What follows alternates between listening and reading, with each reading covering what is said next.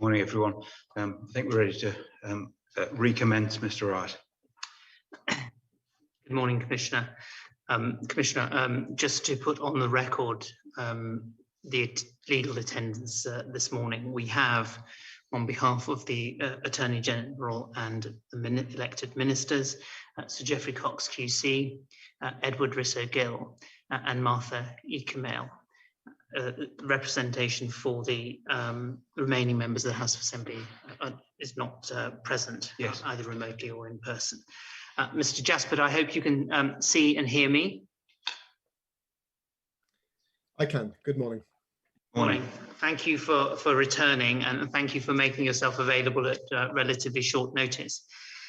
The topic I'd like to canvass with you next is the power of your power as governor to appoint public officers under Section 92 of the Constitution. And to summarize, this is something you've mentioned before, but Section 92(1) gives you power to make appointments to public offices and to remove and to exercise disciplinary control over persons holding or acting in such offices. But you act in accordance with the advice of the Public Service Commission, save that you can act otherwise than in accordance with that advice if you determine that compliance with that advice would prejudice Her Majesty's service. Would you accept that summary of the power that Section 92 gives you? Yes, that is correct. And what you can do is, before exercising those powers, you can refer the advice given to you by the Public Service Commission back to the Commission for reconsideration. What you also have to do before appointing any person to the office of head of department or any more senior office, the governor shall in addition consult with the Premier. So does it follow when you are appointing permanent secretaries, you would have to consult the Premier before making any appointment? Yes, it would, as is written down in the Constitution. If we could go to bundle 3, and I could ask you just to turn up page 35 of that bundle.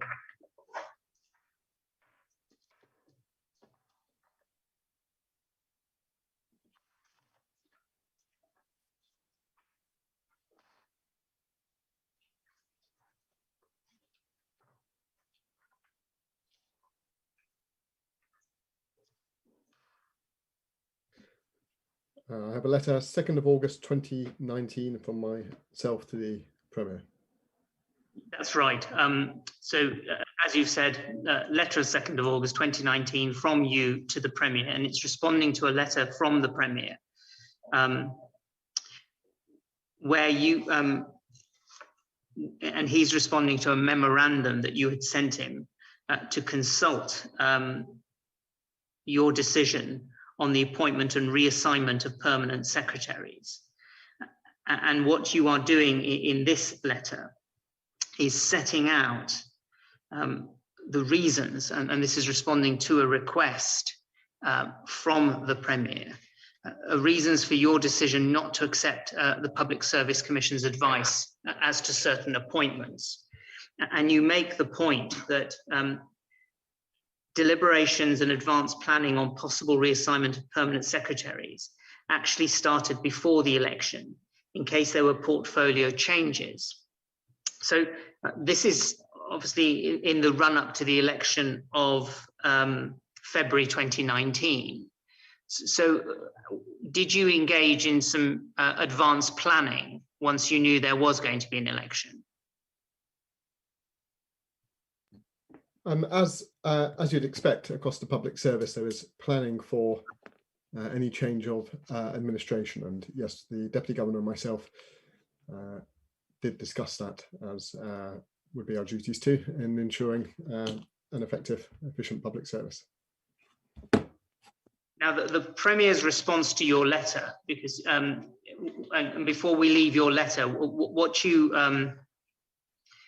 And just to summarise some of the reasons you gave for not following the Public Service Commission's advice. And firstly, you say they didn't provide a basis for the advice, for their advice on the merit and ability of specific appointments. Commission did not provide evidence to support what they took into consideration. The recommendation presented to them by the Deputy Governor. There was a concern by you, and this is at page 37, I'm not going to name names, but that by directly appointing someone who had contested the election, there was the risk of eroding the impartiality of the public service. And you then go on to discuss in detail specific appointments that you had decided to make. The Premier's substantive response to that is at page 41 in the bundle. Commissioner, for your note, there was a holding response from the Premier at page 40. The substantive response is at 41.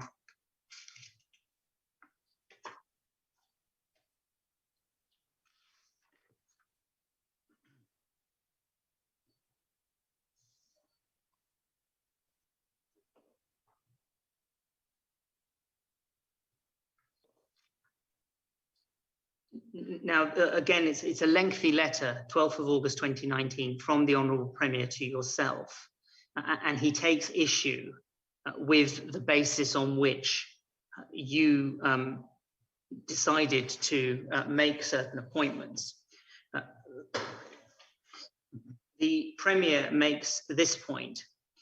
Your admission that, quote, deliberations and advanced planning on possible reassignment of permanent secretaries actually started before the election, end quote, speaks volumes about your much vaunted belated policy of intensive consultation.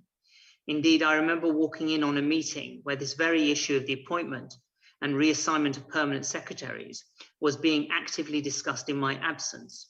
Present at that meeting were the Governor, the Deputy Governor, and the Director of Human Resources. Can you assist the Commissioner just with a little bit more detail, A, about that meeting, and B, what concerns the Premier raised with you about not being present at that meeting?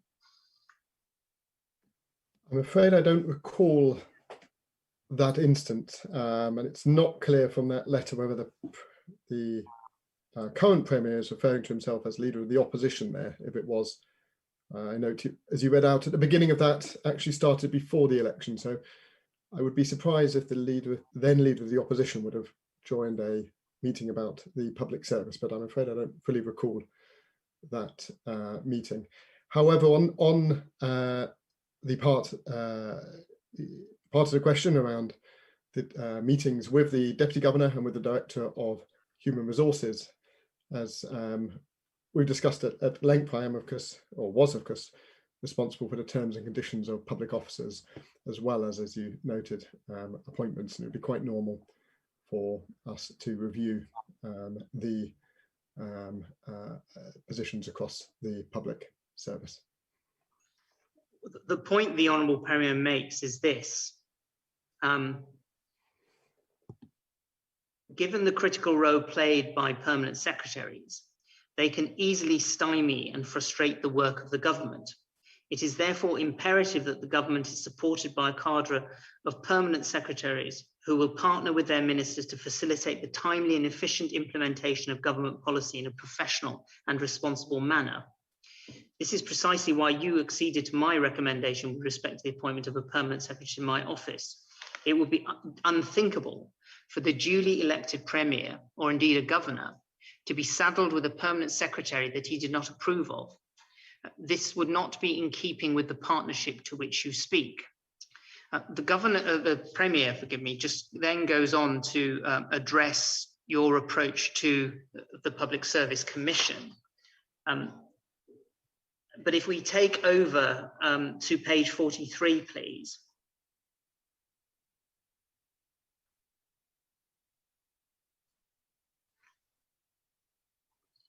The third paragraph from the bottom, the Premier says this: it would provide fertile soil for the disquieting and growing perception that the governor is attempting to micromanage the government, with the resulting stagnation and frustration of the government's agenda.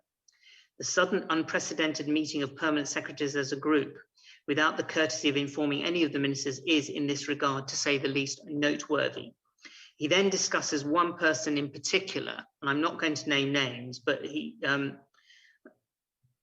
identifies that that person has a family connection to another senior public officer, and points to it as something which nonetheless allowed that individual to serve as a permanent secretary without concern of nepotism, but now asks why you are raising concerns of a conflict in relation to another person. And we saw that in the previous letter, in your letter to the Premier. But what he does say about the person who has the family connection, I have complained about the fact that that person has been openly critical of my government's policies on Facebook.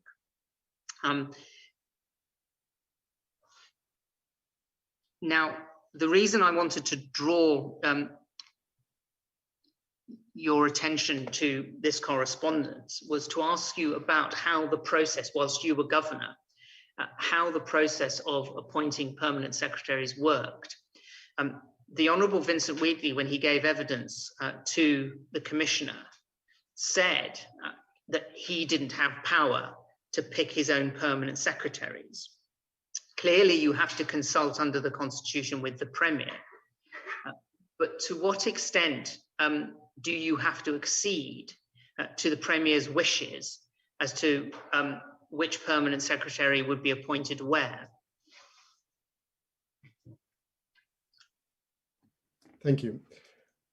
Well, I refer back to section 92 of the Constitution. The model in the British Virgin Islands could rather be simplified, sometimes termed as similar to the Westminster model. We don't, in the British Virgin Islands, have an American model of public service where the posts are appointed directly by the political side. Our public service in the British Virgin Islands is impartial and serves whatever government of the day. They are not political appointees.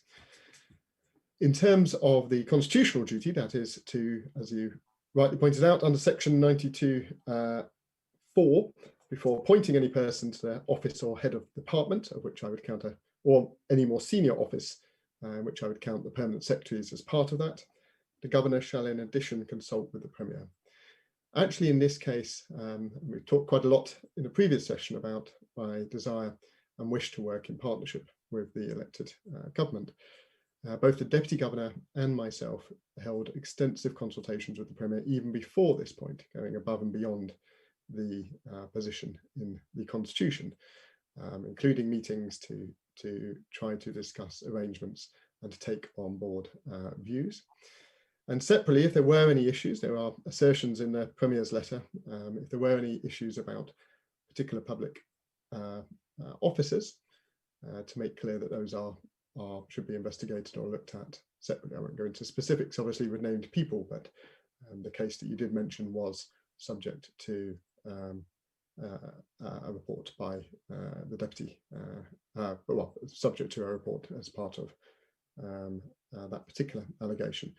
But the principle is that it is a free, impartial, non-political public service that serves the elected government of the day. I had confidence in the public officers and the senior public officers that we had. There were no reasons given to me as to why there should be any difference on that. Thank you. But taking you back to the example, I mean, if it's, I'm going to suggest your constitutional obligation to stand up for the public service and to ensure that it is impartial and independent. What can you do in circumstances where a minister or a premier is raising concerns about somebody being openly critical on social media? So if concerns, I'll speak in general terms rather than specifics about individuals, but if any concerns were raised to either myself or to the Deputy Governor, who is in the most cases as the manager of the permanent secretaries, then there are processes and procedures in place to look at those and consider whether there is any need for any internal or formal investigation or approach on them. That could sometimes in terms be about internal HR matters. It could also be sometimes a referral to the Public Service Commission, potentially on disciplinary matters. So those were in general terms, the route is always there. If any minister ever had any concern about any of their officers, or if any officer had a concern about another officer, there are established procedures for those arrangements to be taken forward. But under the Constitution, is it legitimate for an elected official to say to you as governor, I don't want this person as my permanent secretary because they are someone that will frustrate the work of my government?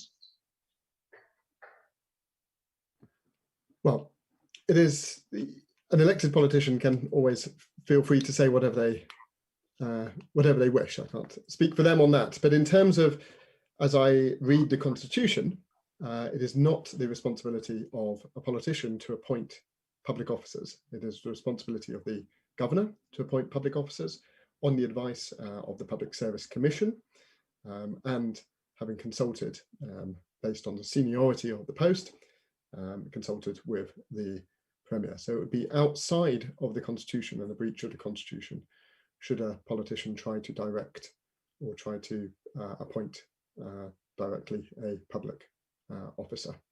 And for me, that was important both to uphold the Constitution and to uphold the impartiality of the public service. Is a politician entitled to expect that that they should have a veto over who is the permanent secretary, and B, that they should expect that permanent secretary to share their policy agenda? So any politician who is part of the elected government, so I'm talking just in terms of those who are members of the administration of the time, should have the expectation that all of their public officers serve the elected government of the day. And if they are not doing that in a fair, impartial way, as per the public service codes and values, then that should be a concern that is raised. So they should expect to have the support of all of their officers, and they should expect to be able to raise any concerns if that doesn't materialize, whether that is about a performance management issue or whether it is more serious conduct. But it is not up to the politicians to directly appoint. That is not in line with the Constitution. If you turn up page 107 in the bundle, same bundle, please.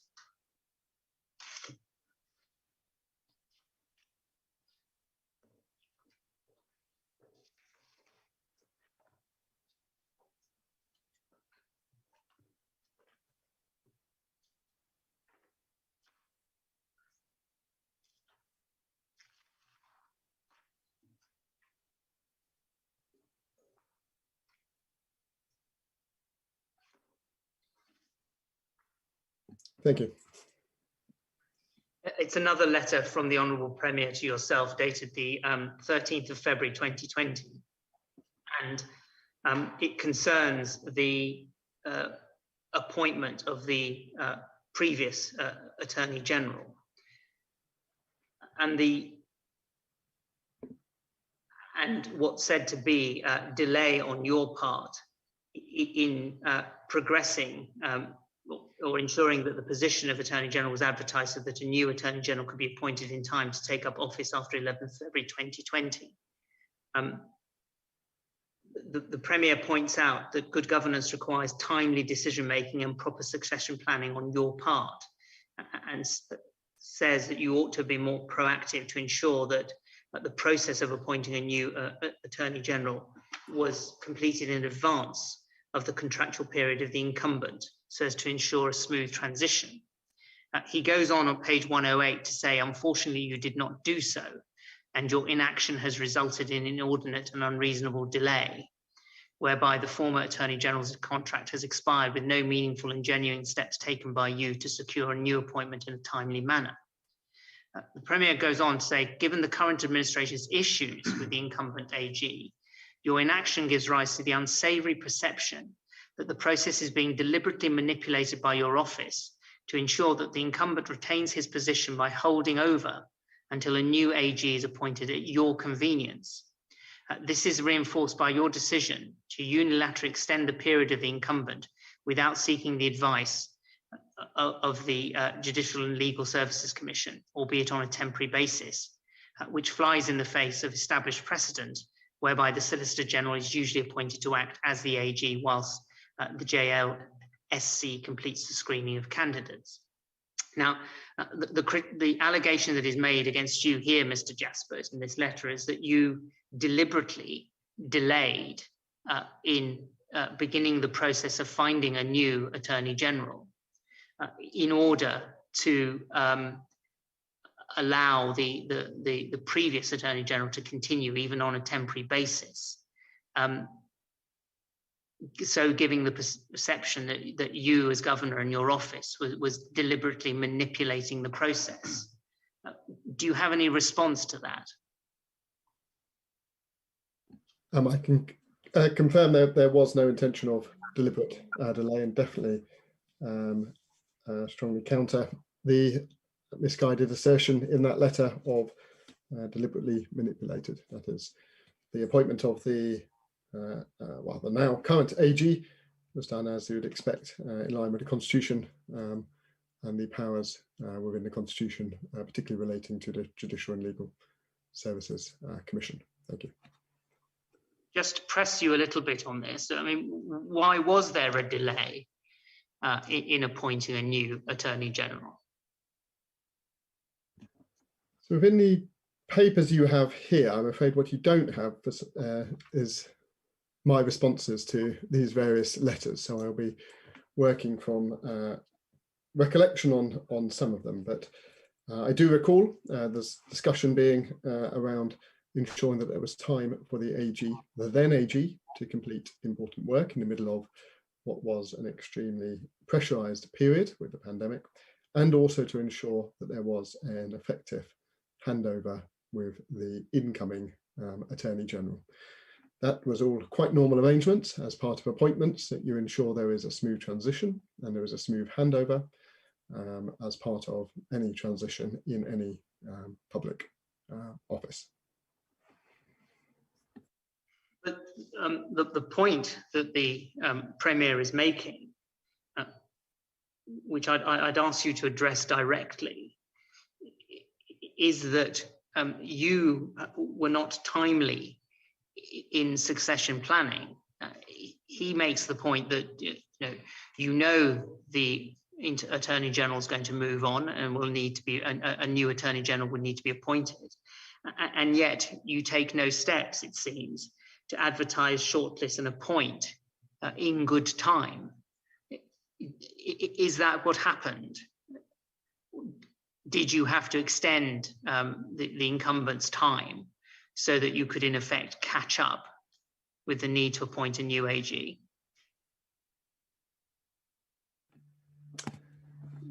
Once again, I'm afraid I don't have all of the information here. From memory, what I do recall, and I won't go into the contractual details, but there was a part on the former AG of making sure that his contract was served. There was then consultation with the Judicial and Legal Services, as you'd expect, as is set out in the Constitution, for taking forward the approach for the appointment of the next Attorney General. I'm afraid without the specifics set out, I can't remember the exact date on which each of those happened, but I was confident as a general point that at all times this was in line with the constitutional duties and constitutional responsibilities around appointments. In this case, this is an appointment that is covered under the appointment to legal officers, so covered under section 95, as opposed to section 92, although the Attorney General also acts as a senior officer, sort of accounting head. I believe in myself. Thank you. If you turn up page 18 of the same bundle, please.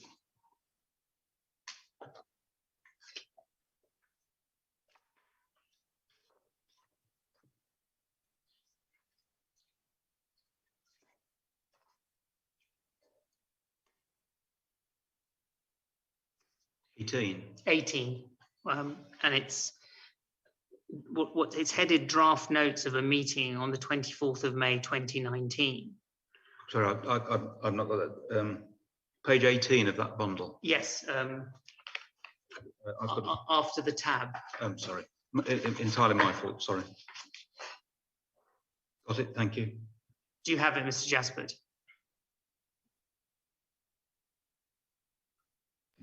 I do. Is this draft notes Friday 24th of May 2019? It's a note of a meeting between yourself and the Honourable Premier. And if you go through to page 22,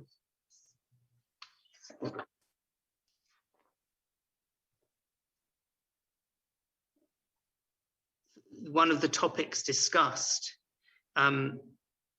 was BVI Airways.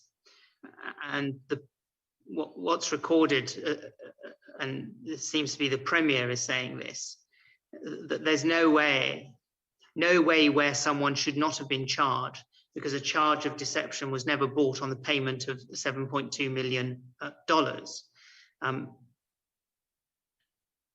And you say, let's follow the evidence.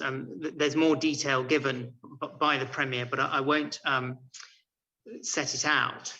But if you turn through to 71 in the same bundle,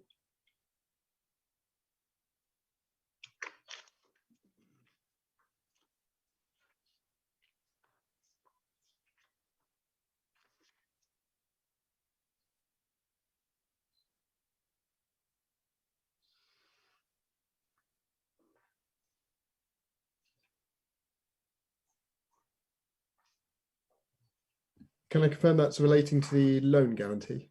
yes, it is. It's a letter of 31st of December 2019. It relates to the UK loan guarantee for hurricane recovery, and it's from the Premier to yourself.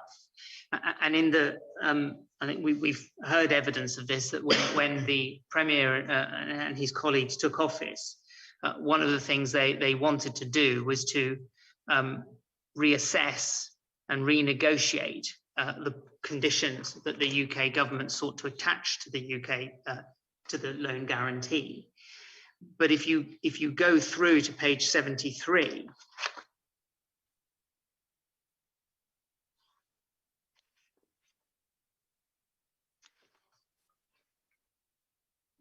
what the Premier had said, and you don't need to turn it up, but in the preceding paragraph, the Premier pointed out that feedback from the public in consultation informed his government that the course being pursued by the previous administration was not aligned with the wishes and aspirations of the citizens of the Virgin Islands.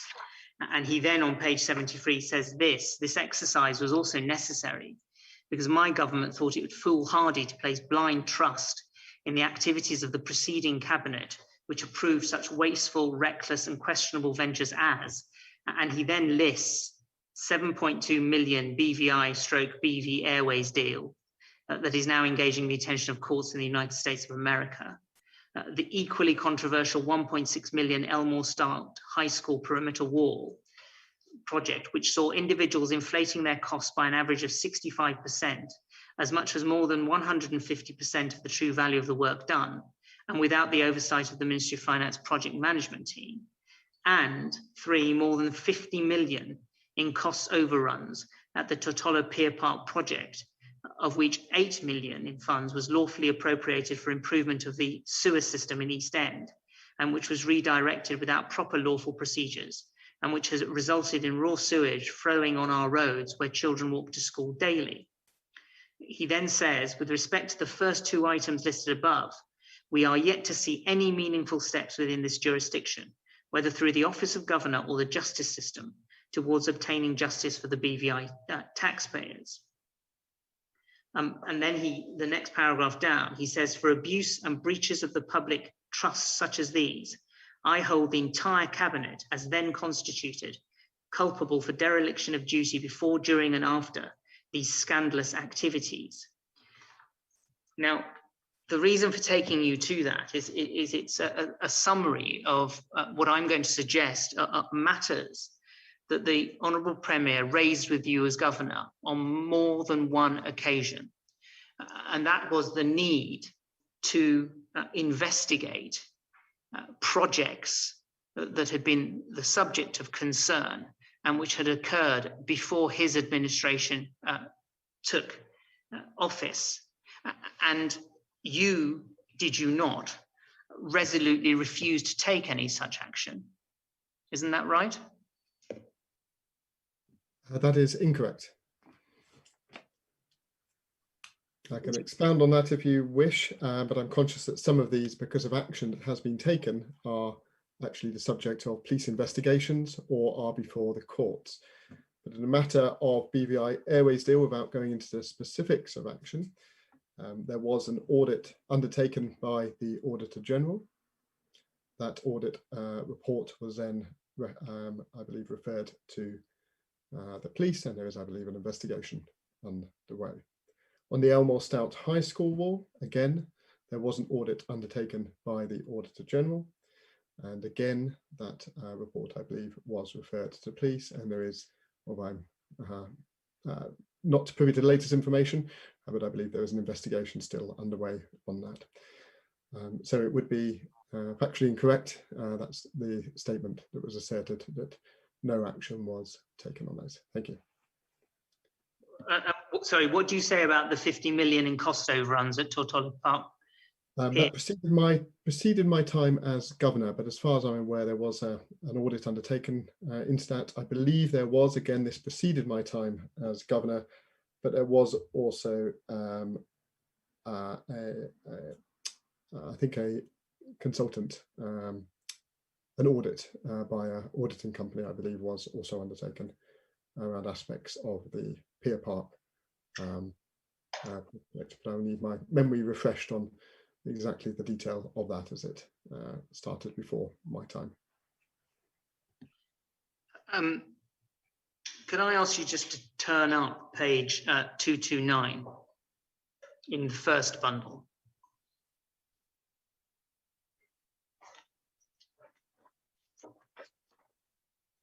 Sorry, that bundle one, is that? Yes, please, Mr. Jasper.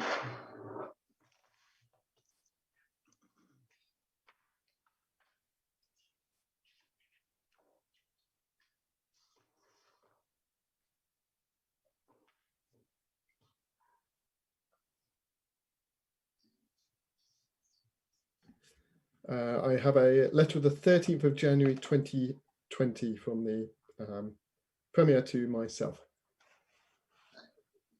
Yes, now I'll make clear that I accept that we do not have all of the correspondence that you would have exchanged with the Honourable Premier on this topic, and indeed on others.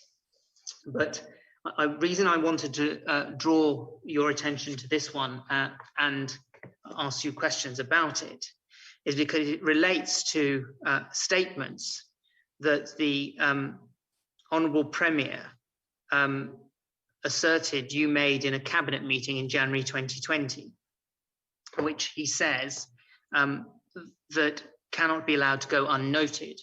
And in particular, what's said is that you uttered statements that the BVI is full of corruption, amongst others. And that was something which the Premier in this letter utterly rejects. He just says that he and his colleagues want to express their individual and collective disgust at your conduct in this instance, that it is unacceptable that you should insult them in this way and cast aspersions on their character. And he, over leaf, he continues by describing your words as disrespectful, by your conduct amounting to contempt that flies in the face of the so-called modern partnership, and that what he says is that those statements you made are consistent with a pattern of behavior that has been observed from you towards his government since the initial weeks of their tenure, when the Premier requested time to analyse and consider the conditions proposed by the UK government with respect to its offer of loan guarantees. If you go back to bundle 3 that we were looking at and go to page 100,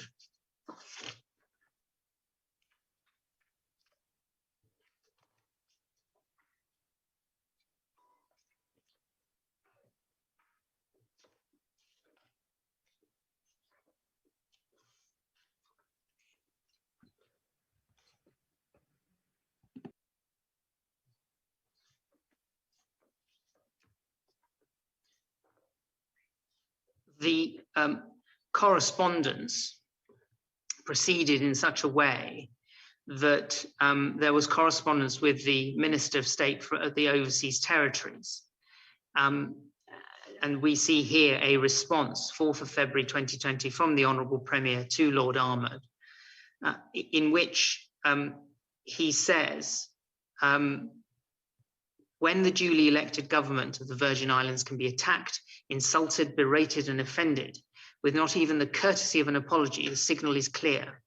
Under the empire, all men are not equal. For those who are less than equal, there is no justice nor fairness, and the core rules of engagement of British colonialism remain intact in a time when we boast modern partnership. He reiterates that he and his ministers stand by their account of what occurred during that cabinet meeting that I've just drawn your attention to, reject your account, your version of events. He says Governor Jasper made clear references to the situation in Turks and Caicos with respect to the suspension of the constitution in that territory due to public corruption. He continues that your utterances are an insult to the members of his government who have been in office for only 11 months and entered political office with unblemished reputations. And he then continues, and he then, at page 101, during the tenure of the previous administration, I, as did many other citizens of the Virgin Islands, called on the governor to exercise the responsibilities and powers associated with his office to initiate inquiries into several high-level matters where there were strong reasons to suspect corruption. The governor, who also chairs the cabinet, which has the general oversight of these matters, did nothing at the time. Yet he now takes the liberty to inflict intense scrutiny on an innocent government that's trying hard to do what is right and focused on the well-being of the people of the Virgin Islands and the resilience of our economy. He concludes by drawing attention to what he says is another falsehood, and that's the purported lack of interest of his government in good governance legislation. Now, a number of matters there. Before I give you an opportunity to respond, and I'm going to ask you to respond to a certain number of issues, I'll take you back to bundle 1, please.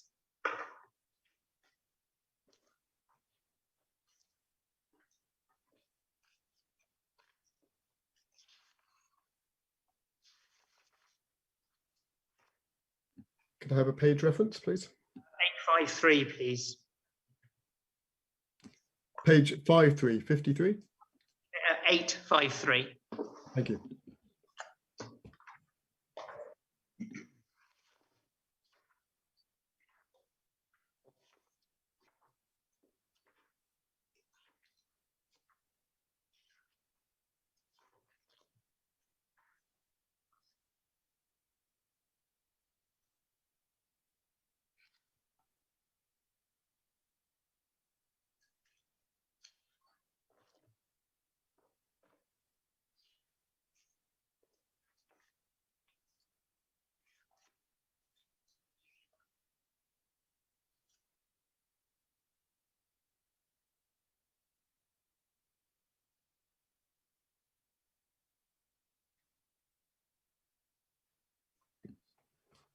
Let me know when you have it.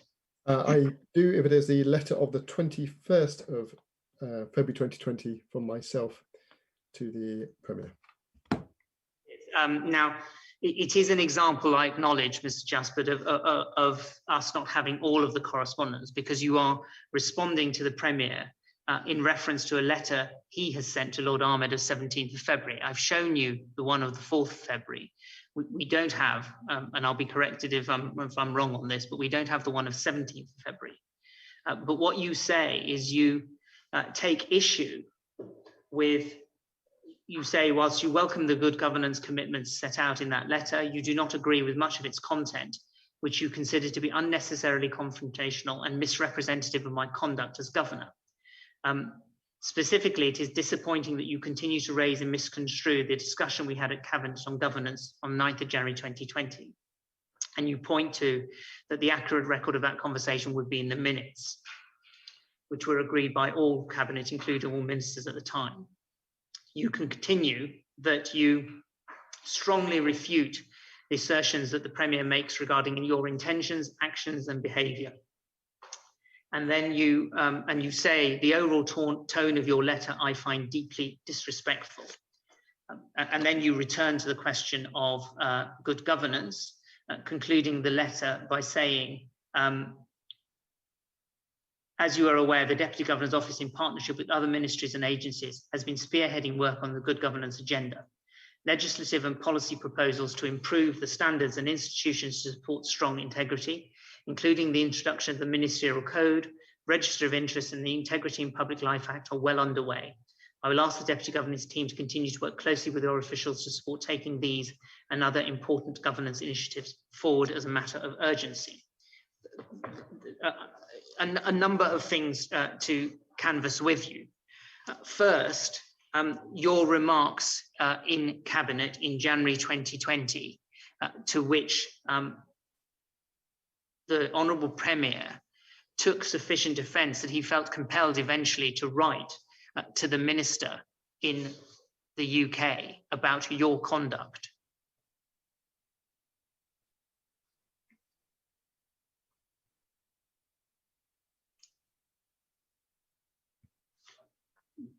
Sorry, Mr. Wright, is there a particular question on the letter? I mean, what's alleged is effectively that your behaviour in that Cabinet meeting and your behaviour towards the current elected members of the government who form the Cabinet was disrespectful and insulting, and you tainted them all with the tag of corruption. So that is incorrect. You've covered a number of issues there, so I'll try and just take that one first off. Maybe we could return to some of the others. In a couple of those letters that you highlighted, you would have seen the kind of tone and misguided assertions that were often put out by the Premier. That wasn't the only one of such letters. There were also position statements put out into the public domain as well. For example, relating to the appointment of the permanent secretaries that we discussed, where I was obviously communicating with the Premier in good faith, in good partnership and expectation that these would be confidential matters, as appointments should be. And the Premier put out a statement on September the 3rd, 2018 to the public, I believe, which included a wide range of insinuations and assertions, which I, from a personal perspective, did not deem befitting of a professional or courteous manner from an elected leader of government. That having said, that didn't change my approach. Throughout my time as governor, I was always committed to working in partnership and committed, whatever letters or tone or assertions or insinuations that were put out, either publicly or in various letters, and you would have seen a number of those. That didn't change my approach. My interest is to serve the people of the territory, to work in partnership with the elected government, and to uphold the Constitution and to champion the areas that I was responsible for. In relation to that specific conversation at the Cabinet, I believe the Cabinet was, but you will have to refresh my memory. We've moved around a number of letters, but I think it was the early January, so about 6th or 7th, I believe, of January of that year. The date that's given by the Premier in his letters is the 8th of January, you give the date of the 9th of January 2020. Thank you. So I was very clear, and in that conversation, there was a discussion about the standards of good governance, including, I recall, discussion about investigations on previous areas where standards may have fallen short, and we've discussed some of those relating to investigations into BVI airways, Elmore Stout High School wall, etc. And I'm also very clear, as I have been publicly as well as privately in cabinet discussions, that I know and believe the vast majority of the people of the Virgin Islands, and my experience of being there for a number of years, the vast majority are law-abiding, honest and integral people. That doesn't mean, though, that poor standards in governance should be tolerated. And so I was surprised, having, as the Premier highlighted, when he was leader of opposition, he would regularly come to me as governor, highlighting what he saw as concerns of governance, and you've mentioned some of those areas. I was surprised then when he became Premier that practices that he had talked about before of lower standards of governance continued. Practices of tender waivers, practices we talked about around statutory boards, or agreeing contracts out of procedures. I was also surprised that when I would politely and courteously point these out in Cabinet about the need for explanations around tender waivers, about the need to ensure effective governance is followed, and in particular, to make sure that any learnings from previous audit reports, whether they were on Pier Park or BVI Airways, some of those you mentioned, we were not repeating the mistakes of the past. Unfortunately, I sometimes met with quite, as you've seen from those letters, quite a negative reaction to my encouragement for good governance standards. In terms of the particular assertions and the claims of what was said in,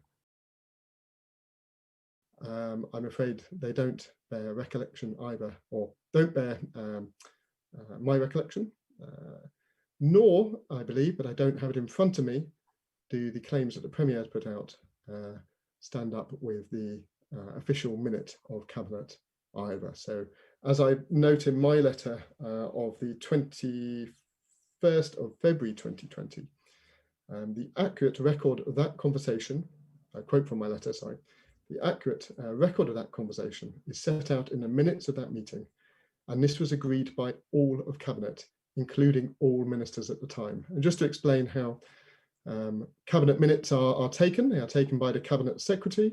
She records those minutes in an impartial way, but there is then an opportunity for all members of Cabinet to review those minutes as well. So there is a very clear view that those minutes are recorded accurately. Ministers signed off in effect those minutes, and I was confident that when I looked at those minutes, I'm afraid I don't have them now, but when I looked at those minutes, the assertions that the Premier put forward did not stack up against the official recorded version of the minutes, nor did they stack up against my own recollection of the discussion. Thank you. Just pausing there, Mr. Jasper. Do we have those Cabinet minutes, Mr. I don't believe so. No. We haven't got those Cabinet minutes, Mr. Jasper, although of course, hopefully we will be able to get them. As Mr. Rowett has explained, we simply do not have all of the relevant documents, and in particular, we have a sparsity of the correspondence you sent to the Premier as opposed to the correspondence he sent to you. Yes, thank you.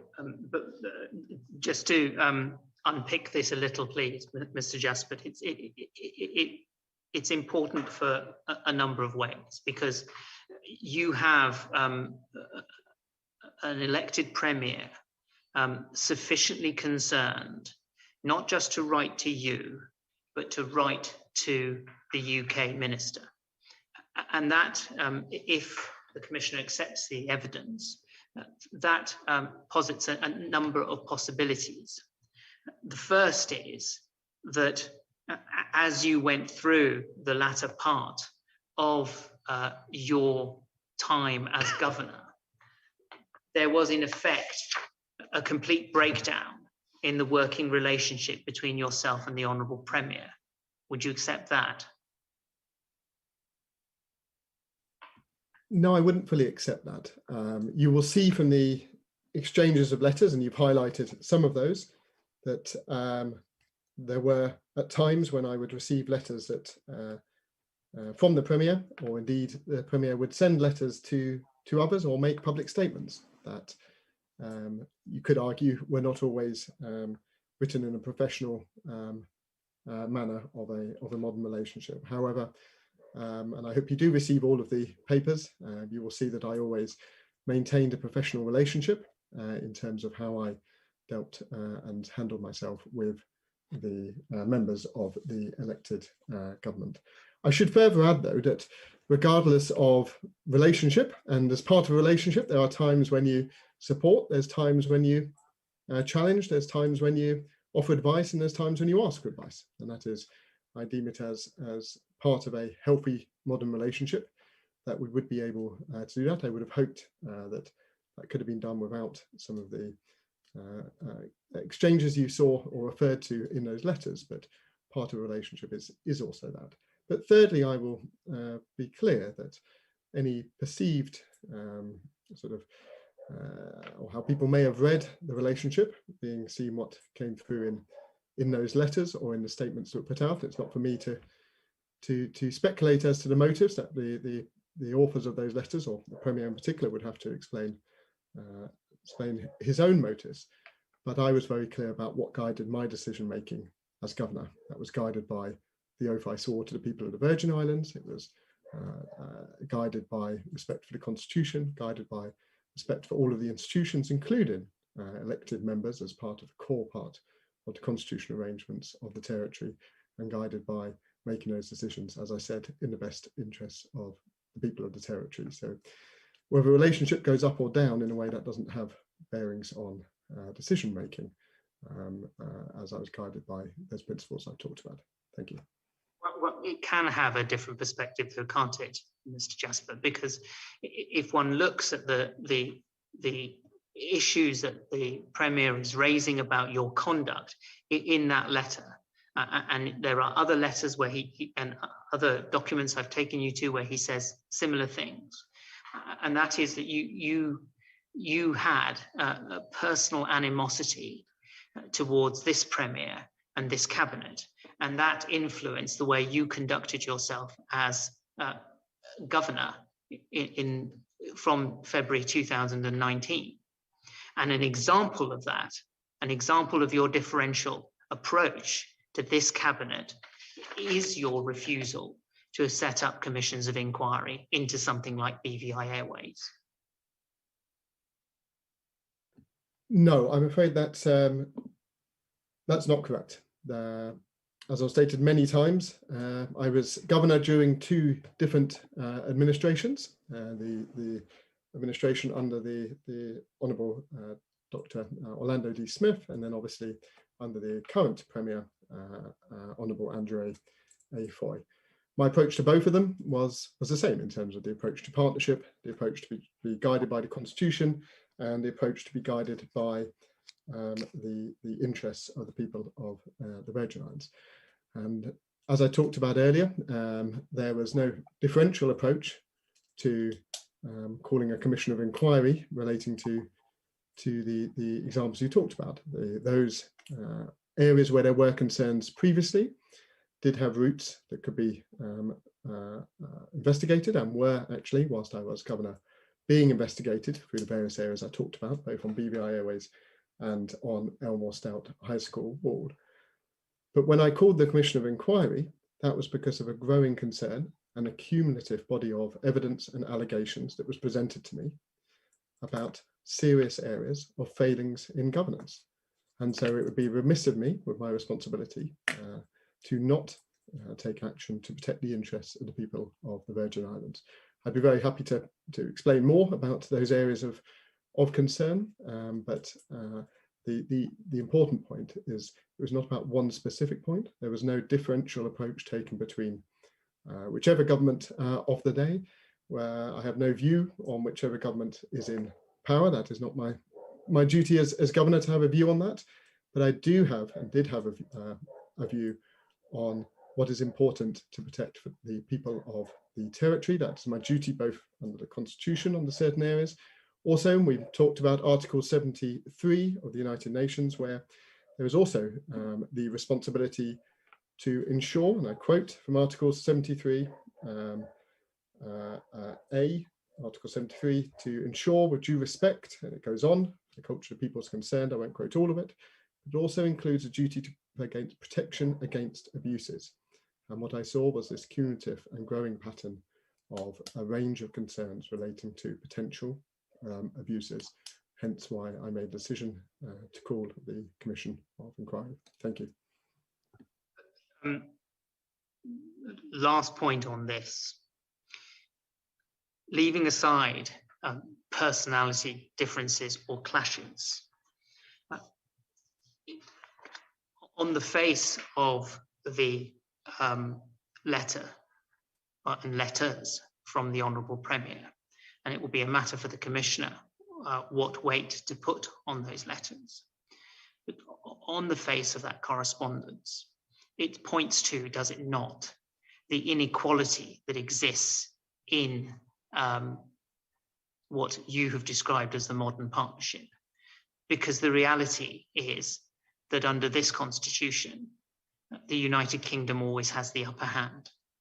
Would you accept that?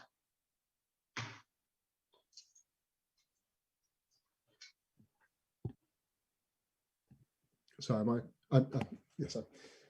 So no, I wouldn't fully accept that. The United Kingdom is committed to the modern partnership. I can't obviously speak for the United Kingdom in my role I was having as governor. I was obviously fulfilling a function as governor of the Virgin Islands, but I did observe a commitment from the United Kingdom set out both in the 2012 white paper, clearly a support for that approach of partnership, and also a support for the constitutional arrangements, where there are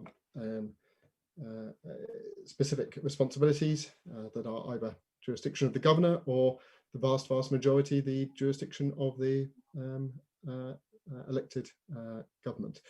But I would also, it's wrong to, I think, characterize it about having the upper hand. The nature of a partnership is that actually the two partners are working together for the interests of the people of the territory, and that was the approach that I took throughout my time as governor.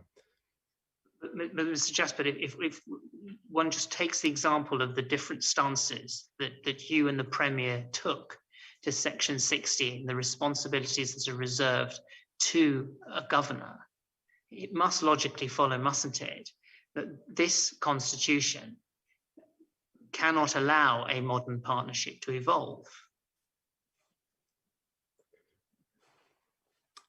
So I do think it is, if the question is about the constitution itself, I do think it is good that the constitution is reviewed from time to time. I think that is healthy in the development of any territory. That is something that has recently happened in the Cayman Islands, I believe was happening whilst I was governor in Anguilla as well. And I know that both the former administration and the current administration were looking at constitutional review, and I know that's something that I supported as governor, and also was supported from the United Kingdom, is always open offering that. But as I was governor under that constitution of the time, if the constitution is reviewed, I would have been governor under a different constitution, were I to be then the governor of at that time. So my role is not to think of a different constitution. My role is to operate within the constitution, as is the role of the Premier to operate within the constitution, or any other member of posts that we may have discussed today. And it is the constitution of the day that I would serve and uphold. Thank you. Just to conclude, as part of your written response, you drew the Commissioner's attention to a statement issued by the Honourable Premier on the 3rd of September 2019, headed "Setting the Record Straight, re the appointment of permanent secretaries." That relates, does it not, to the conversation we had earlier about you're not following recommendations of the PSC in appointing certain permanent secretaries. Is that right? That is correct. Is there any particular part of that statement or that you want to draw the Commissioner's attention to, or otherwise make a point on?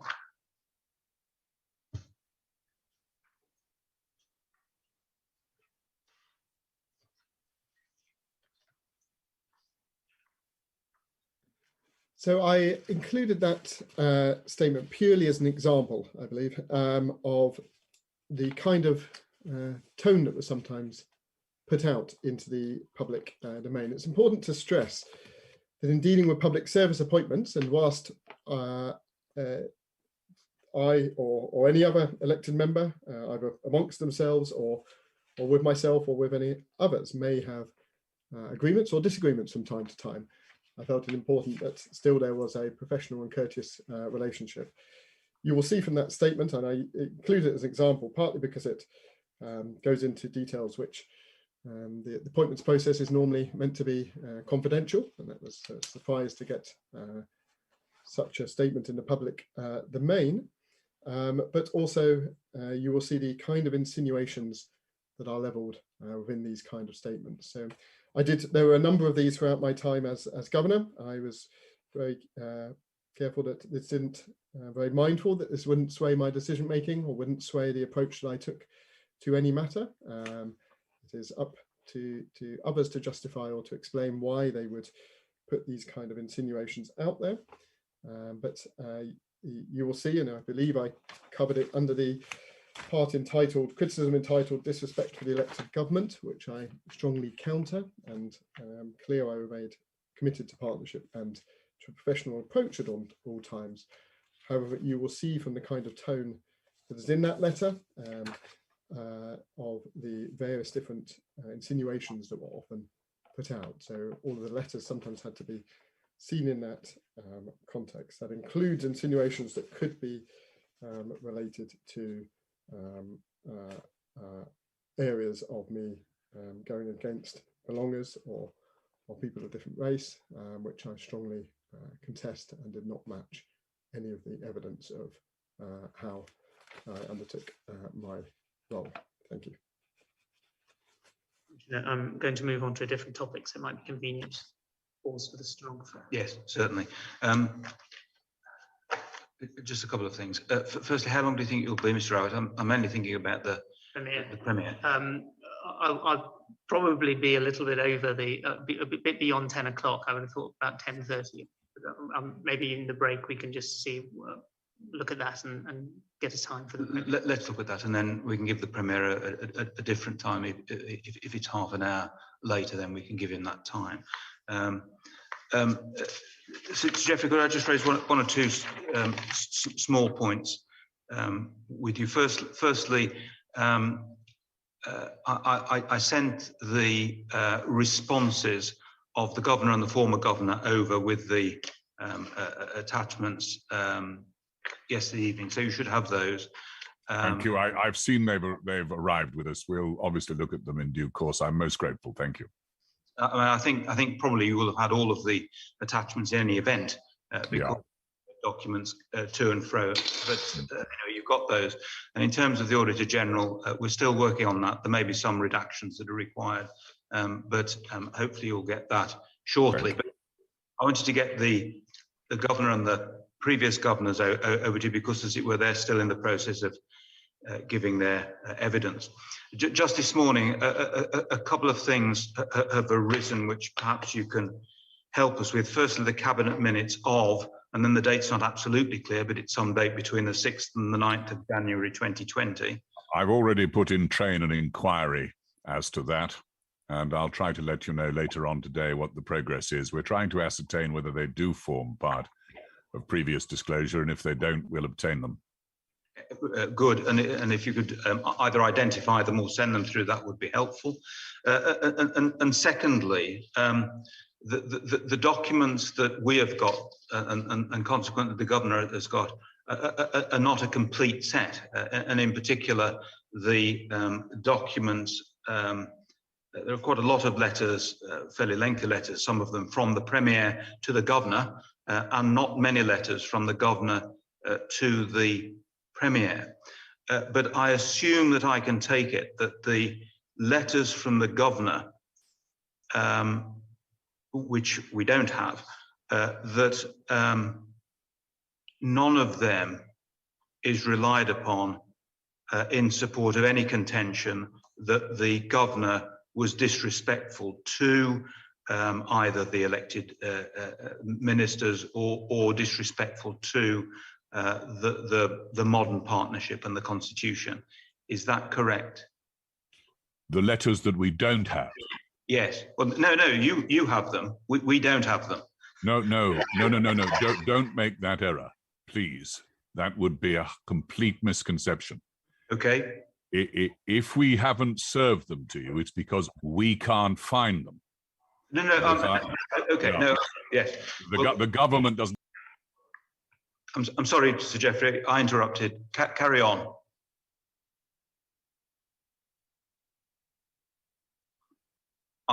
You're muted, Sir Geoffrey. Just one moment.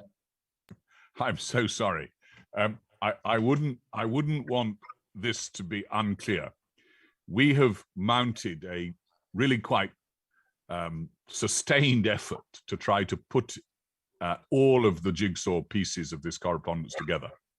And what we've found, I say we, I mean, of course, the IRU with public officers, is that there are gaps in the records of some of these correspondence chains. So what you have is what so far public officers have been able to find in the relevant ministries, particularly the Premier's office.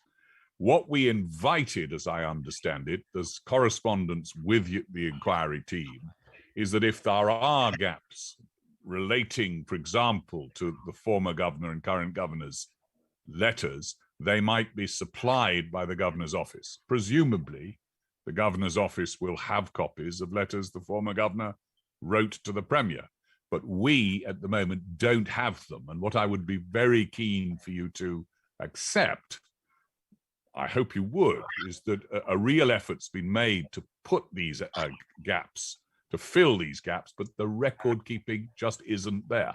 We don't have them physically. That's the position.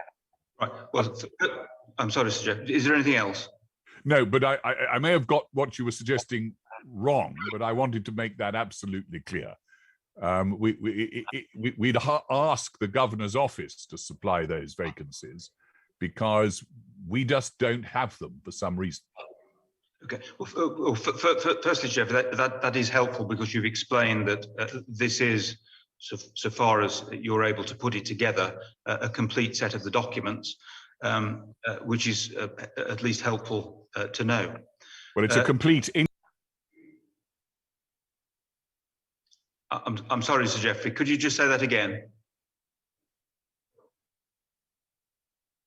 I don't know why that is, so I apologize.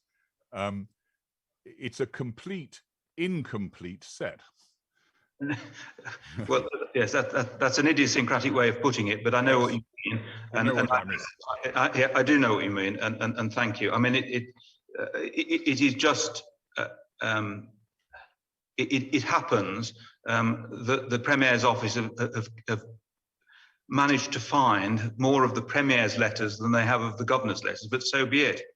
But what I'm saying is that, and you have answered this question too indirectly, that the elected ministers do not rely upon any letters from the Governor in support of their contention, which is a contention I understand they make, that the Governor, Mr. Jasper, the former Governor, was disrespectful to the elected members, or disrespectful to the Constitution, or disrespectful to the modern partnership, which is arises out of both the Constitution and other documents such as the Convention.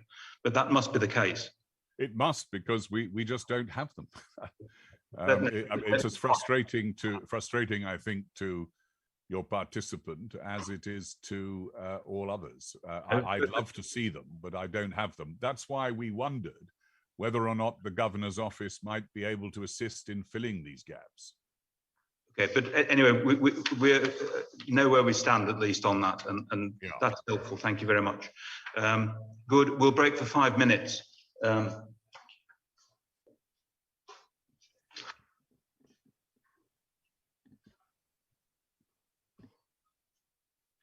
Okay, perhaps a question has come through from. I was going to cover that anyway. Yes, so. but we can deal with the question that's come through from on behalf of the elected ministers after we have our break. But we'll have a 5-minute break now, and then we'll come back and we'll deal with timing first, and then conclude Mr. Jasper's evidence. Good, thank you.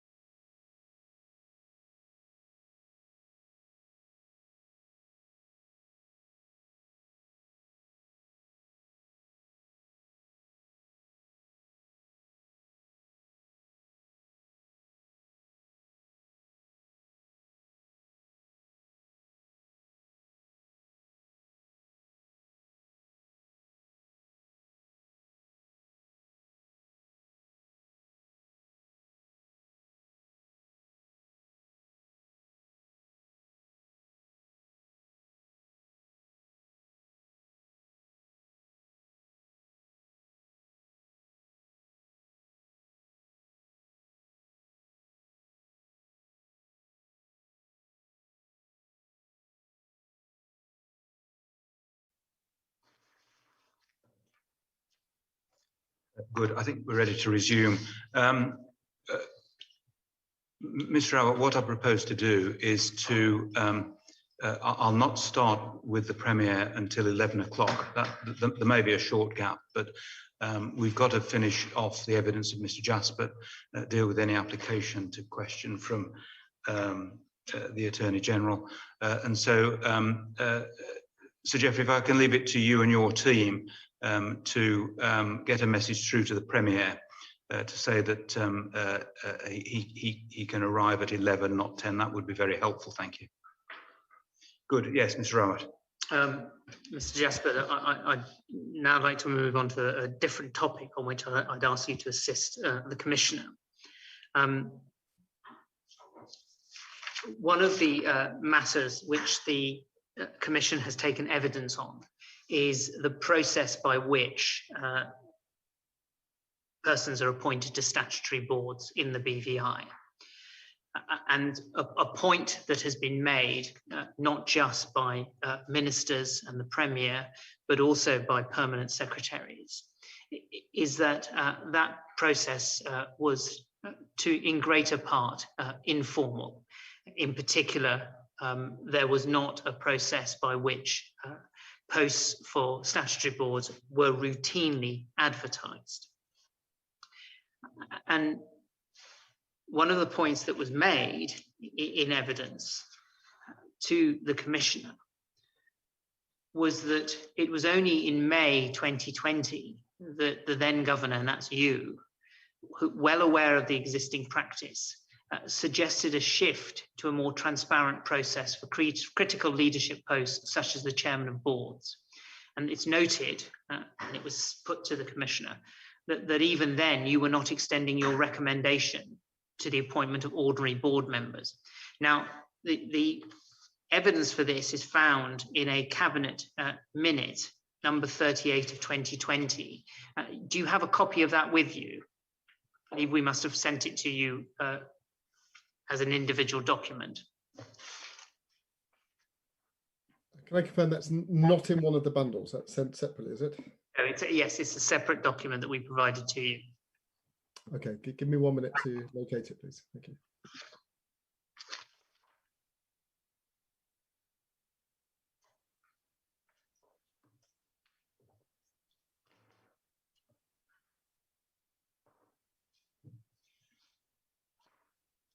Can I confirm that is referring to Cabinet meeting number 38 of 2020? Yes, and so the date of that meeting is the 6th of May 2020. You'll see at the bottom it carries the page reference 3082. If you turn through to the next page,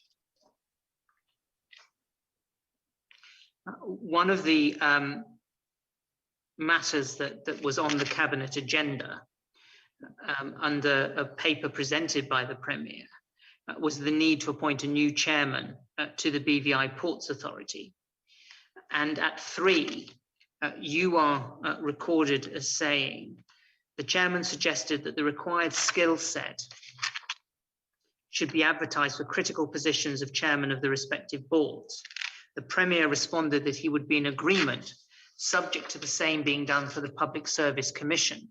The chairman confirmed the skill set for the chairman of the PSC was advertised. The chairman was of the view that there should be a shift to a more transparent process for the appointment of critical leadership positions, such as chairman of boards. Therefore, the required skill set should be advertised in this regard. And what the Premier noted was that the captioned appointment was being made in accordance with the requisite legislation, hence it was in keeping with transparency and good governance. And what's recorded is further discussion ensued on the matter. If you move through to page 3085, please.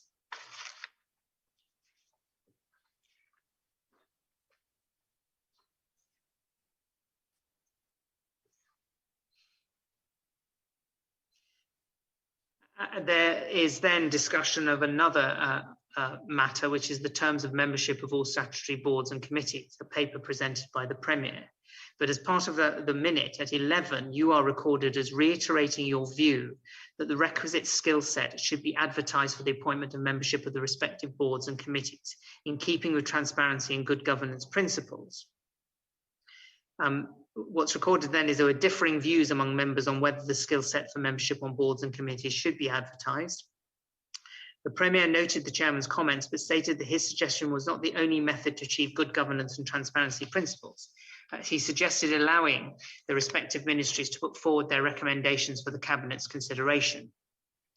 You acknowledged the Premier's comments and stated that you would continue to express your opinion. Now, the point that's made to the Commissioner was that by then you have been in post as Governor for some years. You would have been well aware of the informal process used in ministries to appoint individuals to statutory boards. And yet it is only in May 2020 that you are suggesting that there should be advertising of board membership, and then only in relation to chairpersons. Was that the view that you held in May 2020? That was the view that from recollection, what you have here, in May 2020, I did hold the view that there should be transparent appointments to boards, and there should be qualified people appointed to boards. That wasn't the first time I held that view, though, nor was it the first time that I had made that point to the elected government. In fact, if I refer you back to the Governance Bundle 3, page 19, which was the notes of, I believe they're informal notes between the meeting of the Premier and myself, the 24th of May 2019. You'll see in there I raised some concerns about the appointments to statutory boards. This was part of there'd also been a series of discussions in Cabinet. Again, I'm afraid I don't have Cabinet papers as part of my documents here. I only have those which you've sent me, but there was a number of discussions at Cabinet in 2019 where the administration wished to remove people from boards and to place their own people or other people onto those positions in the boards. And at that point, I again had made consistent points about improving the transparency and the skill sets of people on boards. Were you of the view that in terms of an open and transparent process involving advertising, it could be and should be restricted to chairmen of boards? I'm not sure if that was my view. Sorry, could you refer me to well, the part you're quoting in the minutes? What I see here is paragraph 11, the chairman, which in that case the chairman was myself, reiterated his view that the requisite skill set should be advertised for the appointment of membership of the respective boards and committees in keeping with transparency and good governance principles. Go back to 4 in that document. Could you say that again, please? Mr. Kasdan. Yeah, what is the reference? You were cut off when you were saying, would you turn to? Page 3084 in that document.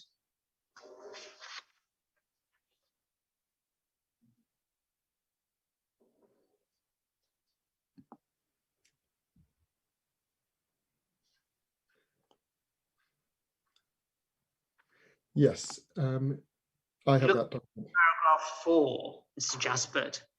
It says there that you're recorded as saying that the shift to a more transparent process should be for the appointment of critical leadership posts as chairman of boards. So the inference that could be drawn from that is that you were of a narrower view, that being that in terms of advertising, you only need to be limited to chairman of boards rather than the ordinary member. No, that's not pretty correct. It does make clear there, I said, such as chairman of boards. If you go up into the Cabinet thing, you'll see that the item we were discussing was specifically, I quote at the beginning of it, the resignation of the chairman of the BVI Ports Authority, I won't name, and the appointment of a new chairman, again, I won't name. So we were at that time discussing a chairman appointment, hence why I believe, because I was talking on topic to that item, but as you will see in the cabinet record, I was clear, such as, not exclusive to. I would stress as my interpretation of such as. That was an example of that. I would add also that I had held discussions with the Premier, also with other members of Cabinet, encouraging them to adopt a more transparent process to the appointments to statutory boards. Linked to this, we saw the reference to the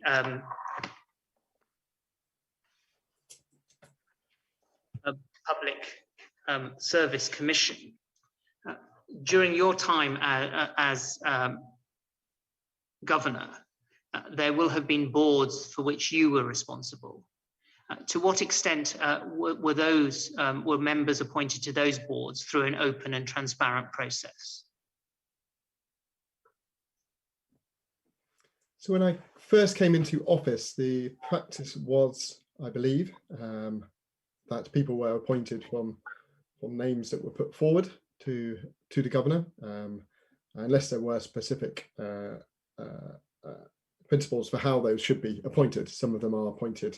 For example, the governor would appoint sometimes on the advice of the Premier, or sometimes on the advice of the leader of the opposition, depending what board it is. Sometimes, for example, on the PSC, it is an individual from the Civil Service Commission or team, sorry, as well. So sometimes it was purely on those that were passed through to me, and unless there was a particular reason which would bar their appointment, I was to appoint them. But I did change the practice for where they were an appointment by the governor. I had the full remit around it to try to encourage a more open process. I believe this was taken forward, although I don't have the papers in front of me on the advert of it, but I do recall a very significant one at the time was the chair of the Public Service Commission, where I believe that did go out with an advertisement, a role specification, for want of better words, to ensure a transparent process around it. There were other posts as well, including, for example, key commissioner posts as well, where the similar principle was applied. A point that is made, you've spoken about the concern you had about the use of tender waiver, but a point that is made in the position statement of the elected ministers is that, and they describe tender waivers as this, a long-standing and widespread problem, albeit it may have increased since the hurricanes. And Commissioner, we don't need to look this up, but for your notice at page 119 in the governance bundle at paragraph 44. The position statement continues at paragraph 44 as follows. The previous government approved at least 44 waivers between August 2015 and February 2019. Between 2019 and 2021, out of 10 contract awards made by the Governors Group, 6 were by waiver of tender. Now, we don't have the sort of underlying data that supports that, but would you accept that during your time as governor, the Governors Group did engage in contracts where the need for a tender was waived?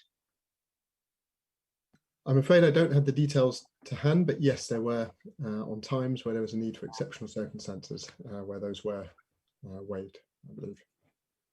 And what would be the process by which the Governors Group would go about getting a tender waiver? So as a principle, it should be rare and exceptional.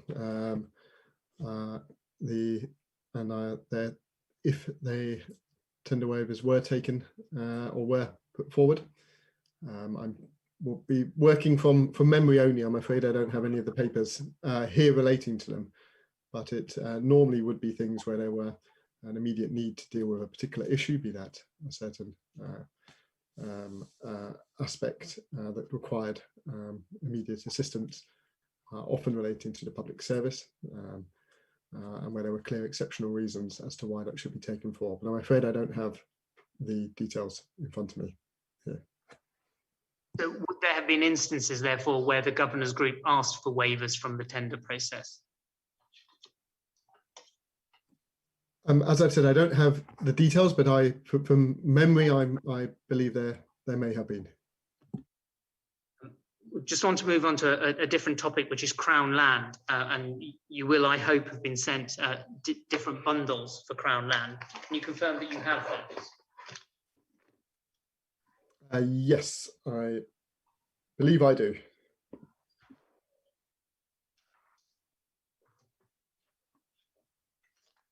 If you give me a moment, please, Mr. Jasper.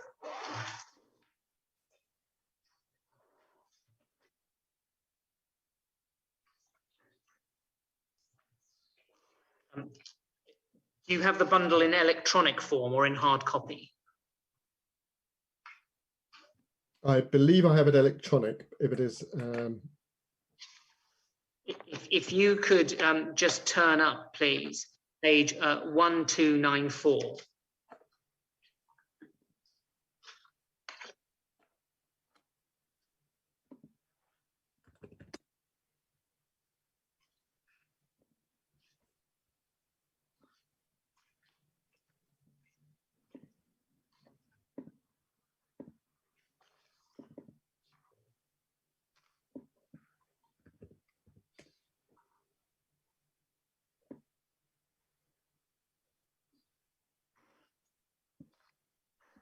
Let me know when you have it.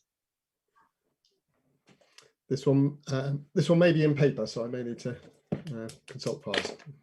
1294, is it? Yes, please, Jasper.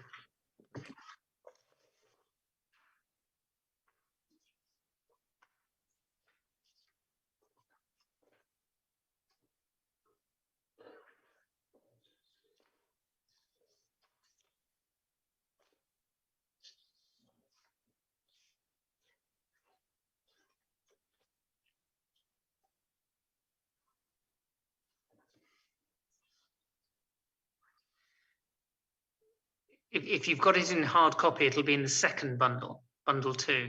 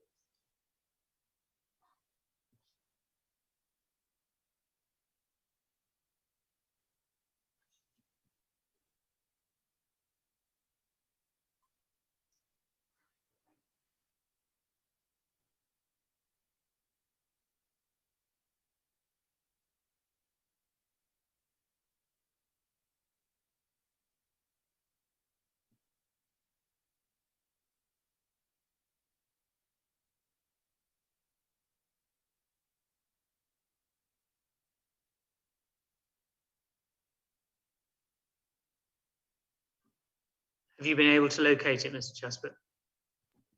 I am, but it's downloading, so apologies. You'll have to bear with me whilst the internet struggles with this connection and downloading, so apologies.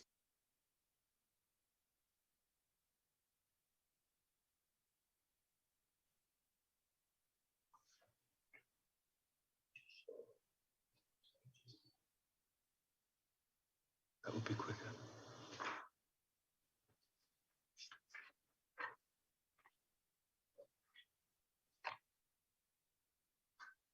Mr. Jasper, what Mr. Rowett's going to do, I think, is to identify, I mean, the bundles are huge, but he's going to try and identify the specific pages, and so he can email those over to you, and that will probably save a lot of time in terms of downloading.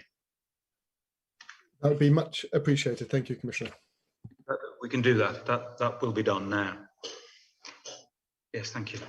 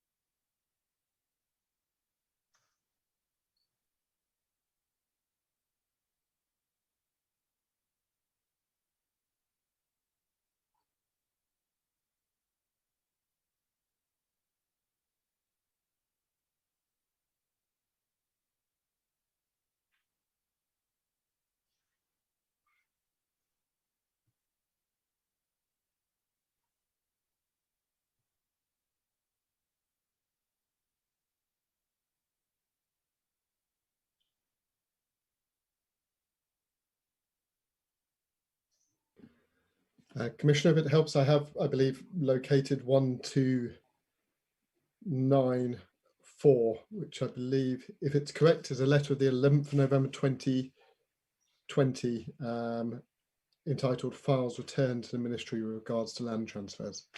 Thank you very much, Mr. Jasper. We'll carry on with that.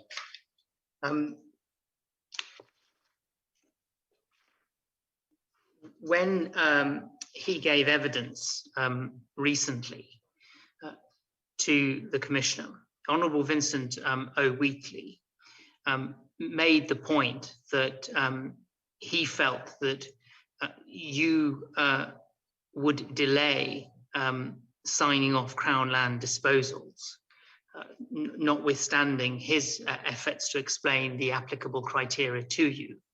And it left the Honourable Wheatley with the feeling that you didn't think land should be going to local. We see that in this letter of the 11th of November 2020, which the Honourable Wheatley wrote to you,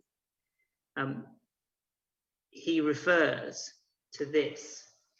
I refer to land files of the ministry which were returned unsigned.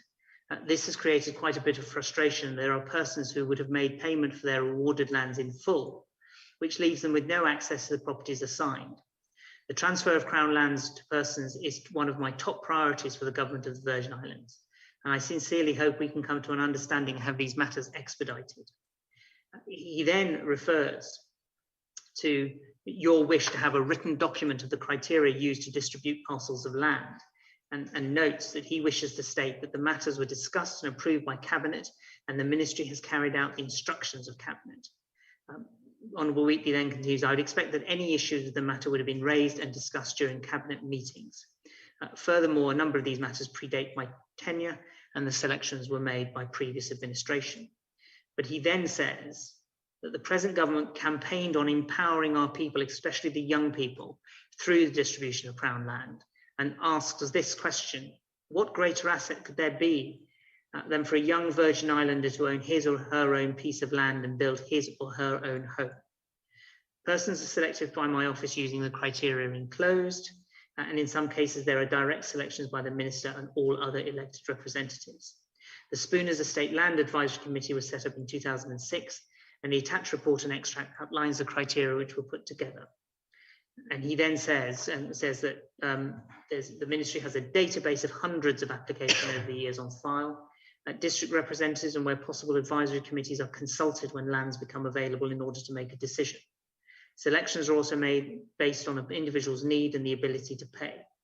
Hence, a person with a later application could be given land over someone on file who has applied long before. It is not done on a first come, first served basis.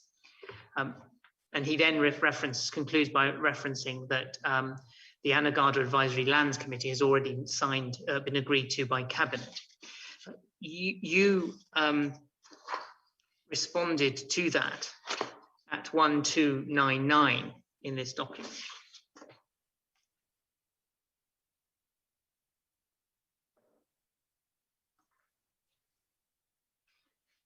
You thank Honourable Wheatley for the work that his ministry has done in preparing files for your review and signature.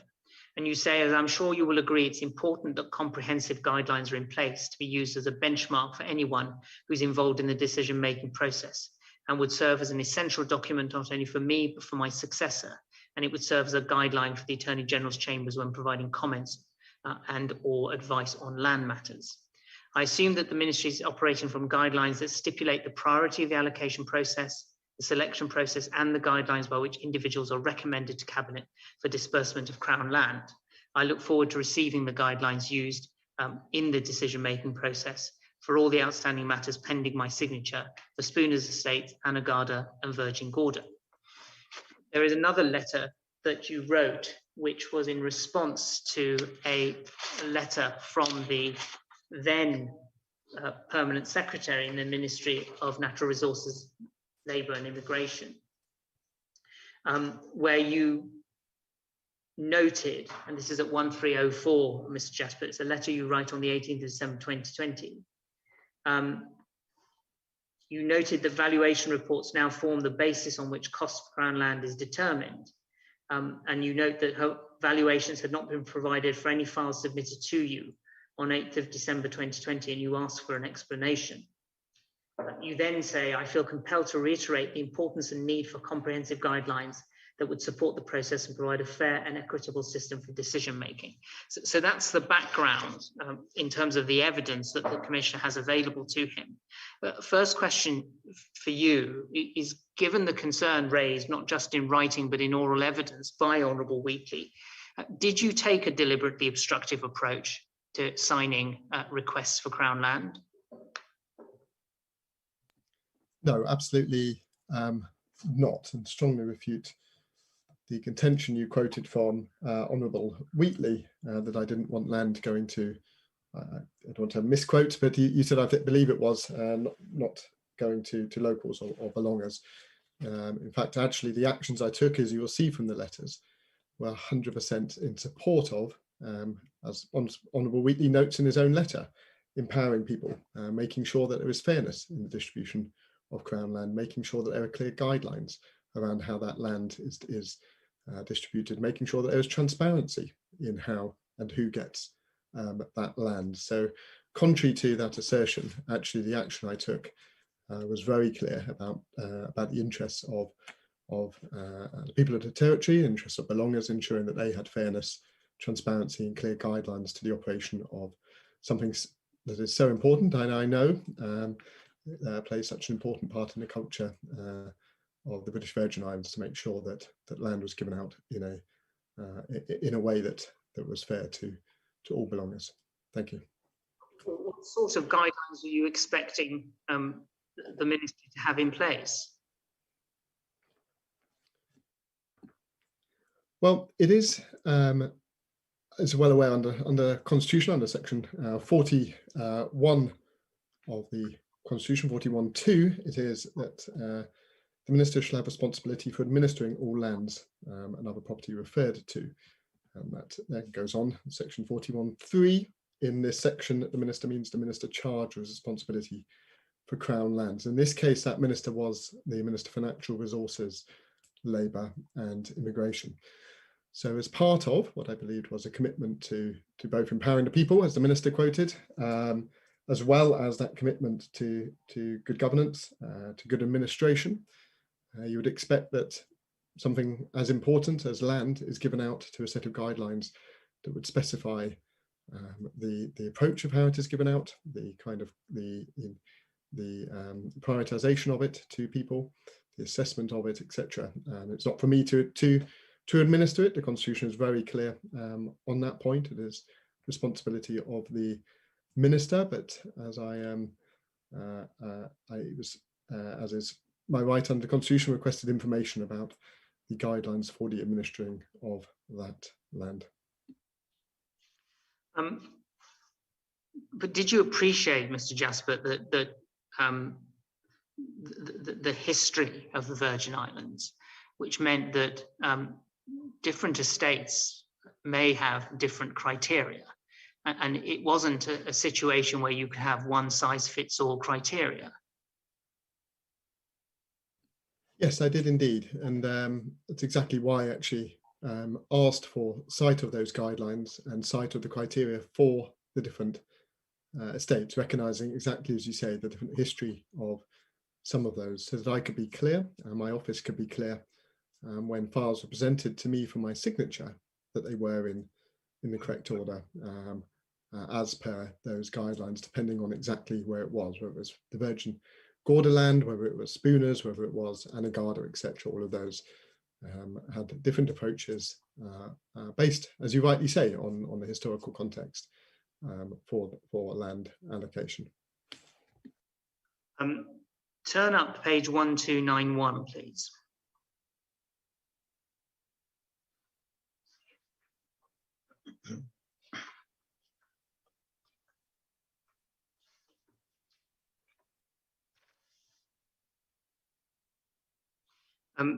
I can take you to an affidavit that's been submitted to the Commissioner by Mr. Joseph Smith-Abbott, who is the current Permanent Secretary in the Ministry of Natural Resources, Labour and Immigration.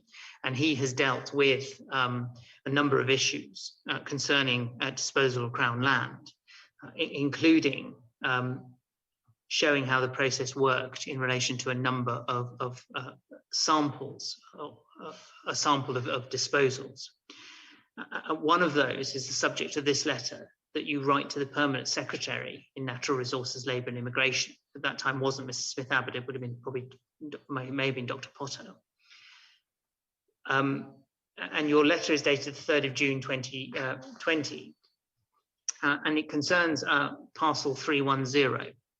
Now, to give you some background, and I can take you to it if you need to have more detail, but the Commissioner has heard evidence that parcel 310 was a parcel of land, Crown land, that the government had agreed to lease in 2007 to an entity called Nature's Way.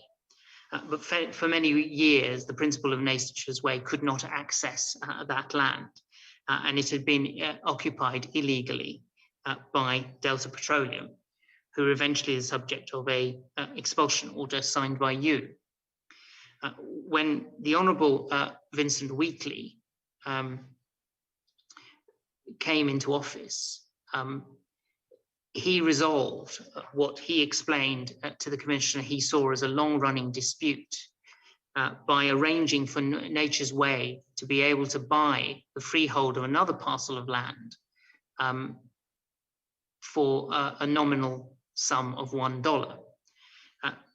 He then agreed to lease parcel 310, which had been the parcel that had been where previous government had agreed to lease to Nature's Way. He leased that to Bevis Sylvester, and this is the subject of your letter, because you write here, reference is made to the license in favour of Bevis Sylvester, which was on 28th of May 2020 submitted for my signature. I've examined the license and the supporting documents on the file. The supporting evidence on the file seems to highlight some apparent anomalies, The last valuation carried out on the said property was done 23 years ago. I found no evidence on file indicating that a new assessment was carried out on the property, nor was it submitted to Cabinet for their consideration. Therefore, the current value of the property is unknown. You then say, on 19th of January 2019, I signed an expulsion notice regarding the same property, and this also was not brought to Cabinet's attention when this matter was discussed. It's essential when a matter is brought to Cabinet for a decision, they're presented with the necessary documents required to allow sound decisions to be made. This will also assist me in my role as signatory. You then say, I've signed the attached license, and it'd be appreciated going forward that the required documents are presented at Cabinet level to avoid any delay in the process. On the next page, 1292, you write in December 2020, on the 17th of December 2020, to the Honourable Weekly, and you say that you have agreed to sign the instrument of transfer for parcel 290, and this is the parcel that went to Nature's Way, but you place on record a number of what you say are infractions and your dissatisfaction with the process by which this matter was handled. And you point to 2007, the decision to lease what became plot 310 to Nature's Way at the cost of $800 per annum, that 4 years later, Mr. Bevis Sylvester had written to the then Premier requesting a lease of that parcel of land. Thereafter, you say the property appears to have been illegally occupied by Delta Petroleum. You then say that you refer to having signed the expulsion order. And then you note that Cabinet was asked to agree that the granting of the lease to Nature's Way be revoked in its entirety. And you point out that there was a failure to inform Cabinet that there was an expulsion notice, that evaluation had not been carried out on any of the properties. And you then conclude that it was only at my request of 30th of July 2020, after Cabinet's decision was made, that evaluation was carried out on parcel 290, which revealed that the property was valued at $600,000 and sold for $1. Now, again, you've set out some of the background there, but taking you back to 2191, why would you have signed the license in any event if you had concerns? Well, as you highlight there were a number of concerns I had. I won't reiterate all of the points that you've made, but there were concerns there which gave rise to me having questions about this particular transfer of land. However, as governor, sometimes there are things you agree with, sometimes there are things you disagree with, sometimes there are things that you question and try to seek an improvement to the processes. But also there are times when, whether you agree or disagree, you are constrained by the Constitution in terms of your role in this matter. Under the Constitution, under section 41 of the Constitution, as I quoted earlier, it is for the minister to administer all lands referred to in subsection 1. Subsection 1 refers to the essentially Crown lands as the title of that section. So whilst, as you can see from the exchange, I was concerned about the number of infractions, concerned that information had been not given to Cabinet. It raised serious questions for me about why land for valued at $600,000, but it was only valued after I requested to see CITA evaluation, was given out for $1 to, when there had also been infractions of illegally occupying that land by said applicant as well. It did, of course, raise questions. In my role, I did the best that I could to try to improve the governance around it, but ultimately it is a matter for the minister, as is the Constitution, where I'm constrained in my ability as to what I can do on that matter. Thank you. Were there other concerns that you had about Crown land disposals? Yes, there were. And what was the nature of those concerns? So there were similar concerns relating to valuations that weren't always apparent they had been undertaken. There were also similar concerns about Crown land being handed at a what could probably best be described as a vastly subsidized rate. So even where it had been valued at whatever price that was, often then it was given out at a peppercorn, for clarity, you know, a few dollars or a few $100 rent rather than at the rate in the valuation. That for me left me with questions as to whether belongers are actually getting fair treatment and equitable treatment under this arrangement, and whether there was actually proper processes and policies in place around these distribution of Crown or allocations of Crown lands. One final question on this topic, but did you appreciate, Mr. Jasper, that for many years across different administrations, certainly for residential disposals of Crown land, there was a deliberate policy of selling or disposing of Crown land at less than market value in order to encourage BVI islanders, belongers to have access to land for residential purposes? Yes, I fully did. And I think it's probably worth clarifying a bit around the kind of land files that came to me. So sometimes I had non-belonger applications. Those are essentially when a non-belonger is purchasing a property normally, or plot of land off a belonger, or sometimes it was non-belonger to non-belonger. Those again, I was the signatory on and would sometimes send them back if there were errors in the file, or the Attorney General's chambers normally would do the bulk of that through their good work vetting the files. There were then Crown land allocations to belongers under various schemes to promote the ownership of land to belongers, schemes such as in Spooner's Estate, Virgin Gorda, Negada, etc. And those were something that obviously is to be supported. And my role there was to sign those off. And as you saw in the exchanges, just asked for clarification on the guidelines around them. There's then a third set of which would often come, which are of the more commercial nature. So we just talked about one of those. Was that 1291? I think was that the reference to the Bevis Sylvester leasing of the land, where I don't believe that was part of the allocation of land to belongers under those schemes. It was essentially a commercial transaction where on those, again, my role was to be signature on them, but the land is administered under the Constitution by the Minister. Those would come to Cabinet, and I would check sometimes that all the papers were in order. I would sometimes question as to why land was being given out. In this case, as you said, I believe it was $600,000 worth of land for $1. It wasn't apparent exactly why such a subsidy was being given. I know in the testimony of Mr. Abbott, he said there is, quotes page 11 of the bundle, which I believe is the 6th affidavit of Joseph Smith Abbott, refers to under 4.3c discretionary allocations,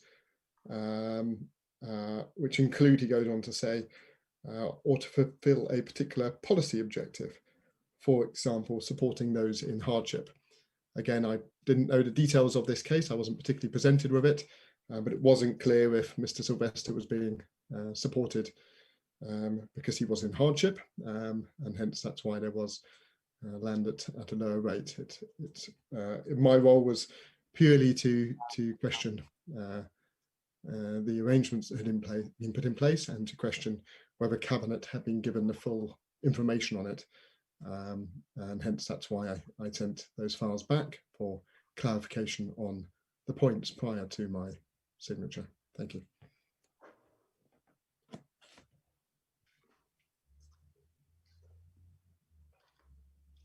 those files away now.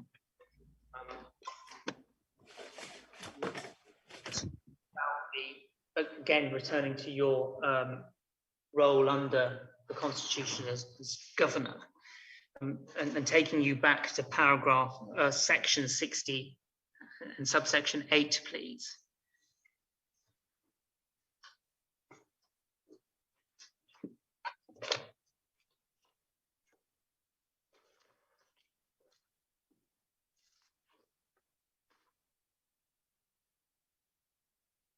Do you have that, Mr. Jasper? Yes, I have the Constitution here. Thank you. Did you, during your time as governor, exercise the power there in that subsection, which allows you, after consultation with the Premier, to give directions as to the exercise of a function conferred on another person or authority, if it would involve or affect any of the matters reserved to you as governor?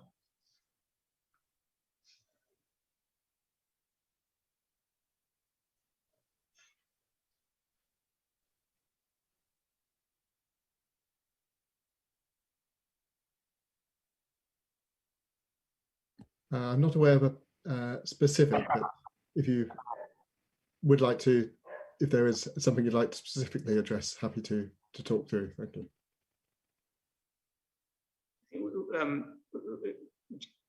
We may have lost some of what you said there, Mr. Jasper, but I think for a moment we'd also lost Sir Geoffrey, but I see he's back online. Can I just confirm that Sir Geoffrey can see and hear us? I see Sir Geoffrey. Yes. Sir Geoffrey's thumb says yes. It's sometimes the shortest way of dealing with matters on these computer links. I do apologize, but I am hearing and I'm seeing. Thank you. Thank you. Unfortunately, the medium wouldn't allow you to give a thumbs down, Sir Geoffrey, because you would have disappeared. Just Mr. Jasper, I just wanted to. I think I'm going to try and put it in a different way. You have reserved responsibilities under section 60. That's right, isn't it? That is correct. And including internal security, and, as we've been discussing, terms and conditions of persons in public office. Subsection 8 allows you to give, in certain circumstances, a direction, having consulted with the Premier. Were there instances during your time as governor where you did issue such a direction? I can't recall a specific, but please do refresh my memory if there is something I've missed. I don't have an example of where you did it, but were you, or can you assist the Commissioner by indicating in what circumstances you might need to issue such a direction? Well, I wouldn't like to speculate. If that's okay, Mr. Howard, I'd rather deal in specifics. Thank you. But it's right, isn't it, that if you were to issue such a direction, you would have to consult with the Premier? That is my reading of that section of the Constitution that you're quoting from, yes.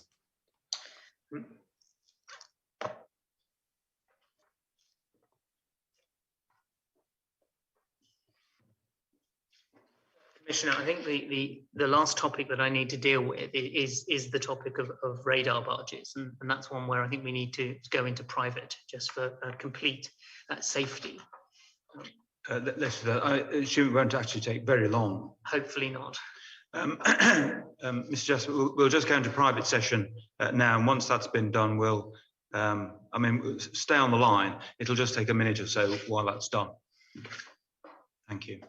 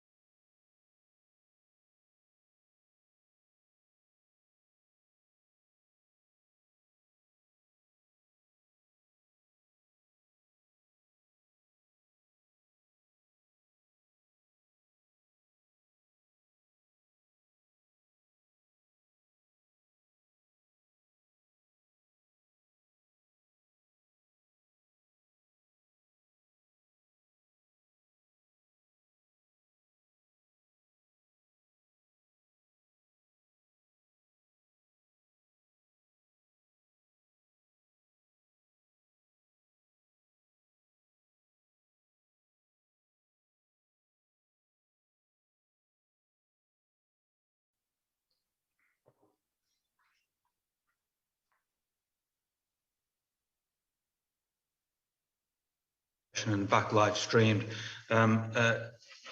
We've now completed the private session on radar barges. So Geoffrey, as earlier this week, what I would propose is that the full transcript, when it's available, is sent to the attorney for her to excise anything that needs to be excised. I think quite a lot, if not everything, that we've discussed in private session.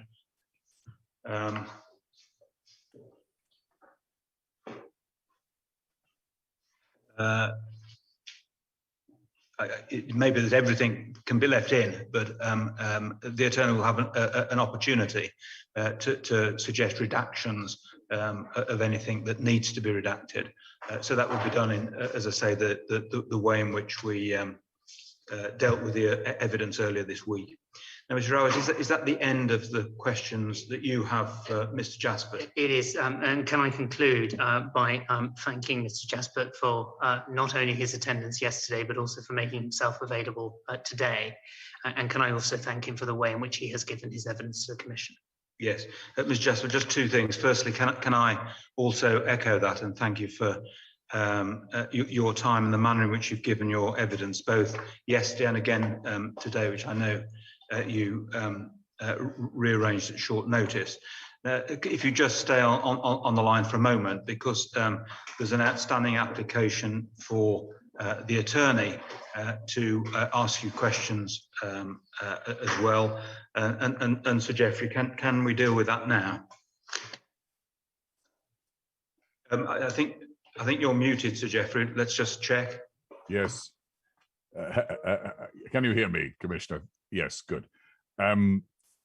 We can deal with it, but what I'm going to propose, rather than me make an application now, is that I should be permitted by you, if you would, to have a period to reflect upon whether to examine Mr. Jaspert would serve any useful purpose beyond the questions that I will have for the current governor.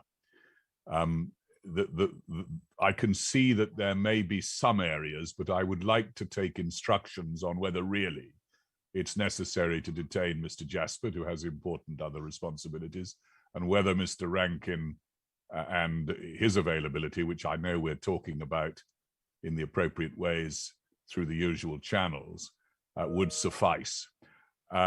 It's simply this, that if I don't need to cross-examine Mr. Jaspert, then I wouldn't want to trouble either him or the inquiry. I mean, I'll hear from Mr. Rowett.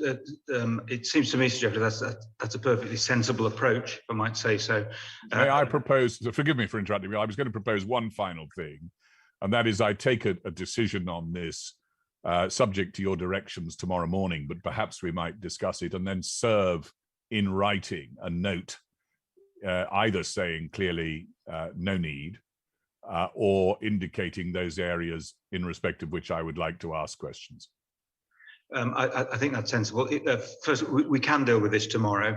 I mean, in terms of the governor, the current Governor Rankin, what we discussed the day before yesterday, and what I can give directions for tomorrow, is that you're going to let us have details of the areas on which you want to question him as part of the application, and then that can be dealt with at the same time as any application in relation to Mr. Jaspert.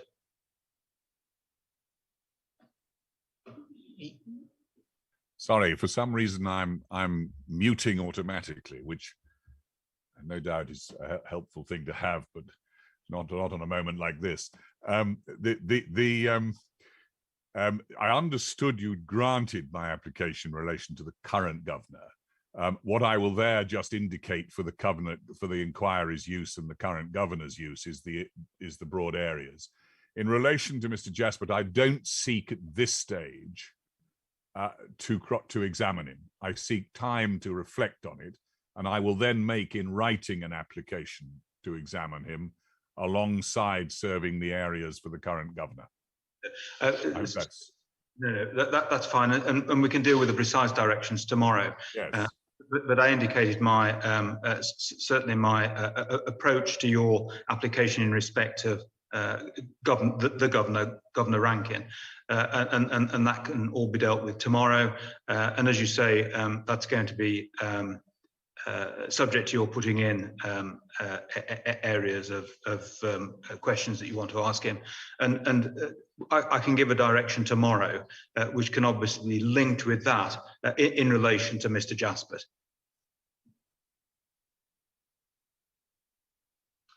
You're on mute again, Mr. Jeffrey. There must be some setting on it. I may not be in a position by tomorrow. I hope that's not what you were expecting, to have the document drafted. No, but what I'll do tomorrow is to make directions that you draft the document by, it'll be sometime very early next week, just so that we can know where we are, and then directions can be given for any further questioning and the hearings and so on. So I think that's all fine. In which case, Mr. Jaspert, again, thank you, and in respect of the outstanding application, we will obviously let you know. Can I ask this? And obviously, this is now in it's a hypothetical question, but hopefully you can give a real answer. I'm not quite certain, and I haven't asked for submissions, and I'm sure I won't have to have submissions on whether you are actually compellable to give evidence about what happened when you were governor under Section 16 of the Evidence Act. But could I just put this question to you? If Sir Geoffrey did have any questions to ask you, subject obviously to him identifying the areas on which he wants to ask you questions, is that something that you would at least in principle be willing to do? Thank you, Commissioner. Well, I'm obviously not a lawyer, so I will leave those deliberations to yourself and other lawyers. But my understanding is that this is is inquisitorial, not adversarial, as this commission, and I haven't put forward any position statements into the commission.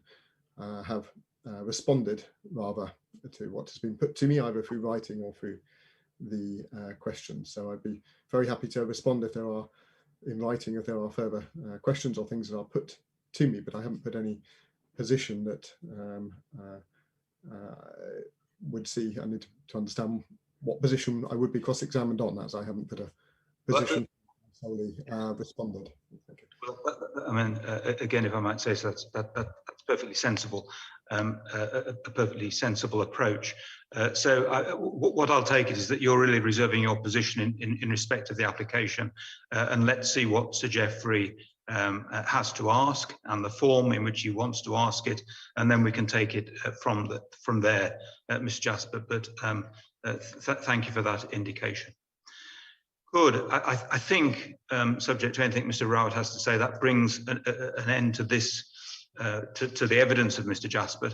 And so, subject to anybody saying there's anything else to deal with, I'll rise just for a few minutes while we reconstitute things here before we start on the evidence of the Premier.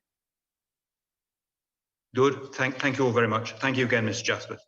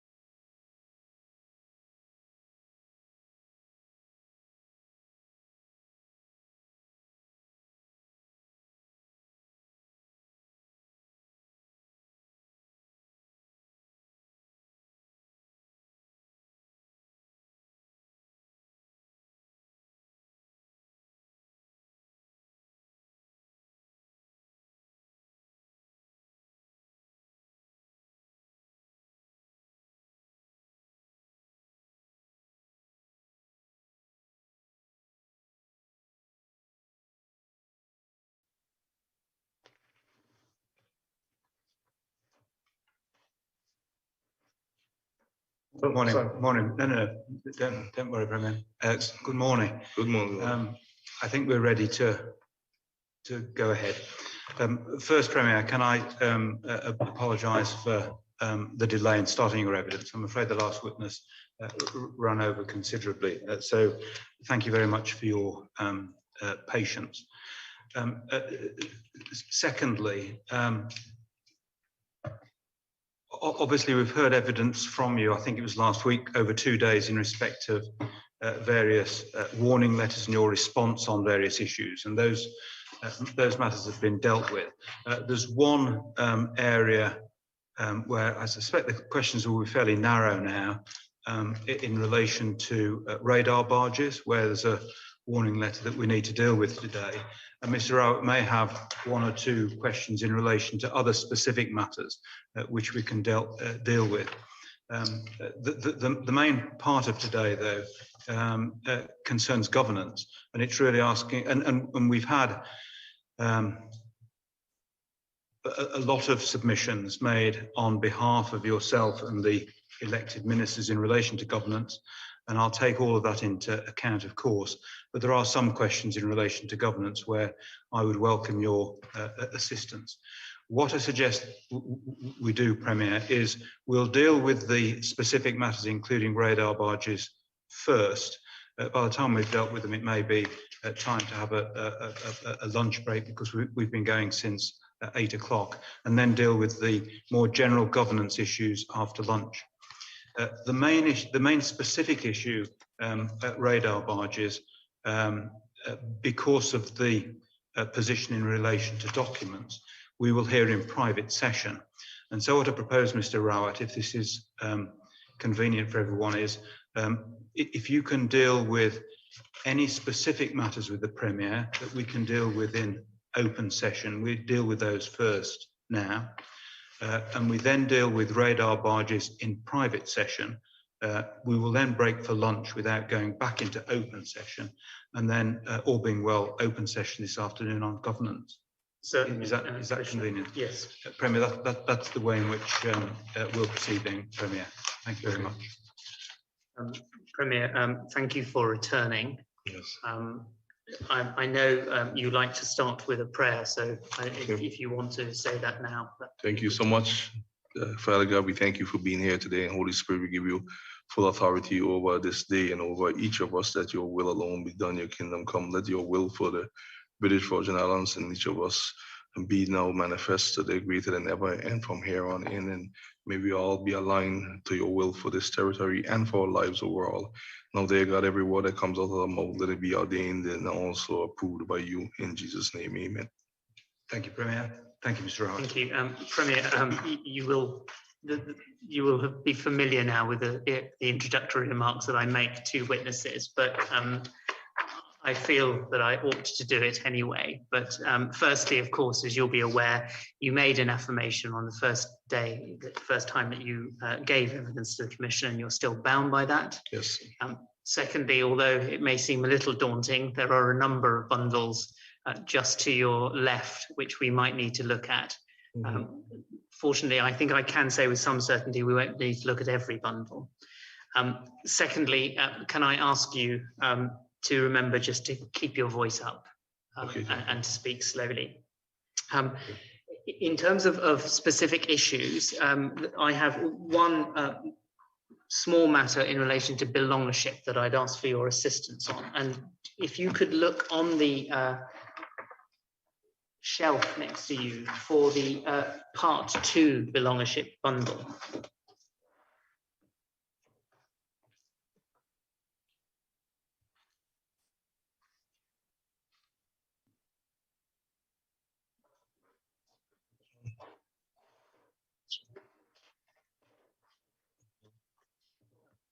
If I've taken it, the first page should be, I think, 847. But if you go through, please, Premier, to 1270. My first page is 885. And it's for 885. It's not the first time that I'm not, but I think we're still all right, because you just have 1270. 1270. Thank you, Premier.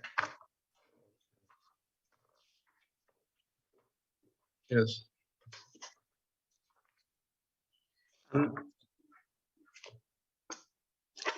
we're both on the same page, you should be at a cabinet memo which is brought forward by the Minister responsible for immigration matters, the Honourable Vincent Weekly, and it's dated the 13th of May 2021. Is that right, Premier? Yes. Now, if I draw your attention to, just summarising it, but it's headed applications for certificate of residence status, January, March, April 2021. I want to ask your assistance on one specific matter, but can I ask you just to not to name any names, Okay. or indeed give any details at all? Yes. We asked Honourable Weekly about this, and the way we proceeded was that not to say anything that would tend to identify the person involved, including the nature of the offending. We also asked the governor about it, who used the phrase non-minor offending, and you may wish to do the same. But what this application or this memorandum concerns are applications for residence under the standard process. So it's not under the fast track program that, as you described yourself, you were the face of, but Honourable Weekly was the body and the organs, and which finished, I think, in 2019. So it's back to the standard process. It's an set of applications for residence and its residence status for persons who've lived continuously in the territory for over 20 years. But at paragraph 3, there is mention of one applicant who has not been recommended by the board. As we understand the process, the board can only make recommendations, but cabinet must make the ultimate decision. And in this case, in relation to one person, the board did not feel able to make a recommendation, but the matter came before cabinet anyway. And what the board says is the board recognises that although that person has resided in the territory for over 20 years, a criminal record exists. And the board then says, as stipulated in section 18(1)(a), a person receiving a certificate of residence should be of good character, and therefore these persons should not hold any criminal record within the territory. If you need to just look quickly at what 18(1)(a) says, Premier, if you turn up page 1441,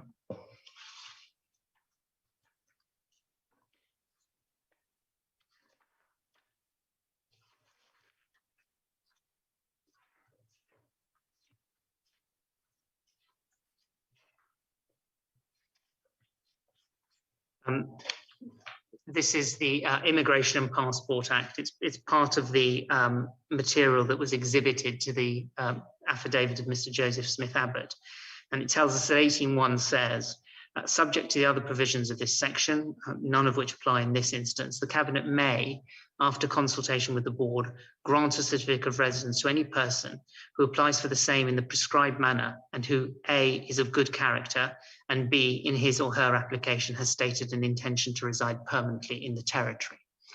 So in this case, returning back to page 1271, if you look at 1273, the Cabinet had a long list of 188 names to grant residence to. But at 1282, we see that what Cabinet was being asked to do was to accept the recommendation of the board not to grant a certificate of residence to the person we've been discussing. If you turn to 1298,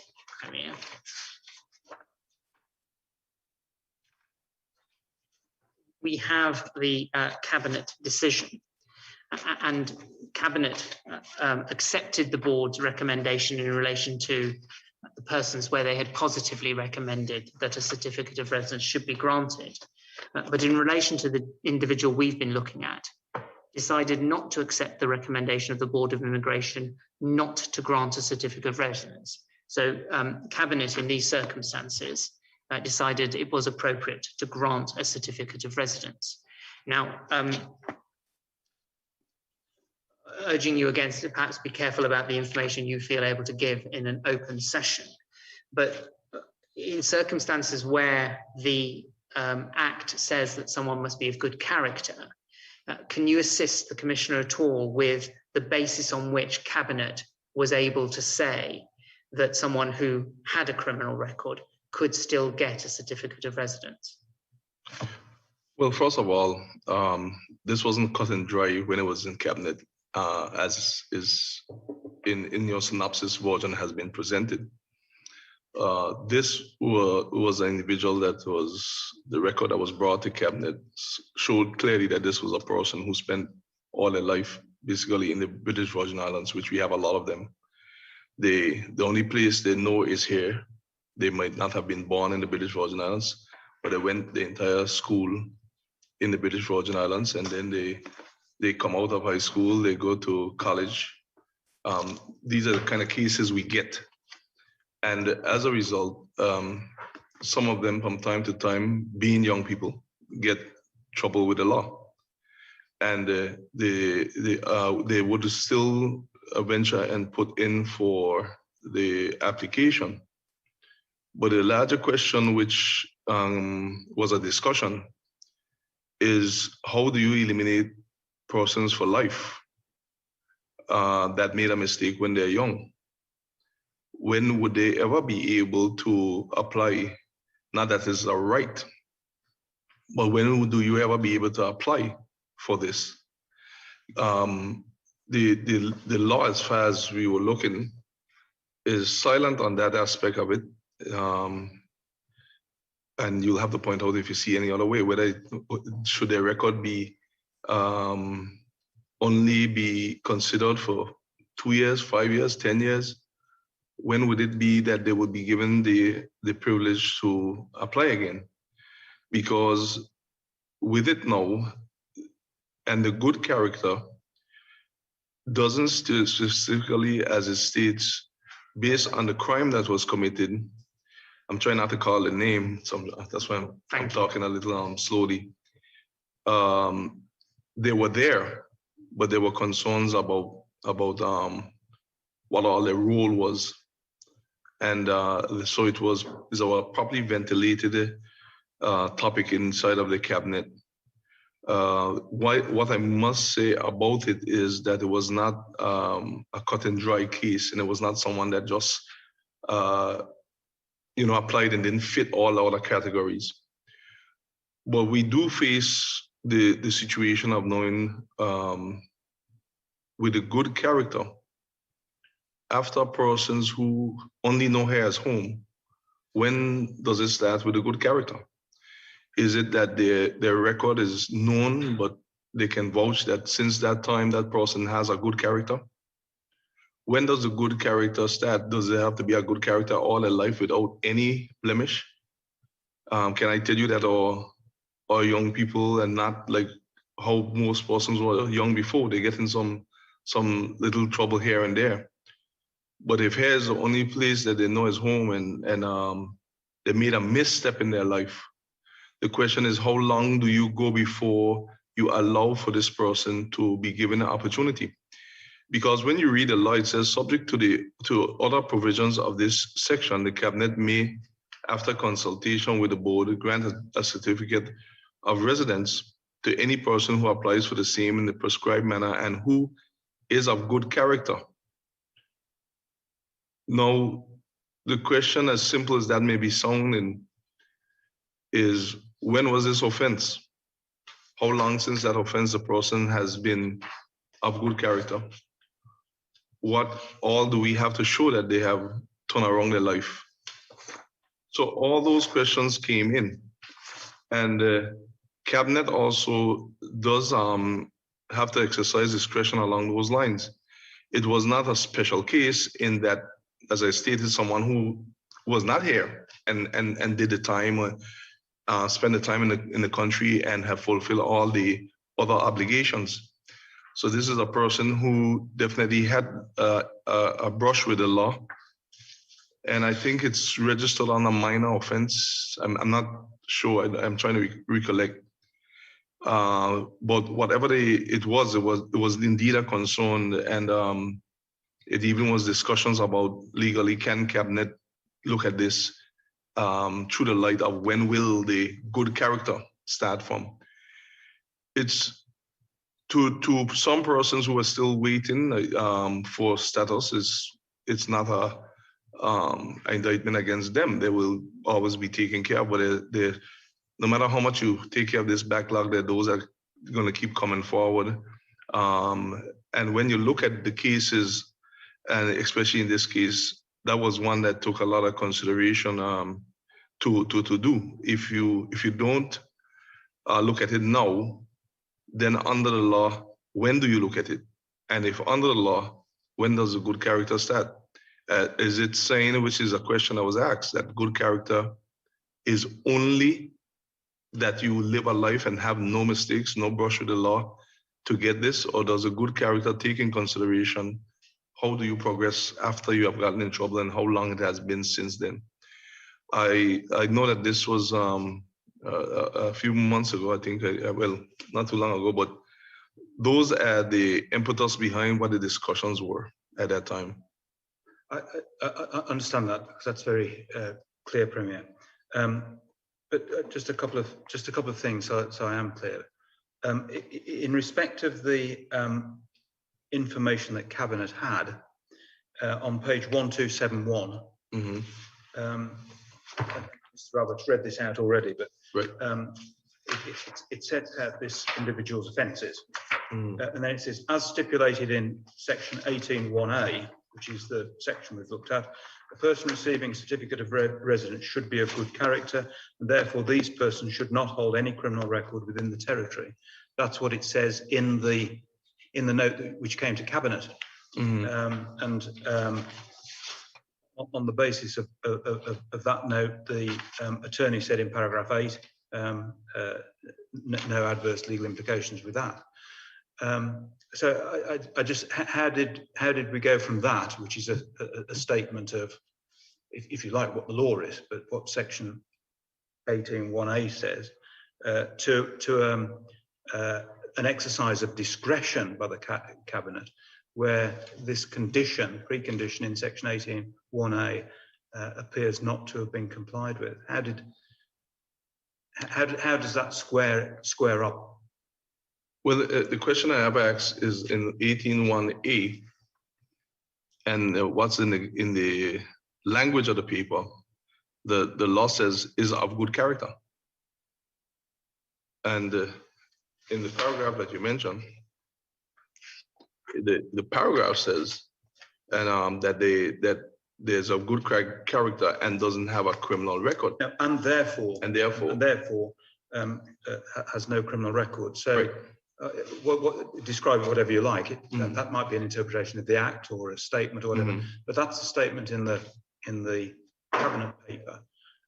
You may disagree with that as a matter of law, or somebody might. That's a different question. But that's what the paper says. But you went to consider discretion in the face of a precondition which appears not to have been complied with. I just wanted to wondered if you could help us square that. How did that happen? I don't think is with due respect, cut and dry. These are always very testy subjects in the public, especially by some of our indigenous persons. But when those persons who have lived here all their life and contributed, and are young people, if they have problem with the law, and not a I don't want them to categorize problems. No. But and they have gotten their life together. How does that attribute under is of good character? Are we saying that the law says that once you have trouble with the law and an offense and you were 18 years old, or 16 or 17, and you have been of good character since, that you can never be considered again because you made a mistake when you were younger? Those were some of the discussions that the Cabinet was having. It was not an easy discussion. Thank you very much. Yes. Thank you, Premier. I don't think I need to see this any further. So I'll ask you to put the belongership bundle away. And can we turn to radar barges? So as I suggested, Mr. Rao, we'll go into private session now, and what we'll do is we will deal with radar barges. We'll have lunch after radar barges, and come back into open session after that. Thank you.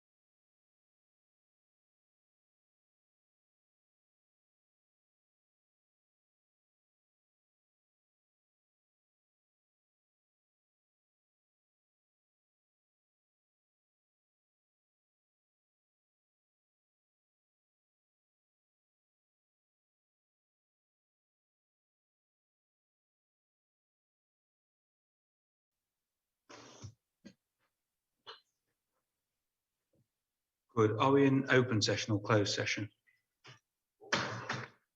Open session at the moment, Mr. Rowett. Could we return to close? Just a few matters to ask the Premier Yes. about. Thank you, Mr. Peters.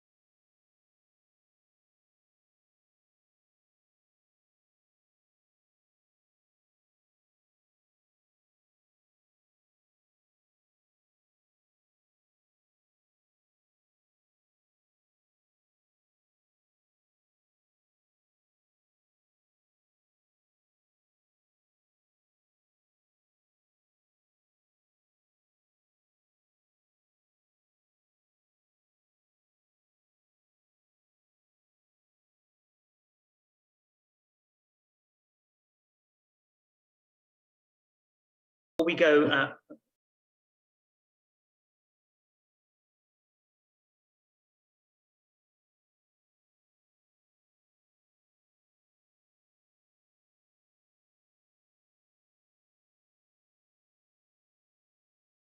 please. Okay, we're back in open session. In the private session, we dealt with easy shipping and radar barges. We've now completed that. And as with other evidence this week on that topic, the transcript will be sent to the Attorney General, who will then take instructions to any redactions that are necessary before the transcript becomes public. Mr. Rabbit. Thank you. Premier, I want just to turn to the question of governance. The Commissioner has read and will reread the position statement of the elected ministers, which comes with a supplementary note. And then there's also the response to the Governor's position statement. So he has the themes that you and your colleagues raise in those documents and submissions. What I'd like to do, if I may, is try and take it at a high level, just to sort of understand your position. And we may need to look at some of the correspondence as we go through. But a point that emerges, not just from the submission, but also from when one looks at the exchange of correspondence you had, particularly with Governor Jaspert, but also from the statements that you've made when you've given evidence previously. And that is that, firstly, you consider that anybody, be it an elected politician or a governor, needs to be guided by the Constitution of 2007, because that will tell you what you can and cannot do. Would you accept that? That's a guiding principle for sure.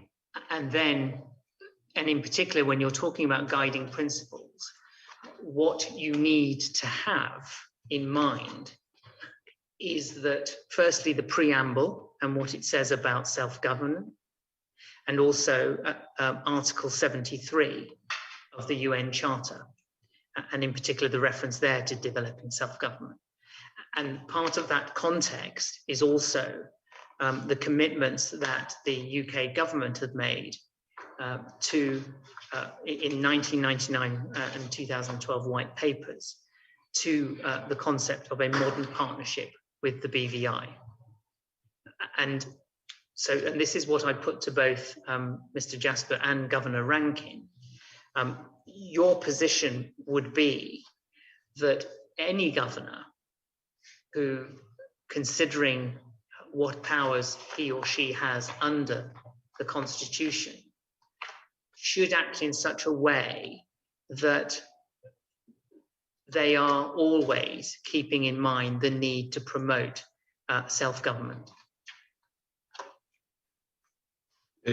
Definitely for governors and elected officials, regardless of whether you are in the seat of premier or not, based on Article 73, which I'm sure that at a later proceeding you will turn to, does state clearly about the need, if I could paraphrase it, of the United Nations Article 73. State clearly that about the need to have all colonized territories to be decolonized. And to be decolonized, then you would expect not only for persons to act within the ambit of the Constitution, but also to have a clear path forward. And I'm terribly sorry. Could we go to Article 73, Premier? Yes. It will help me with what you're saying about it. No problem at all. I think if my memory is right, it had been the hearing bundle on governance at bundle 1 on governance.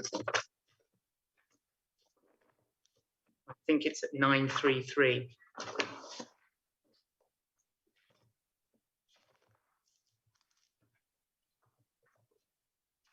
Nine? 33 Premier. 933. Oh, that's it. That's the start of it. Bundle one? Yes, I may yet again have a bundle that has different pages in it. So You have to okay, volume one, you have path one. Okay, path one. There's two ones there. 933. It's 933. Okay, I was in bundle one, but you thing. 933.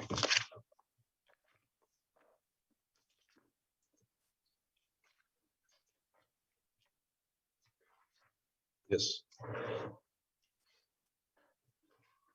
Just give me one moment, Premier, please.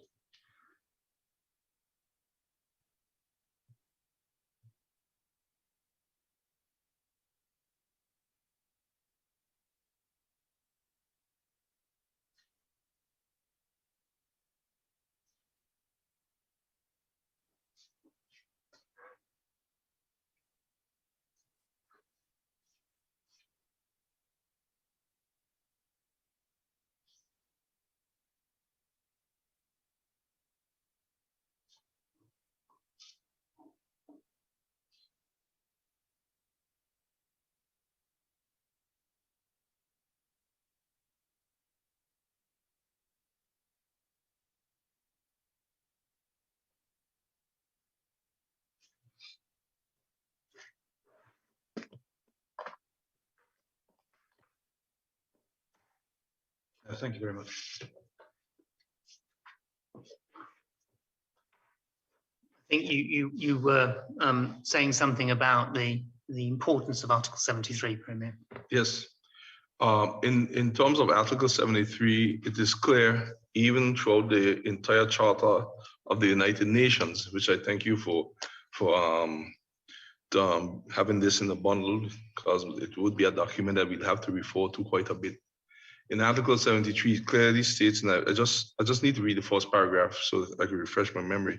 Members of the United Nations, which have or assume responsibilities for the administration of territories whose people have not yet attained a full measure of self-government, recognize the principle that the interests of the inhabitants of these territories are paramount, and accept as a sacred trust the obligation to promote the utmost within the system of international peace and security established by the present charter, the well-being of the inhabitants of these territories, and to this end to ensure, with due respect for the culture of the peoples concerned, their political, economic, social, and educational advancement, their just treatment, and their protection against abuses, to develop self-government, to take due account of the political aspirations of the peoples, and to assist them in the progressive development of their free political institutions, according to the particular circumstances of each territory and its people, and their varying stages of that advancement, to further international peace and security, to promote constructive measures of development, to encourage research, and to cooperate with one another, and when and where appropriate, with specialized international bodies with a view to the practical achievement of the social, economic, and scientific purposes set forth in this article. I think he's simply reporting to the UN. Right, so that's to report back to the UN, and that's one. Yes. So, and to transmit regularly to the Secretary General for the information purposes, subject to such limitations as security and constitutional considerations may require, statistical and other information of a technical nature relating to economic, social, and educational conditions in the territories for which they are respectively responsible, other than those territories to which chapters 12 and chapters 13 apply.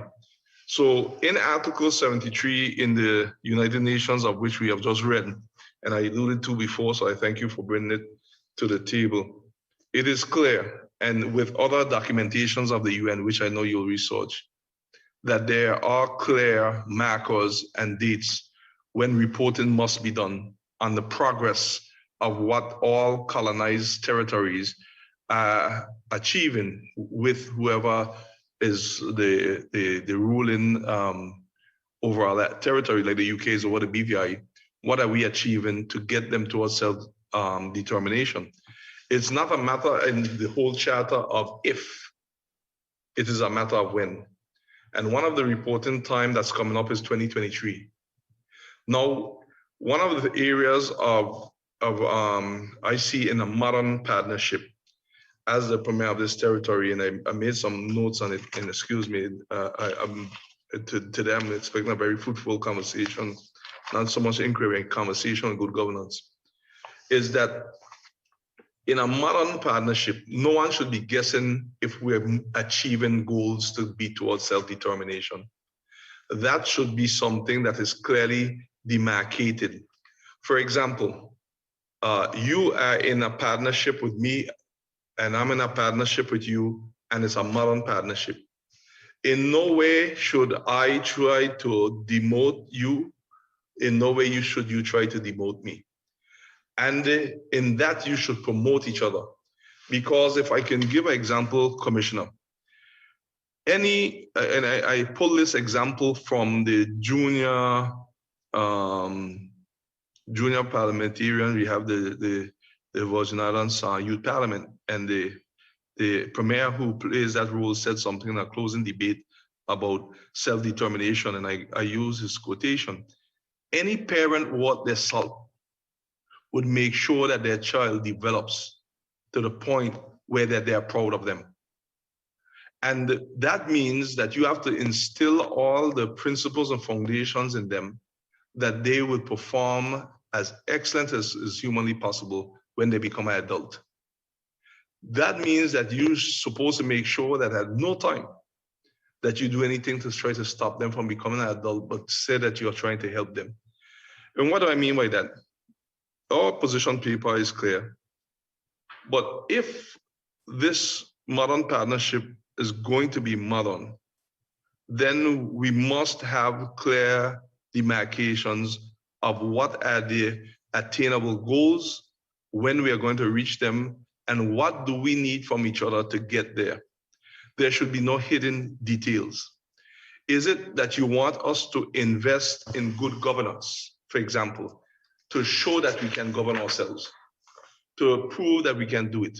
Well, then, all right, let us find out what all you need to be put in place, and let the relationship show that this must be attainable in 2 years, in 5 years, in 7 years, because you don't get there one time, it's a journey.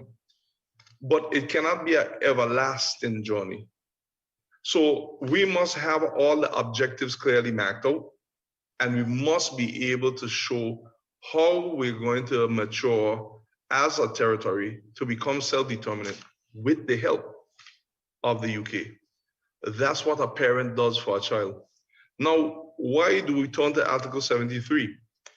If the United Nations, when we go to them, and we have went to many of the United Nations, as you see, rightfully seen, my deputy premier has represented me well in many of them, to state our case. If the United Nations are convinced that we are not ready to be self-determinant, whenever that time is, 10 years, 15 years, or 20 years, they will say, well, all right, you will have to, we understand why you have to stay being ruled. But the question is, what has been done? Now, I need to stretch, Chair, and I'll entertain questions to the position statement of governance. And I need to be allowed, Chair, not to read anything. I just want to read the first 6 paragraphs of what we have here to add to the context of the history of the Virgin Islands, so that you can be able to join me in the journey that you and I will have on this good governance. So, Sarat, would you, and Chair, Commissioner. Pause there for a moment, Yes. Premier, because are you going to your position statement? Yes, just the first. The first one. Yeah, the first one.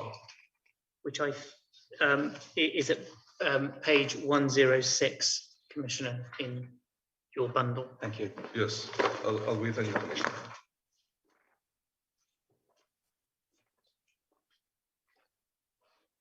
Yes.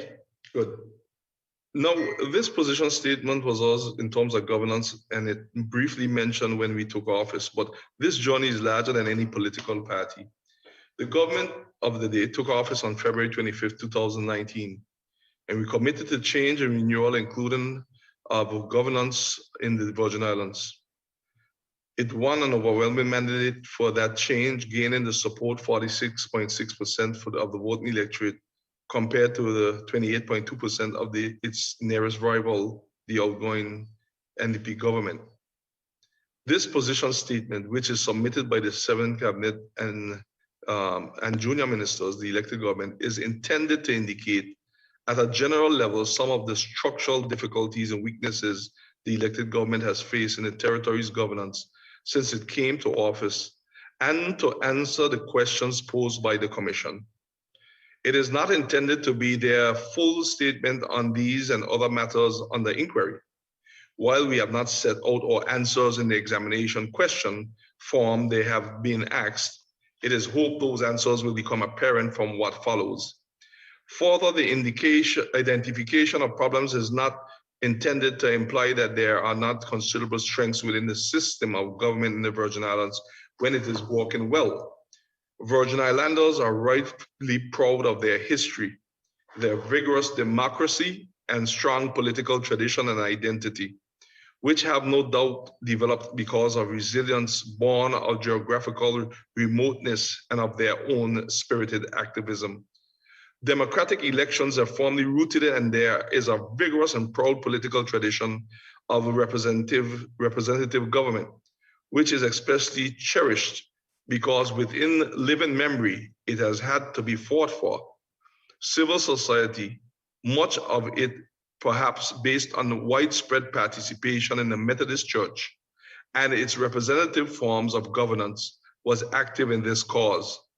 For example, the Civic League was founded in 1938 to campaign for the restoration of the legislature, and the later campaign in 1949 by Theodulf Faulkner, a fisherman, and I repeat, a fisherman of great stature from Anegada, for the restoration of representative government to the islands because he had been unable to find medical treatment for his pregnant wife in Anegada and had no representative with whom to raise his concerns, is widely remembered and celebrated.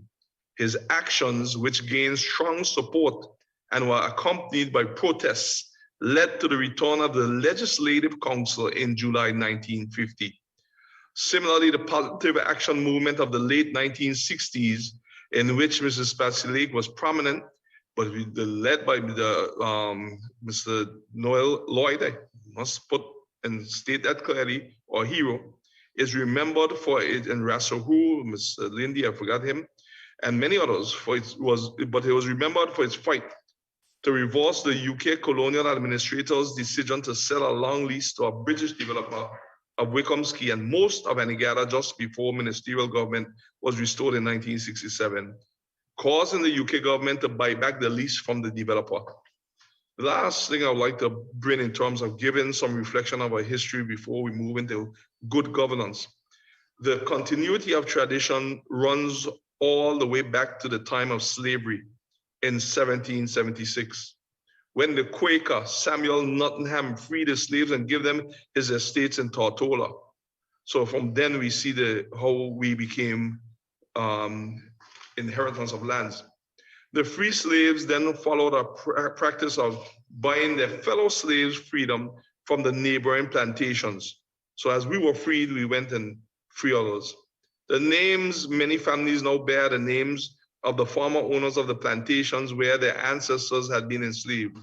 However, uniquely in the West Indies, in 1808, when the slave trade was abolished, most of the planters returned to Britain, abandoning their estates, and the slaves began to purchase the land from them, which became the pattern throughout the rest of the 19th century. The land these former slaves now owned and cultivated was the outward symbol of freedom, independence, and dignity. The tradition is important to understand the proud sense of self-reliance, identity, and belonging of the people of the Virgin Islands, which also deals with our aspiration. Now, Chair, I give you that to state that I put it to you today as we go through good governance. I'm coming here to state clearly that if we have clear objectives and the way forward, and we are treated like true partners, then self-determination will come. And it will come in a manner that we do not have to have these confrontations that are coming up. And when I state that, I will yield to the questions, but I would say here, when a child commissioner, you have a child does something you may perceive to be wrong, it may be wrong. Scolding that child out in the public, into the international media, does not allow trust to build. And nor does it allow for persons to be able to have solid relationships, especially seeing that those matters may have been able to be dealt with differently. Why do I say so? And then, Mr. Rudd, I will yield to you after this.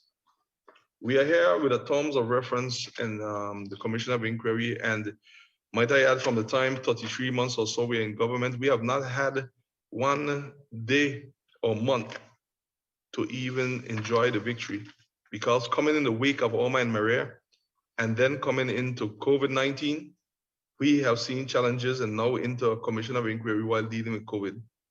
But why do I say so, Chair, Mr. Commissioner? Commissioner, sir, I put it to you that as we go through, no matter what concerns that you have had, I have never seen Section 60 of the Constitution, Section 60 of the Constitution, 5F. Give us a moment, please. Yes, I'll give you a moment. I'll say it again. Section 60 of the Constitution, 5F, ever been requested or have ever been implemented or have ever been adhered to. Meaning this, Commissioner, 60 basically says that the governor shall be responsible for the conduct of subjects to this Constitution and any other law of any business of the government of the Virgin Islands, including the administration of any department of government with respect to the following matters, and you have them: external affairs, subject to subsection 4, defense, including the armed forces, internal security, including the police force, without prejudice to section 57, the terms and conditions of service of persons holding or acting in public office without prejudice to section 92, and the administration of courts, and it goes on. But there's a key factor here in 5 that says the terms and conditions referred to in subsection 4 are the following. And can I take you to F? And may I tell you that F says, the Premier and other ministers shall provide to the governor on request all, it didn't say some, it said all, papers and information, including the text of any instrument under negotiation available to the Premier or other minister with respect to any activities in pursuant of subsection 4. I put it to you, Commissioner, that had this been employed, a different direction would have been other than this Commission of Inquiry. Because you cannot run a country on gossip and innuendos, nor can you run it off of persons coming every minute to you, especially when you're dealing with politics. So if you're going to do something which you have a right to do, it would be to exercise the full gamut of the Constitution before you go into other areas of the Constitution without alerting the very partners that we say that we have. Had this at any time been requested of the Premier, whether it be on the badges or whether it had been on the grants, and nothing to hide like some persons are saying, had it been to anything that is needed and the governor had exercised section 65F, the Premier and the ministers had no grounds to stand on not to adhere to them. But this was never, ever exercised. So the question is, when these kind of things come forward, are you helping me get to section 73, article 73 of the United Nations Charter? Or are you trying to get me away from section 73? Because, Commissioner, this playbook has been seen before. Anytime you don't want to get a country towards Article 73, once you put a distrust between the elected officials and the people, whether it be Anguilla, Bermuda, Caymans, Turks and Caicos, Montserrat, BVI, then these actions cause persons never to trust any elected officials, past or present. That means that most, or some, I wouldn't say more, some would say that the only rescue we have is the partnership, with due respect, which would be the UK with the FCDO. And there's the only one we can trust for good governance. But you cannot have it that way, because those things destabilize the territory. For example, Mr. Rudd, you would have heard certain things said, and I saw them in the media.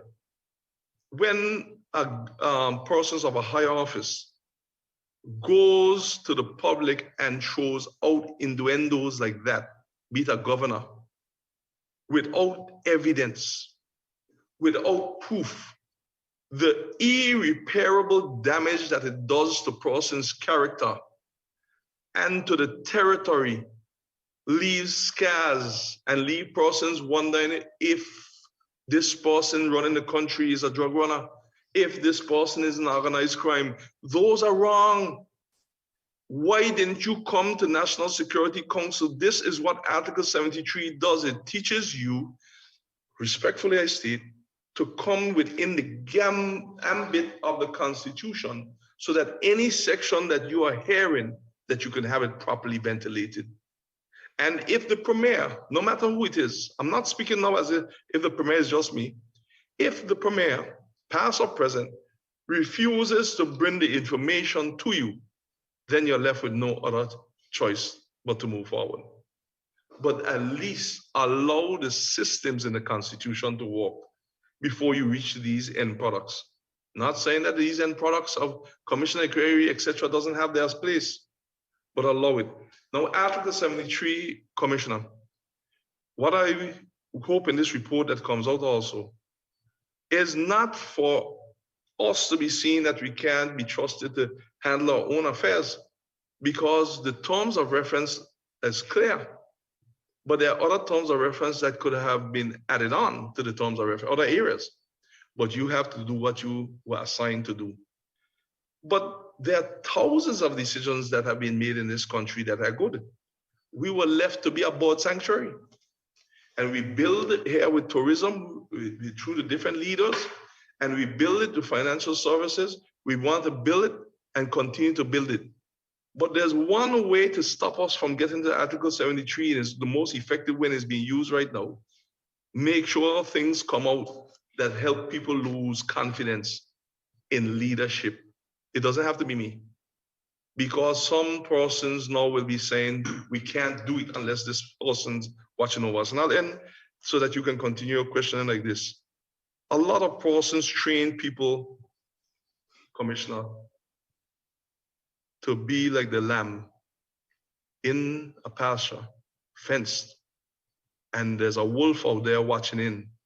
And people train the lamb to keep an eye on the wolf. But the flock of lamb is reducing because nobody checked that the shepherd has on his menu morning, noon, and night lamb. We got to keep our eye here on the shepherd with what has happened here, not the wolf that our persons are being trained to, so that we can reach the Article 73. And when we get going, I will go into the protocols, I will go into the high-level framework, and all of them, Mr. Rudd, as you guide me, to show where some of these decisions that we are asked to make are not free will. There are decisions where we have been put in that direction or else. But that doesn't come out like that. That's not a modern partnership. So I will yield and allow you to carry me through a few of these documents. And I also now and again will ask to refer to our position statement so that today we can have a fruitful discussion on what is happening here with us get into Article 73, because Commissioner, you will research. It's not a matter of if all colonies must be decolonized under the UN. Whether my people in the Borders want to hear it or not, or the Anguillans want to hear it or not, or Monstration, it's not a matter of if the law that they say in the charter, is a matter of when, because it must happen. So we must work together to get it done. So Commissioner, I'll be guided now. Okay, thank you, Premier. Can I just, there are a lot of strands there. Can I just refer to a couple? It seems to me at the moment, and we're 9 months into this COI, but it seems to me at the moment that Article 73 is really the starting point of this COI and will probably be the end point of the COI. Nothing I've heard has suggested that there is, let alone should be or could be, any diminution in the obligations of the United Kingdom under Article 73. Those obligations are clearly set out in Article 73, but they're also set out, it really, as is the foundation of what you read out from your position statement in the The principles are set out in that preamble, and the principles and relevant background, but they include a couple of things which I shall take as completely firm. Firstly, the Constitution preamble affirms that the people of the Virgin Islands have generally expressed their desire to become a self-governing people. I don't necessarily agree, Premier, with you if you say Article 73 means when and not if, in all circumstances of all non-self-governing territories. But so far as the BVI is concerned, then that generally expressed desire is expressed in the Constitution. And as I say, that seems to me to be an unequivocal matter. Secondly, prior to becoming a self-governing people, both Article 73 and the preamble require that the people of the BVI wish to and are able to exercise the highest degree of control over the affairs of their country at this stage of its development. That is also made clear in the Constitution. It's also made clear in the Constitution, thirdly, that the Virgin Islands should be governed based on adherence to well-established democratic principles and institutions. That I think also in substance reflects Article 73, but it's also, I think, reflected to an extent in the position statement. And those democratic principles and institutions include the characteristics of good governance, and those are set out in another UN document and are repeated in a number of position statements. So that you asked me various questions about Article 73. I don't see that those questions are difficult for me to answer. Well, as we get going, they're not difficult questions to answer at all. It's just a matter of whose lens you're looking through. No, it's not. With respect, Premier, this is not a matter of whose lens you're looking through. I am firmer than that. Article 73, it seems to me, is a non-negotiable article. The question you posed is, am I here, I use my own words, but this is in substance the question, am I here to further the purpose of Article 73 or to deny it? And I am here to further the purpose of Article 73, full stop. That's the answer to that question. I don't disagree with that at all for you. No, but you asked the question, that's the answer. Well, it was hypothetical, but I don't disagree with you, Commissioner. I feel that that's what you're here to do, and today we'll be able to see it from different angles in terms of the components that will make up that. And I've obviously seen seen and heard a huge amount of evidence about matters relevant to particularly governance, and seen some very substantial submissions on your behalf in respect of good governance. And I will take all of those into account, as well as what you have said and will say today. But that is the background, and that is my starting point. And I'm sure that Mr. Rowett will have some questions to ask you about this, to enable you to, because that's what the purpose of this session is for, is to get your views on governance. But there are two crucial questions. I don't expect you to answer these in response to me, but they're questions which I'm sure Mr. Rowett will want to explore with you. Firstly, it's clear from the evidence that I've seen, to put it mildly, that governance in the BVI is not all that it should be. One of the questions, I mean, I will have to determine in various areas the state of governance, but the evidence in some areas is pretty clear. But I will have to consider, and this is something that, again, that your submissions are already born on this, but I'd welcome your help, is to ask the question, why? Why is governance in such a state in various areas of government here?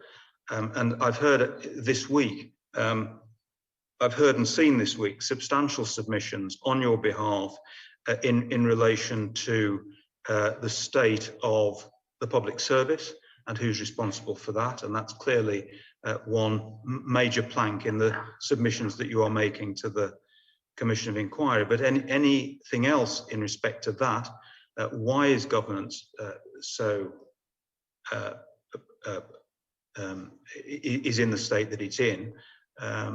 That's one question I'd welcome assistance on. The second question, which also bears upon another plank of the submissions I've seen on your behalf, is as to the future. You have, or there has been put in place, but largely by the elected government, the House of Assembly in particular, a number of measures concerning governance in the broadest sense, such as the Integrity in Public Life Act and various other acts, which the attorneys kindly sent me details of as to the current position. But the other area which I'd welcome assistance on is as to why you say that I can have confidence that those will be followed through, given the history of governance in the territory.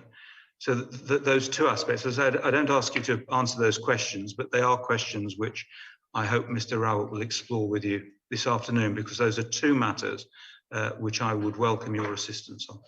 Mr. Rowett. Thank you, Commissioner. Thank you for your clarity, Commissioner. Can I, in complete candor, explain how I wanted to deal with this afternoon? Because your position statement is detailed and lengthy. The response to the governance position statement is equally detailed. Both of them come with additional documents. And it seemed to me that rather than take you through that and just read it out, either you or me, what I wanted to do was, with your assistance, dig a little deeper into some aspects of it, and some, particularly some, what I would suggest are rather fundamental aspects of how the Constitution actually works. Because I could, for example, explore at length with you your position on the UK loan guarantee. I could explore at length with you where disaster management should actually sit, with the elected ministers or with a governor. I could explore with you who should chair the cabinet. I could explore with you how a governor should communicate with ministers. or public officers. But it seems to me that where the commissioner will best be assisted, those are maybe symptoms of a condition that the commissioner may be best assisted by you identifying. And what I wanted to take you to, as I see, and I'm going to suggest to you, that the fundamental starting point should, when you're looking at the question of whether the Constitution works, should be Section 60. Because Section 60, everything, those examples that I gave you trigger this point, don't they? I could walk into the room and say, this is the position, this is how I interpret who gets to chair the cabinet.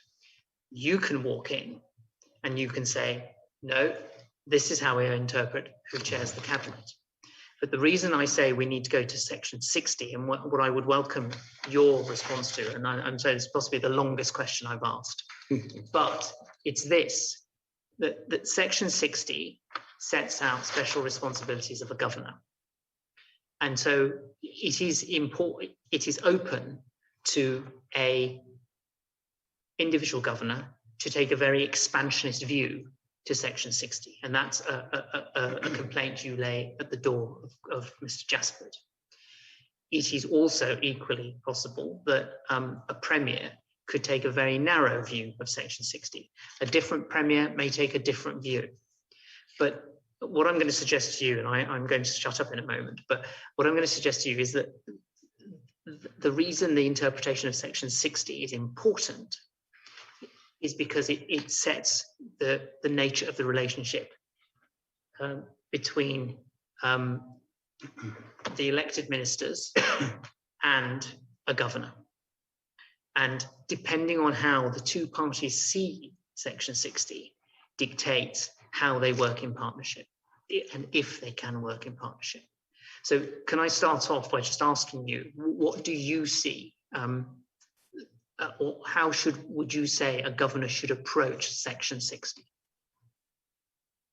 Well, Section 60, but first of all, our Constitution is a walking document. And the Constitution can only come to life through the people who have to adhere to it and administer it. So there's nothing absolute in the conduct of a person reading Section 60. What do I mean by that? Let me go clearly into it.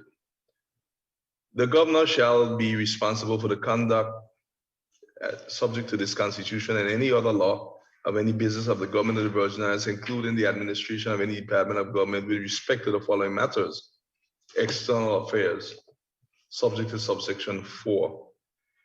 If I stick a pin in it right there for you. So external affairs could mean any kind of relationships you're creating with international persons, etc. But that cannot be interpreted by anyone sitting in the seat, even if it's a responsibility of the premier, that you cannot take advice from anyone else. I don't see it that way. I don't see Section 60 being that because or any responsibility under the premier is one that is so absolute that someone else cannot speak to you about the subject under you and you take advice accordingly, whether it is your technical staff or other persons in the public office, public service.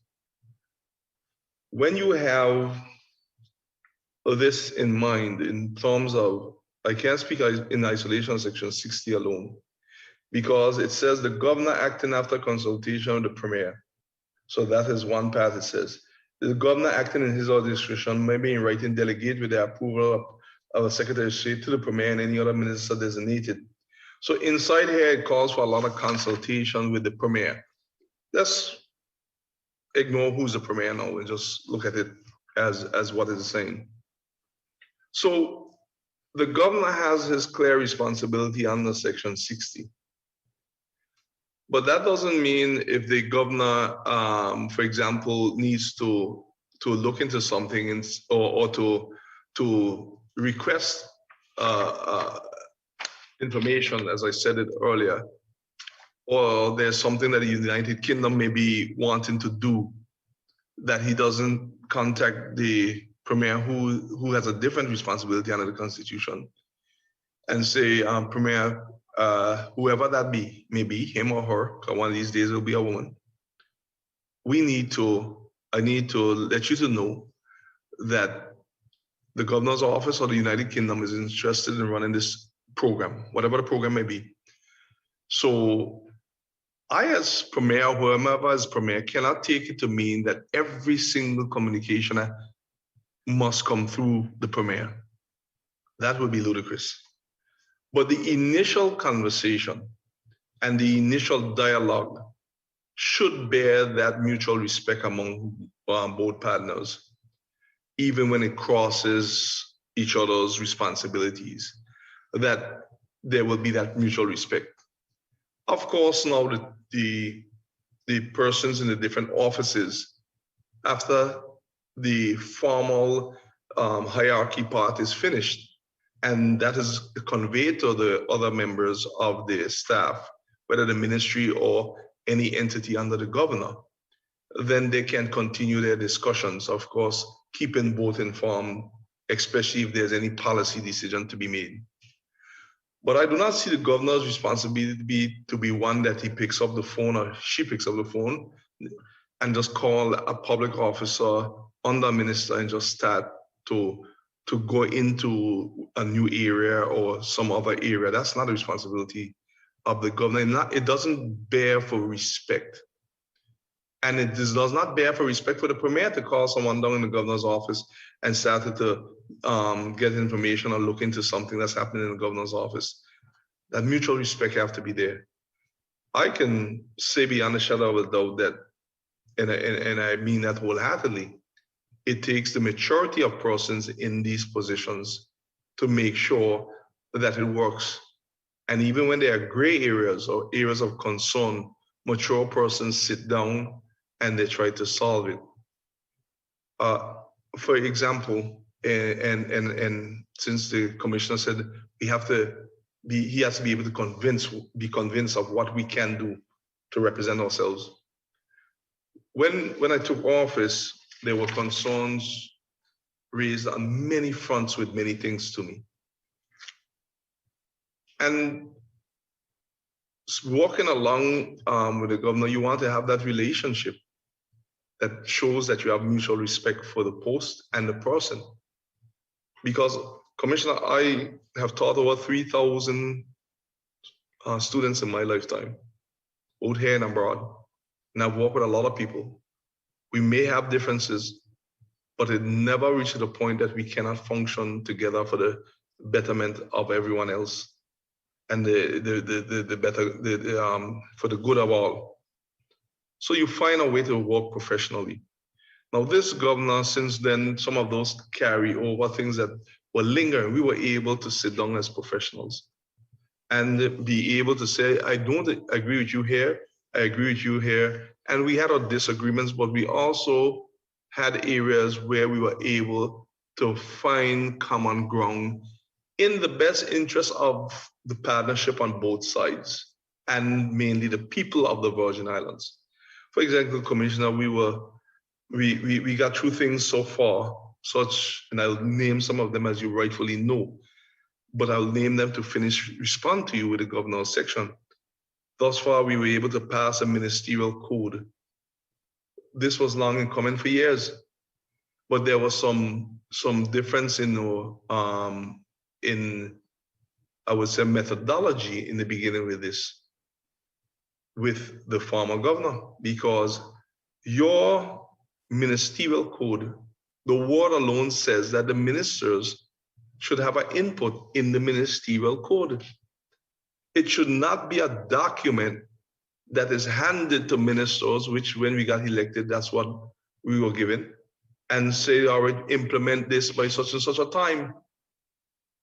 You have to allow the ministers now to have input on a code, which we went and we changed after a while and say, well, all right, in retrospect, let us have a committee involved and have the committee go and discuss these matters of past legislators, whether they were on us with us politically or not, because the country is larger than a political party in my humble view, and in anyone's view who has any basic common sense.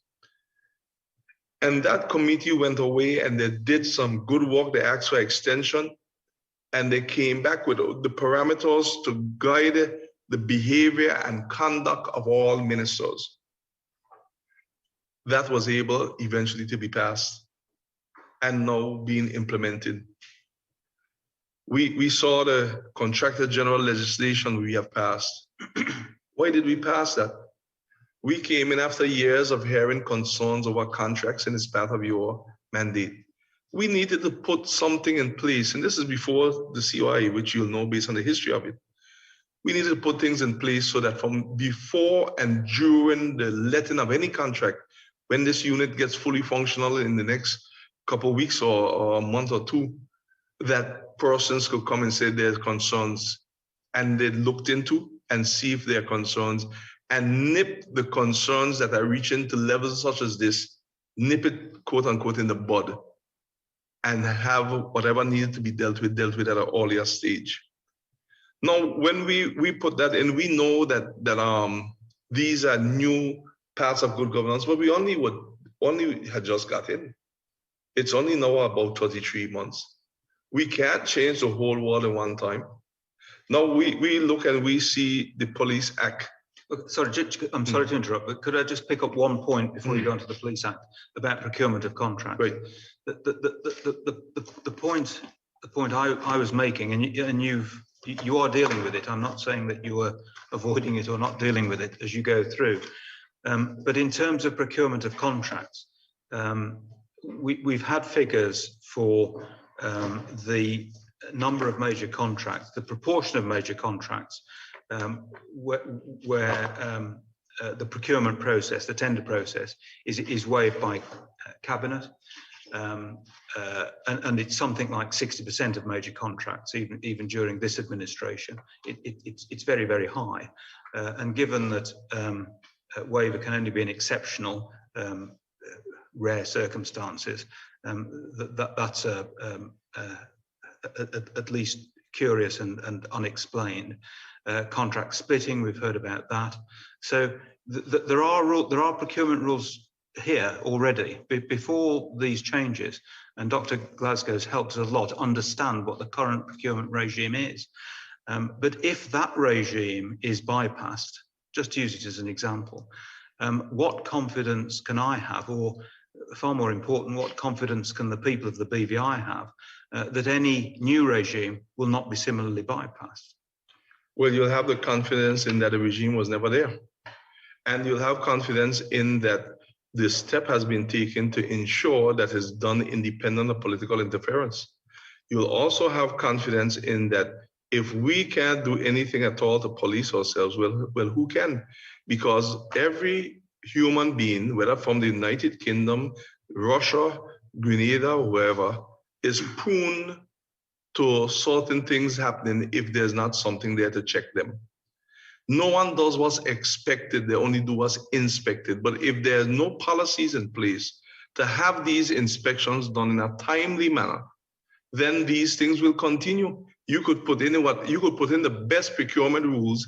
If you don't have something on the lower level to monitor these and make sure that they're going correctly, then you will have an issue.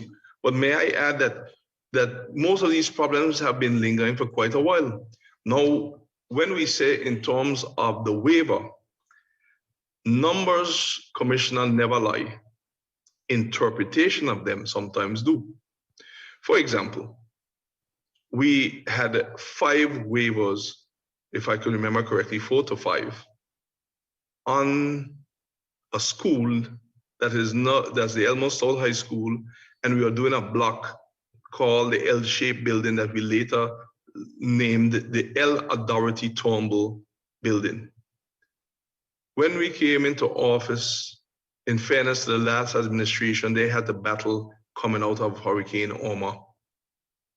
And our whole school, our children were up in a building that was supposed to be a commercial building without any hope of moving. We made a very calculated but necessary decision to use the tender process, waive the tender process at that time. But we didn't do it willy-nilly. We took the contractors that were already approved by CDB, but not the one that was approved in terms of getting the whole contract on their own, to speed up the contract. Now that was now taken by the then governor as, well, you're doing the same thing that other governments are doing, but you can't look at it in isolation. We have to move our children from a building that was concerned with molds, and you have 1,050, 1,500 or 1,600 persons up in a building, teachers, children, and no fault of the last government. I'm not going to blame anyone, but something had to be done now. So we moved and we waived the tender process for that. We were never seen in a good light by the then governor for that. That's why. But let me help you, Commissioner. No, and I'll let you continue. But that's why I didn't refer to specific examples. Right, I'm giving you one. I can find, no doubt, a specific example where there is no apparently good rationale for a waiver of the tender. That's why I use percentages. These we haven't checked them. These percentages have come from, I think, your office, the Ministry of Finance. And it's 60%. 6% of major contracts, the tender process is waived. Now, given that the only ground of waiver is one that requires extraordinary circumstances, that's why I use that proportionate figure. I agree, and I understand. But that project, may I tell you, has turned out to be one of the studies of the same Caribbean region with CDB on how you can split a project and be fully, split a project and be fully accountable. And they had lauded the Ministry of Finance for that, the same Dr. Glasgow. And he even gave a presentation on it. What I'm saying here, Commissioner, other than having the systems in place, the definitions of some of these need to be revisited. In audit terms, they look at a project where over the years we try to stretch the economic activities. And they look at a project that says that if you do not give that project to one person and you broke that project up into pieces, because let's face it, let's talk about what happens that you cannot be accountable for that and you're not going to get value for money. But the Elmwood South High School L-shaped building prove otherwise. But some of the terminologies that are being used cannot hold the test of time in a court. I've heard about contract splitting, and people believe in this terminology. You cannot split a contract. You can only split the project. So you have a terminology of contract splitting that you're being judged by, but legally that doesn't exist. But it's a shorthand, and we all, I mean, it is a shorthand, but everybody uses it, I think, in the same way, and that is that there's a project, one project, and it's split into different contracts. Right, but look at culturally how we build in the Virgin Islands, and you will understand, because we cannot have policies and laws that do not allow for accountability. That's one. But we cannot have them now divorced from the culture of the people, or else we wouldn't bring those small contractors along in an accountable manner. Because if you do that, you would wipe out a whole sector of your young contractors coming up. And only those who have money to tender will be able to tender. And you have now to look at that economically also. How do I get the smaller contractors to be able to get part of the economic pie in an accountable manner and make sure the policy is reflected? That is why finance have come up with this new policy measure for pandemics, so that we can make sure that every time you do a contract, you have to now be graduated by coming to classes and being sharpening your skills. That is what governing people is about. Finding out where the issues are, what are hindering your people from moving to the next level, and get those worked out. Not throw out the baby and the bathwater together, because while some persons may think that's okay, you have a population that can't pay their loan, that can't mind their family, because we decided that we took out any project that they could do and put it on a high level to tender, which doesn't sound bad. But why not put some smaller projects to tender like we're doing now, where it doesn't have all those cumbersomeness involved in terms of having to take out huge sums for insurance, and you don't know if you're going to get it.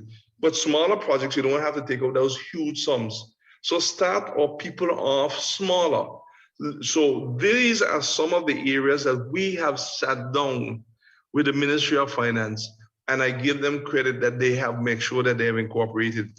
In the position statement to Commissioner, you would see that we have worked with CDB and other areas to help us with our new procurement legislation.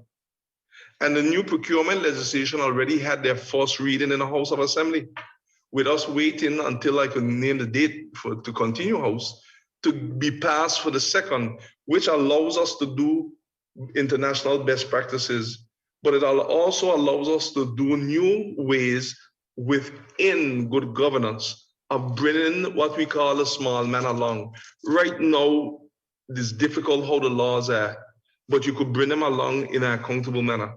Why I say these things, Commissioner, and I'm glad that you brought them up. When we talk about Police Act, I'm sorry, and I will let you speak about the Police Act. No, I mean, at your disposal. I'm here to speak good governance all afternoon. But can I just take you up for one thing on contract splitting, what's called contract splitting? There would be nothing wrong, in my view, there would be nothing wrong as a matter of policy for a government to take the view that it's right as a matter of policy that we split up projects and give it to smaller builders. It may cost more, but as a policy, that's a policy that we want to pursue. But if you were going to pursue that policy, wouldn't you have to have some assessment on how much the policy would cost? So a paper saying, look, if we do this project with one contractor, it will cost $1 million. If we do it with 10 contractors or 12 contractors, it will cost more. It'll cost $1.3 million. But it's worth it, because economically it has advantages, and as policy, that's what we want to do. But on the documents that we have seen, that's not what happens. Well, Commissioner, you're talking my language with what you said there, but I need to tell you why it's not happening. We go back to the institutional capacity issues. This is what we came in and met. And that's why we said in our position paper that we do agree with the analysis now that we have come and found common ground on the transformation of the public service. Never before in my 22 years of politics have I seen where a document came forward that states clearly, how are you going to transform the public service in a way where all of us take ownership, and it is clear and detailed how we're going to move forward.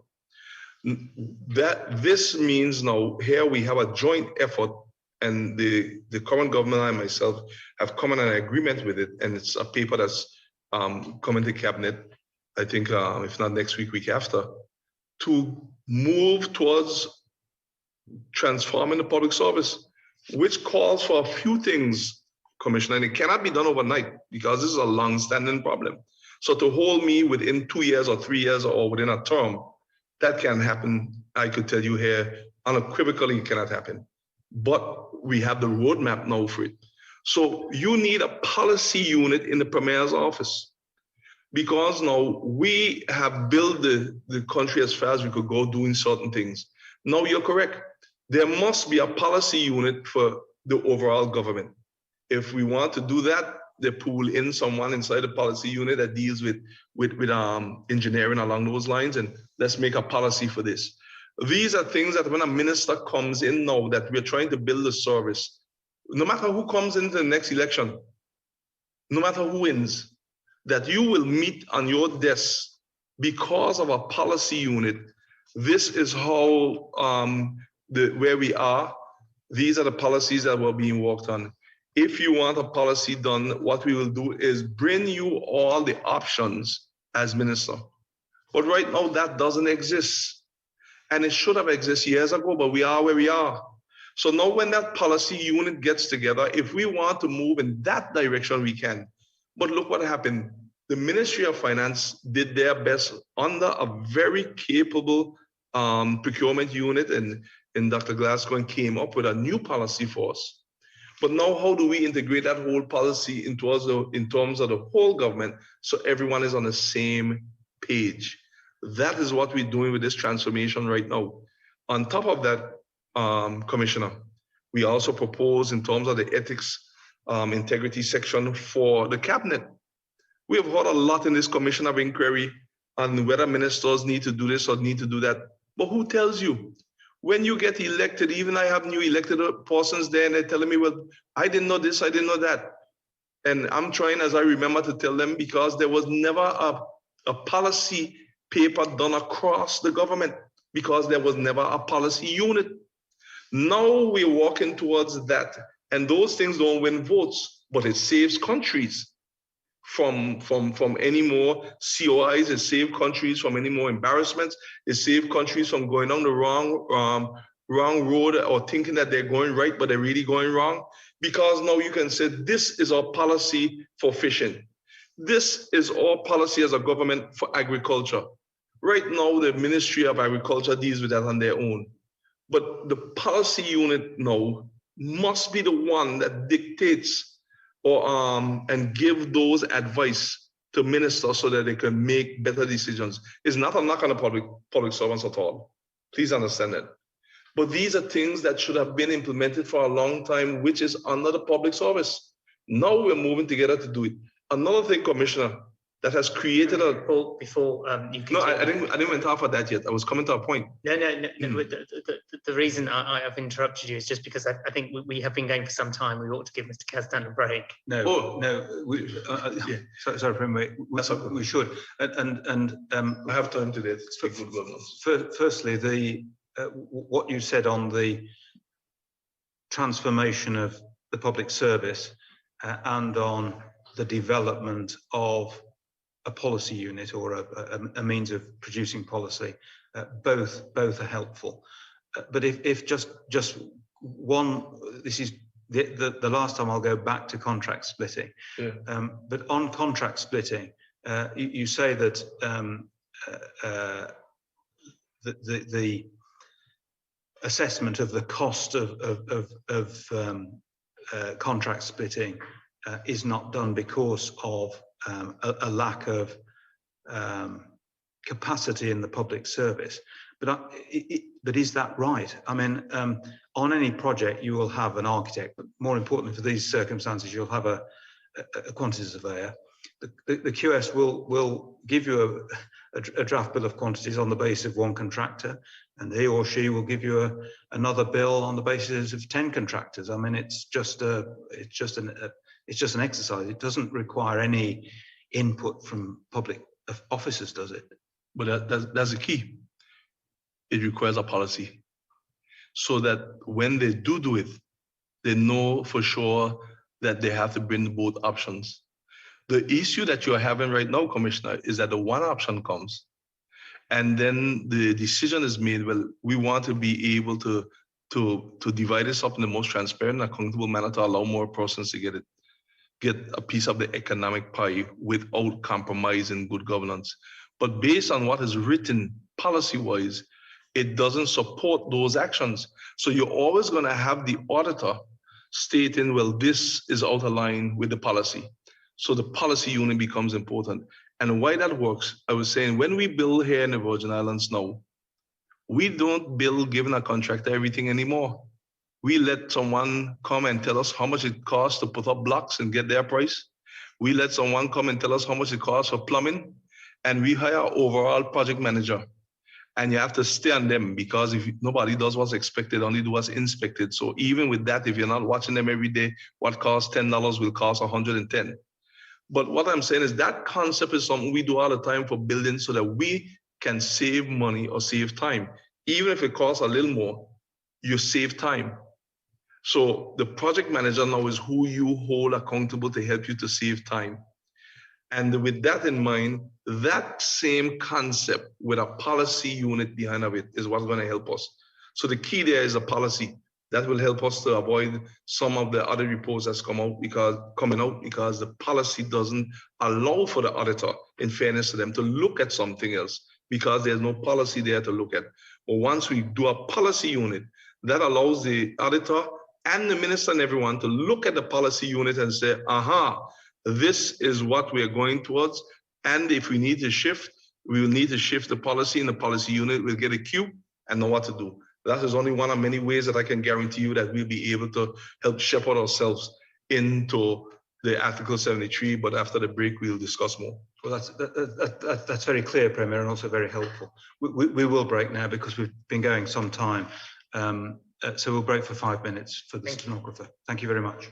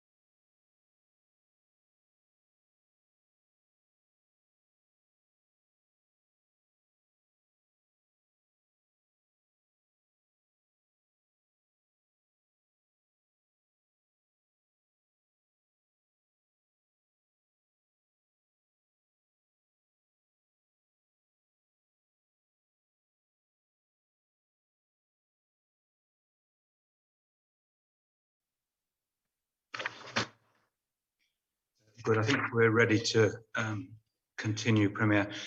Can I just say this? We've been sitting since 8 o'clock this morning. We have a live stenographer, and there are limits to even what Mr. Kazdan can do in one day. So what I've said is that if needs be, he can stop live stenography. All that will mean is that the transcript will not be available this evening. It will be available tomorrow at some point. But if he has to stop live stenography, that's the only impact. But I'd like to thank Mr. Kazdan in any event for his sterling efforts today so far. Thank you. Commissioner, I wonder if on that theme, both congratulating Mr. Kazdan on still being a live stenographer, I'm afraid I'm not likely to be a live counsel if I continue for the third night, much longer than 10 o'clock at night. So if my screen goes dark, I shall still be alive, but I shall have logged off. Both the Premier and Mr. Olympitis are aware of this, and I hope you'll forgive me. No, of course, Geoffrey, and we fully understand. We'll obviously simply carry on. Yes, of course. We hope not to be too late, but go when you need to go, Sir Geoffrey, and we'll rely on Mr. Thank you very much. Thank you, thank you, Commissioner. Premier, there are two slightly specific issues that I'd like to canvass with you. The first is, do you still have that small bundle of the smallest bundle of correspondence with you? One without a label? Yes.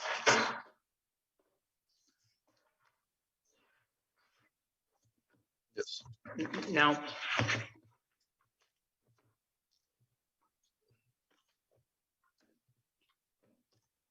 Go ahead, page. if you turn up page 86, please, Premier.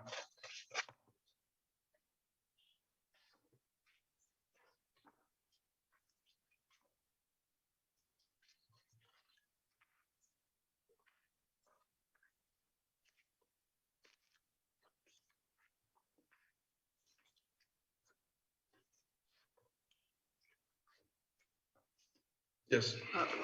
What I'm hoping to do by showing you this letter is I hope to make a bigger point with it.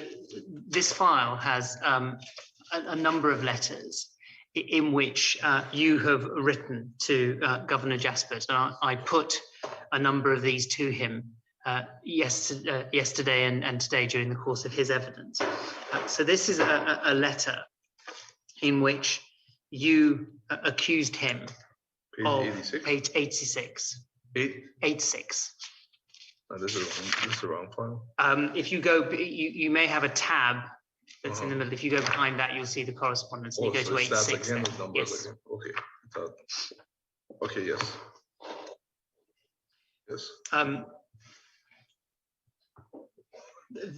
There are examples of letters, and I think we looked at that when we looked at the radar tender letters, where your language is strong, and here you take issue and allege that at a cabinet meeting in January 2020, Mr. Jaspert said the BVI is full of corruption, and you then set out and take issue with him and with his behaviour, and the language is appropriate for a Premier to be writing to a governor.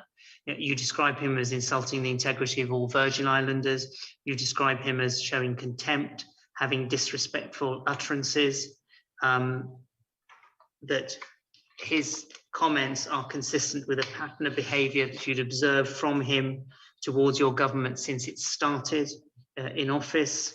And you then take issue, and if we go to page 88, for example, you raise, and it's not the first time that you raise it, Premier, but you raise failings to deal with allegation of misconduct in the previous administration, including the BVI Airways deal, the Elmore Stout High School, the Tortola Pier Park project. And you say that the refusal by Mr. Jaspert and his predecessors to allow the conduct of public officials in these matters to be scrutinised and evaluated by the judicial arm of the state has prevented these matters being ventilated according to the measures provided in the Constitution. If I take you to page 100,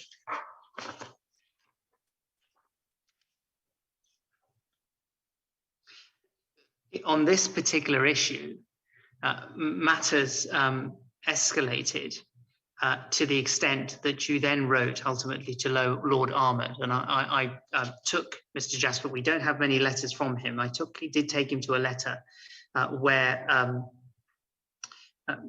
he writes to you, and this is after the 4th of February 2020, making clear that he doesn't accept any of the allegations being made against him. But you repeat here to Lord Ahmed that you stand by your account of what happened at the cabinet meeting, that there was disrespect, that there were, you and your fellow ministers were insulted, and then you repeat again at 101 the fact that he'd been called on whilst you were in opposition to take action into several high-profile matters and done nothing. You point on the last page to another falsehood. Now, it's not, the purpose of this question is not to ask you to explain your side of this correspondence, because we have the correspondence and we can see that. But it's to make this point, and it's taking you back to the point I was making about section 60, because what the correspondence shows is that there was what perhaps can neutrally be said as a clash of personality between yourself and the previous governor. But the fact that there could be that clash of personality illustrates, doesn't it, or points to, or is a fundamental weakness in the Constitution. Would you accept that? In terms of a fundamental weakness in the Constitution, in terms of what, I'm not clear. Because, I mean, when one looks at the correspondence, it's why when I started, I referenced disaster management, I referenced who chairs the committee, I referenced how to access public officials. Because at the heart of this dispute, this personal breakdown, if you like, was a different interpretation of the role of the governor. And that's why I say that if you have a constitution that can lead to the two major figures under that constitution, the premier and the governor, not being able to work together, that points to a fundamental weakness in the Constitution.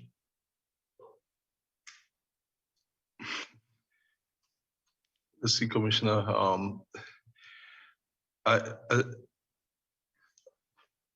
would preface my answer by saying something I said earlier, and it's, I answer some of this in the position statement, but I will say that I have taught over 3,000 students over all of my life.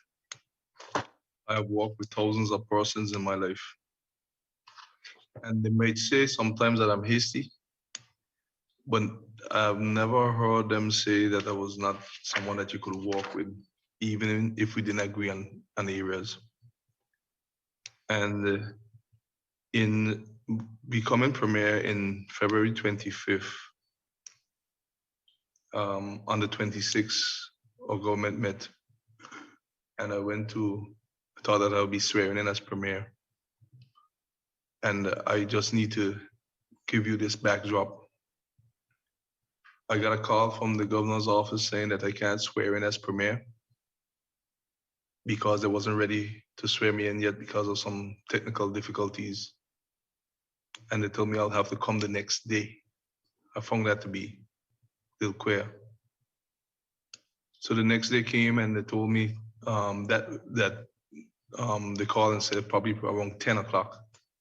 But then they called back and said that it'll have to be 2 o'clock. That's the next day. I decided that this is out of hand. So I went with all my members that won the election and those who didn't, and we went, and I told them we're going to sit in the governor's office until I got sworn in as premier. Of course, this already started rumors that we couldn't get along to form the government because, it doesn't take long to form these things. But that was not the case. I just couldn't be sworn as Premier because of some technical issue. When I got by there with all my members with me present, I finally now was told by the governor that the issue is that some of the staff, they can't find something called a writ for the election for my constituency. They know that I won it because of numbers, but they needed some kind of paperwork or something. And I found that queer and I couldn't find an officer with it. So anyway, whatever that was, I just tell them, listen, just let the governor know I have to swear in today. We have the country to run and let's get going. So I got sworn in. And when I got sworn in, I was overjoyed and looked forward to a professional relationship. But when we were finished swearing in, taking the photos, etc., and everyone was leaving, he asked for me to stay back. And that stay back was he and I, where he started to ask me about some papers he put down about certain things with the UK to get signed. Of course, it took me by surprise because I just sworn in as Premier. And it was dealing with a loan guarantee in terms of certain things with it. So I told him, I really can't discuss that with you now. That will be premature. Give me a chance. I thought that he was a little aggressive with how he responded, but I chalked that up to him having a rough day. But after that, I left and we went. And the next day is when I think I went into the office as Premier and I asked them to schedule a meeting for me with all the permanent secretaries to meet them just to give a courtesy call. While I was in the meeting, we were over in the Ralph T. O'Neill complex. It wasn't named then. That's 2019. I got a knock on the door and said that you have a phone call from the governor. I left the meeting and the reception area, I took up the phone. They gave me the phone and the governor came on shouting, telling me that I've just started and it was not coarse words, but shouting. And I've started already to cross the line. That's what he said, cross the line by meeting with permanent secretaries and not going through him. And I listened for quite a while. The old me would have answered back, but I'm older now and more mature, so I just listened. And then when he was finished, I said, Governor, with due respect, I know that you want to speak to me, but in this tone you're doing and tenor, I don't think he is speaking to me. He came down and he said, well, you know, it's not a matter of that, but there are procedures to meet with permanent secretaries, especially the one that's in the DG office and different things. He said, I said, well, I'm new to the post. I didn't mean anything by this. I just was doing a courtesy call. After that, he said, well, let us meet tomorrow morning, and started to go through different things. Plus, he accused me of going to the media and letting out who the ministers were without letting him know first so he could swear them in, which was not true. Somebody in the meeting leaked that out. And he accused me from the day one of doing things that I did not do. But in the interest of the people, I let it go. But Premier,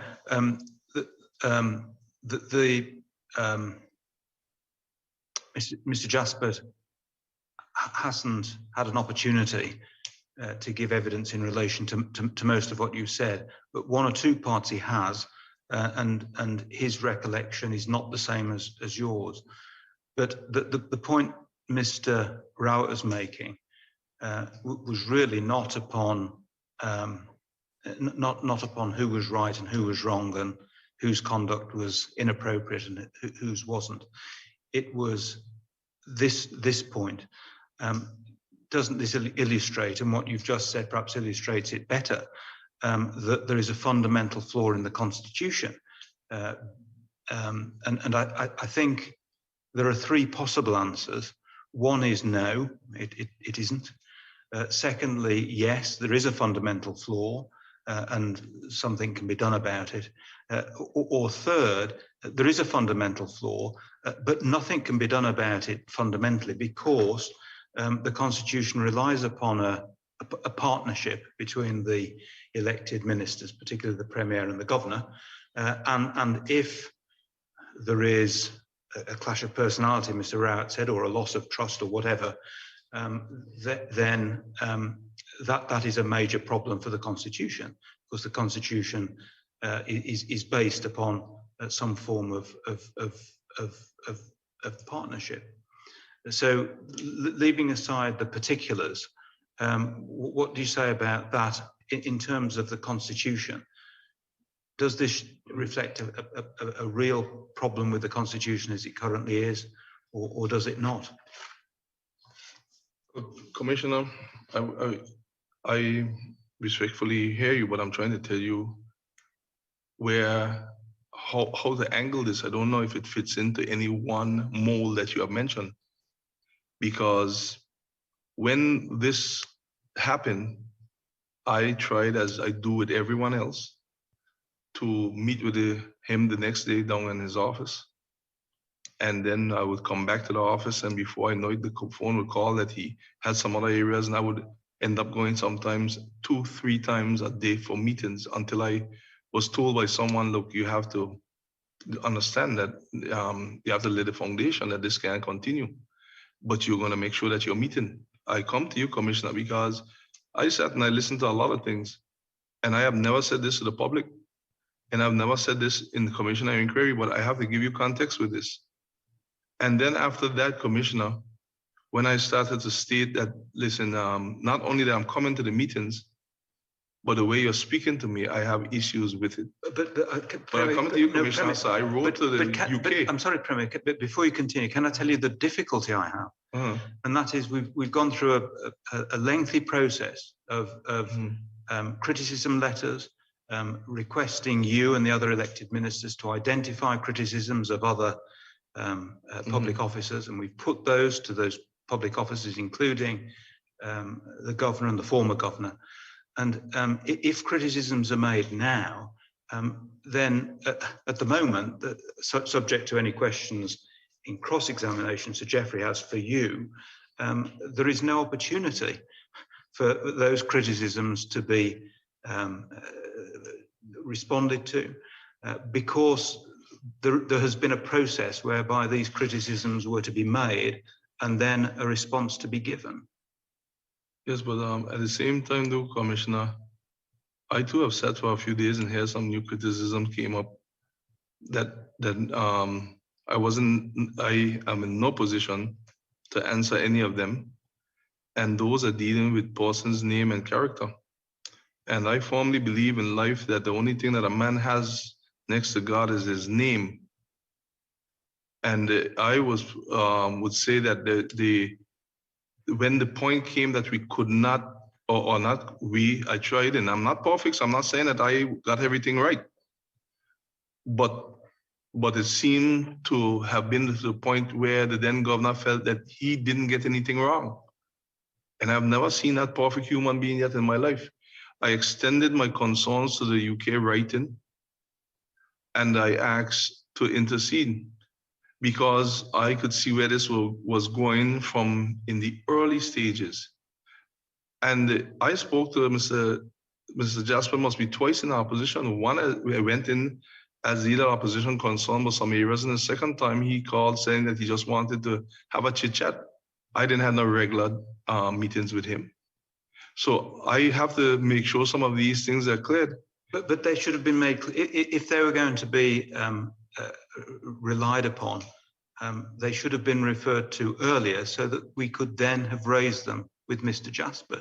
I couldn't do that, Commissioner, because yesterday Mr. Jasper said a lot that stunned me. No, but I think to be fair to him, Premier, what I did was not only put the criticisms that had been made of him, which were only 2, I put to him a range of matters which appeared in the position statement and which appeared in correspondence to try and give him an opportunity to answer. But the reason I brought this to your attention, it was simply an example, and it's not intended to create sort of criticism ping-pong. But the point is just the point that I'm trying to make to you, and I'd ask you to assist the Commissioner on, is that it actually doesn't matter who the governor is and who the Premier is, but if under this Constitution you end up in that situation, for whatever reason, where there is a lack of trust between two pivotal figures under the Constitution, does that not point to a fundamental weakness in the Constitution? It points to a fundamental weakness in the partnership, and by extension, a good bit of the Constitution, in that the partnership has to be one where someone has to step in and be able to find common ground. I took it on myself, and I must give Baroness Sugg credit. When I wrote to her and I explained these concerns that have been going on from day one, I didn't even get to say a word. And we agreed that we would reset. So it reached to a point that even if before that, when I spoke with her, that if we met one-on-one and we left the meeting, the memorandum or the public discourse that I would hear would be different to my own recollection of the meetings. So we had ended up now having to meet with secretaries or somebody as a witness, because there seemed to be a concern that neither of us were leaving with the same interpretation and remembrance of the meetings. So I actually called for a meeting, and I told him to have present who he would want, so that we could get past whatever constitutional bypass that is there. And we had the meeting. I was clear to say, wherever I've offended you, I would apologize, whether it's personal or otherwise, because I'm not perfect. So let us move forward. His response didn't help. His response was clear. It's good to know that you have finally understand that you're wrong and where all you're going wrong. There were witnesses in the meeting.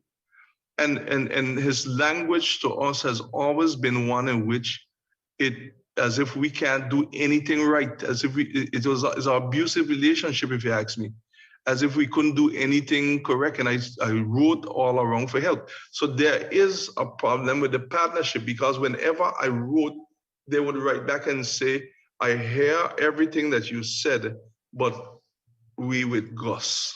But I mean, divorce it from Gus and Andrew. I think, can I just ask you this? In the course of responding to my point, you use the phrase constitutional bypass, I think. So some sort of constitutional block. And if you could assist the Commissioner, just how would you define that constitutional block? Well, if you reach to the point where you have spoken directly with the then governor and said, let's see if we get past whatever this is. And that doesn't seem to work at all. And then you reach the point where you written to those who are his superiors to ask to intervene. And that will lead to you hearing that you're with the governor. With the governor, thank you. And then even after that, you decided to do what I call my Christian duty and say, well, all right, let us find how to get it done, because the country have to run. And a lot of this I've never said publicly. And it still doesn't find a way. Who do you turn to? Well, that's the constitutional flaw. That's what I'm saying. Right. Who do you turn to? And I have also had public officers who are concerned about how they were spoken to by the governor, but who do they turn to? So we cannot have the partnership where one side of the partnership can speak to the other side if they choose so, and then hide behind the authorities that they have in the UK and make it seem like the Premier is not being respectful, the Premier is not being accommodating, the Premier is not this. I have seen the contrast where the new governor has sat in his seat. We don't agree on everything, but no one knows that. I must be right. We had about 2 or 3 correspondence between us in the time he's here, and mostly is to go through what PSC is saying. I'm not saying that he is giving me my way or I giving him his way, but there's a certain decorum you carry with maturity in these posts, and it cannot be carried where you can take your post and use it as a weapon. So with that now, this maturity that is here, we're able to sit down and say, well, all right, let us move forward here. The governor asked me, what was the concern that you had here? He would always tell me plain, I can't go into what's happening with you and the predecessor. And I tell him I don't want to. All I want to do is to solve these things in the best interest of the people of the Virgin Islands and get on with it. And that is what we have done. In addition, Commissioner, I do have a pet peeve in knowing that in the 21st century, governors, of course, have to report to the UK what they're doing, how things are going. That is fair because you should report to your boss. But my boss is the people of the Virgin Islands. I have to report to them. But if I have an area where I feel the governor is not performing, the first professional etiquette to do is to hold a meeting with him or her and say, I have concerns in this area. The Constitution does not need to spell that out. That's what I'm saying, is a walking document. But how do I know what is being written about, not me as premier, but any premier to the UK?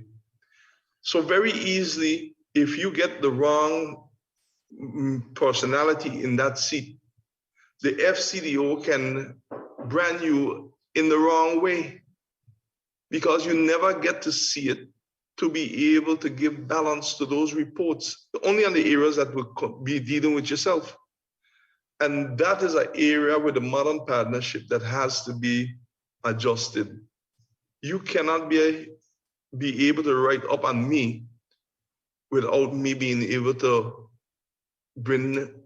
be allowed due process and natural justice, because the public service in which the governor is over should not do that to any public servant, and it happened a lot. They were accused of things and carried straight to the PSC, and they couldn't see their file, they couldn't defend themselves. That is not right. So those are areas that must change even inside the public service, because everyone should be given the opportunity to defend themselves and clear their name. So that is what I agree with, that it's not only a problem with the Constitution, it's a problem with the modern partnership not existing in a mindset and in a way that allows for us to be balanced in a situation where there are, I would say, disputes within the Constitution that would allow for us to say, well, all right, that's a just outcome.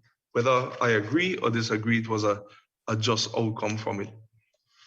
That's what needs to improve here also.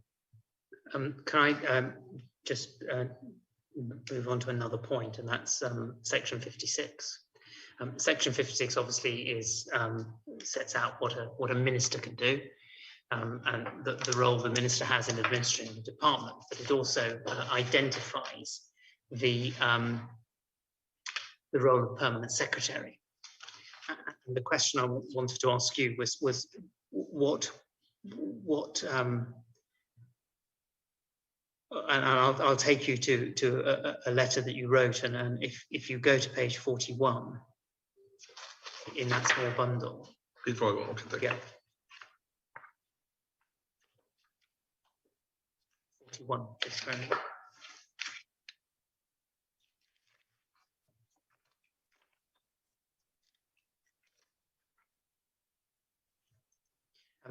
This was part of correspondence that you had with Mr. Jaspert about selection of permanent secretaries.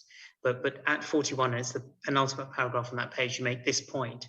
Given the critical role played by permanent secretaries, they can easily stymie and frustrate the work of the government.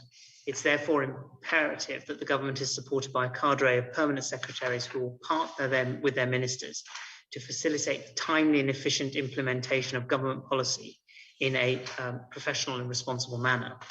And you go on to say, you mentioned that the governor acceded to your recommendation with respect to appointment of a permanent secretary in your office, and say it would be unthinkable for the duly elected premier, or indeed a governor, to be saddled with a permanent secretary that he did not approve of.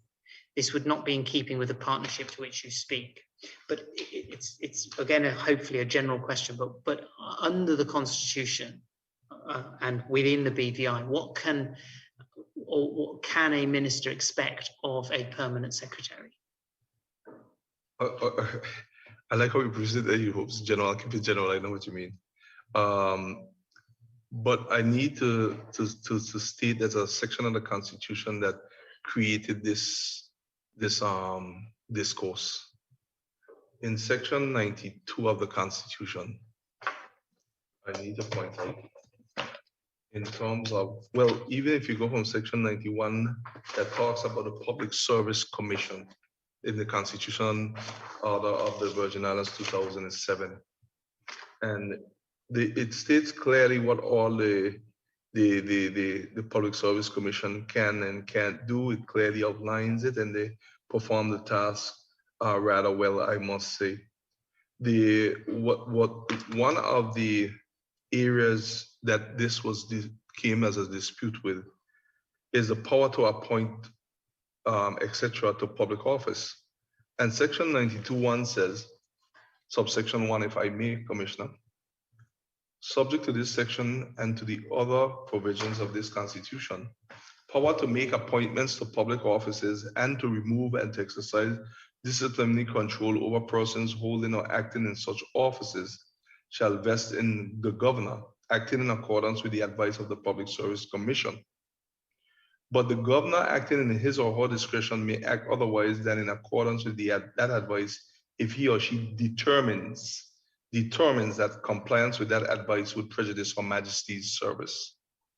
Before exercising the powers vested in the governor by subsection 1, the governor may act in his or her discretion once before the advice of the Public Service Commission back to the Public Service Commission for reconsideration by it.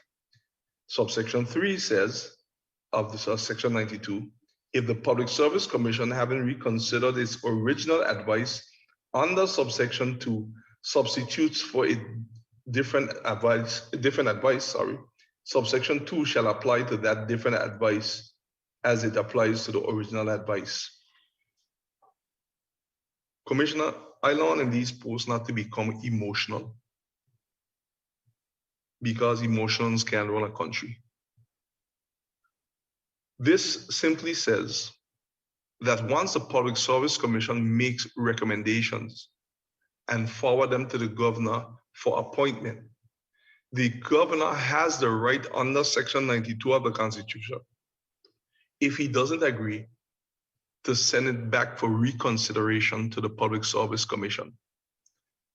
If the Public Service Commission sends it back to the governor and stands its ground on its decision, then it's up to the governor to do one of two things: to either accept the recommendation or decides that it is prejudicing Her Majesty's service. Now, Commissioner, you want an area to look at for us to have to work on this area that says prejudice Her Majesty's service. In my years of politics, I must say that the last governor used that so frequent whenever a decision needed to be made on many things. And I'm not clear up to now what is the definite definition of prejudice in Her Majesty's service. It can't be only when you don't agree and fit it into a mold. But the Public Service Commission had selected permanent secretaries and made a decision. It was sent to the governor. The governor did not agree with the selection process for the permanent secretaries. So he sent it back under the Constitution, which he has all authority to do. They sent back the recommendations as was recommended before again.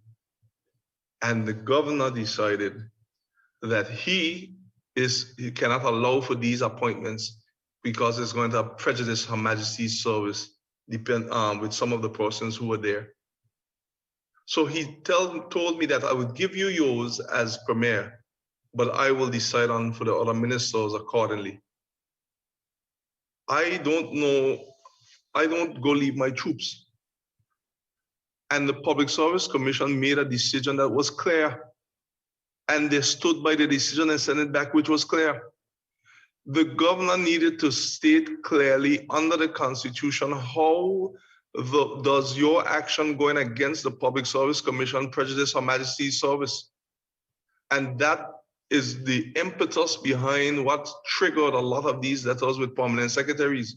I've never seen that happen in my years I've been in politics, although I wasn't in the government. I've been around in one or two governments.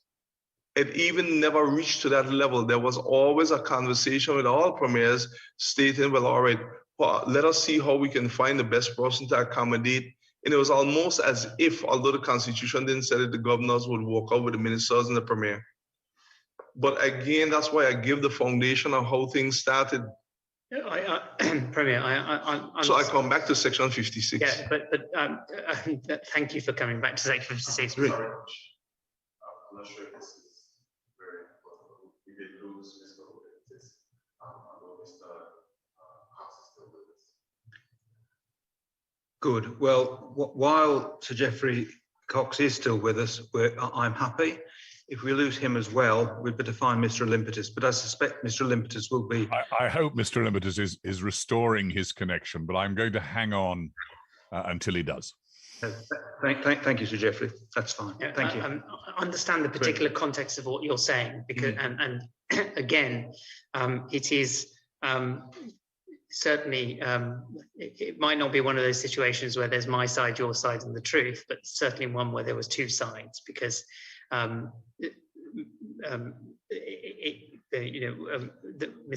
Jaspert produced some documents in relation to this. But my reason for drawing you to section 56 is not about a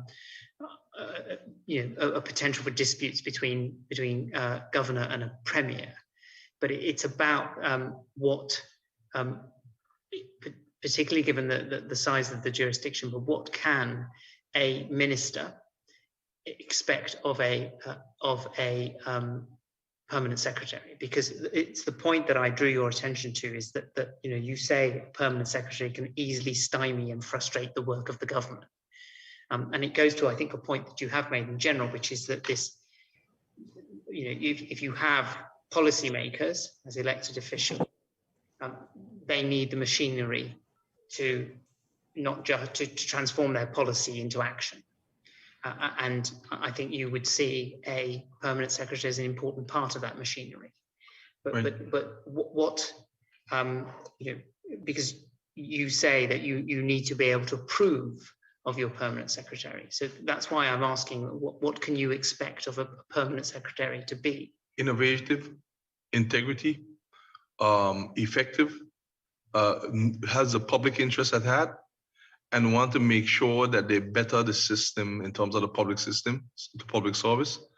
That's what you want to make sure that that some of the basic criteria of our permanent secretary. Because it's crucial, because we have an 18th century public service, with no disrespect to the persons in it, trying to operate in the 21st century. So until we are able to transform the public service, the only way for this country to survive, which while we're working on it, is to have as innovative of persons as possible. But even the Rumpelstiltskin could only make certain amount of gold, but he stopped when he ran out of straws. That's why the entire system needs to be transformed. And also, may I add, to be the permanent secretary also must have an eye for talent and not stymie the talent. We are and the system should make sure that there's no stymieing of talent. Sometimes persons get in position and they don't bring people along, but that should not be up to the permanent secretary, it should be up to the system. But if you allow the elected minister to essentially be able to pick who his or her permanent secretary will be, and the Honourable Vincent Wheatley, in the course of giving evidence, made this point that he said, I can't pick my own permanent secretary, and the inference was he would like to be able to pick his own permanent secretary. I don't want you to read this out. I certainly don't want to go into the detail of it, but if you look at page 43, Premier, and it's trying to make a general point, but you refer there, and it's the penultimate paragraph, to a permanent secretary who you say had been openly critical of your government's policies on social media. And I genuinely do not need to know the details of it at all, and I'm not asking for that reason, but it's the extent to which a minister can expect a permanent secretary to essentially be someone who will not just put the machinery in place to ensure that policy goes forward, but will be in line with that policy, won't stymie and frustrate the minister. If you can assist a little further with that, it would be helpful. Well, the professionalism of it. Mr. Wright, you're working with a legal team and the commissioner. And if you're going to make comments in the online after the COI is finished every night or every other night, I'm sure that you'll be replaced. And that should not be encouraged with persons at those senior level. That's the only point that I'm making. You can have your views. You can disagree. That's not what I'm saying. You don't have to work with me because you support me or you like me. We don't need to like each other to work, you know. We just have to have oneness in purpose, oneness in goal. I have persons, even my latest ministerial advisor, who was a solid supporter on the other side, but we have oneness in purpose. He and I have oneness and purpose and the goal to see a better Virgin Islands. We're working together. So I'm not gravitating towards the saying that it must be someone that supports you politically or it must be some friend. Or that's not what I'm saying at all. But oneness and purpose. What's that purpose? To make sure we advance the public service, to be the best public service in the 21st century and beyond, to make sure that we're working in the best interest of the public, because the public have a lot of needs and they need to have them addressed, to make sure that we confidential, not confidential to the point of hiding anything that's wrong, because you're not going to ask them to do anything that's wrong, to make sure that they're innovative, to make sure that they understand that time is money, because some persons that get paid the 15th and 30th of every month don't understand what the private sector is going through, and that the failure to make your decision in a more timely manner causes them financial hardship. So those are the areas that you look for in when you are getting persons in the senior level of government, that not just have the degrees of that they have the education, but they're also educated to the atmosphere and the culture at hand and the work that needs to be done. And at the end of the day, be able to give you solid advice. You may not agree, but at least they are able to analyze the situation and give you solid advice. And if you want to take it, that's up to you. It'll be to your own detriment if you don't most of the time, but at least they are working as a professional, and that's all you ask for. Moving on to the point you've made about an 18th century civil service. In terms of if I have to do an analysis in terms of it, that would be the best way to put it, but it's no knock on the persons that are in the public service. I want to say that clearly. Understood. And you've referred to the PAI report, which Right. the current governor explained was something actually funded by the FCDO. Mm-hmm. And he's explained the history of public service transformation as he sees it. But one of the points he made is that whilst under Section 60, a governor has responsibility for terms and conditions of public officers, the budget comes from the government. The budget comes from the Ministry of Finance. And he explained that this year, for 3,000 public officers, you have a training budget of $25,000. Well, first of all, I heard a lot of figures thrown around the last couple of days that I would say, just like you would tell me you need those documents, they need to bring them to the COI so we could analyze them. Because I've heard a lot of figures thrown around. I've heard a lot of things thrown around, what has been given and has not been given. And respectfully, I would think that those need to be submitted, because the budget process is one in which we have, since I've been Premier until now with this plan, and even before, I've never seen a holistic plan of how you want to move forward the public service and what all funding will be needed. I have heard different departments come and asking for this and asking for an extra person here, which you'll find in any country. But how does that fit into the overall development of the public service? And also, how do we know that you really need those persons? Because not because you feel that you need them means that you need them in terms of getting someone externally. That is why this transformation is important, because there's also an HR audit. How do we know that we have people working in the right positions?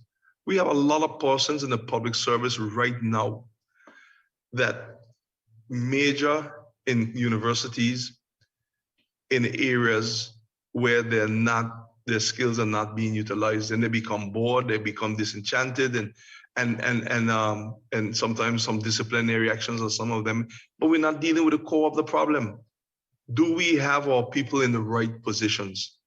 And also, what are we, in terms of government, in terms of the same public service, what are you doing over the years to encourage persons to continue to upgrade themselves?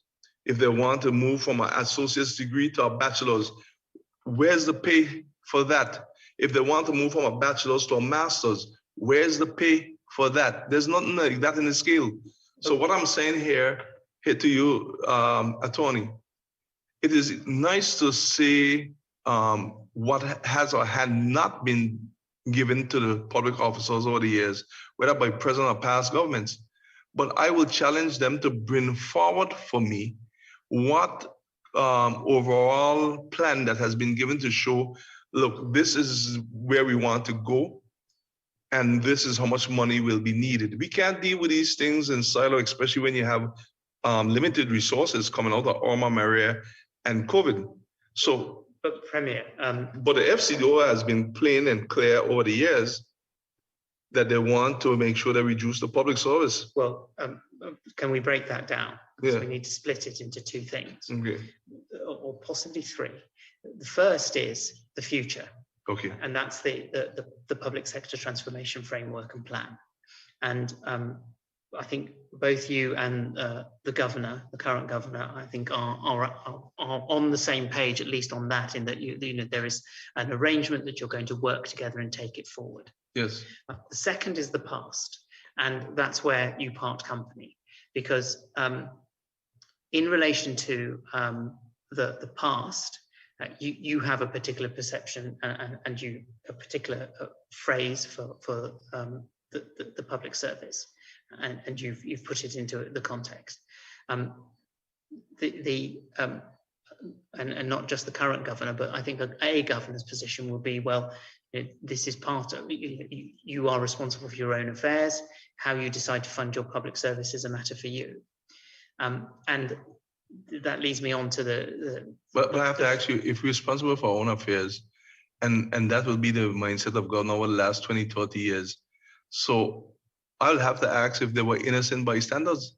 Well, that would be, I think, a very difficult question for everybody to answer. But can I take you to the third question? I'll come back to your point about FCDO wanting to shrink the public service. Mm-hmm. But the present, which is what I started with, is the training budget. So, do you agree with Governor Rankin when he says that the training budget for a public service of 3,000 is $25,000? I can't agree with figures thrown around just like that. I have to go and make sure that I do in-depth analysis. One, there's several areas you have to look at it. And no offense to the governor, because I find him to be a very good professional, but those would be answers his technocrats would give him. First of all, if it's $25,000, is that what they requested? That would be a question that'll have to be asked. If they didn't request $25,000, well, how much did they request?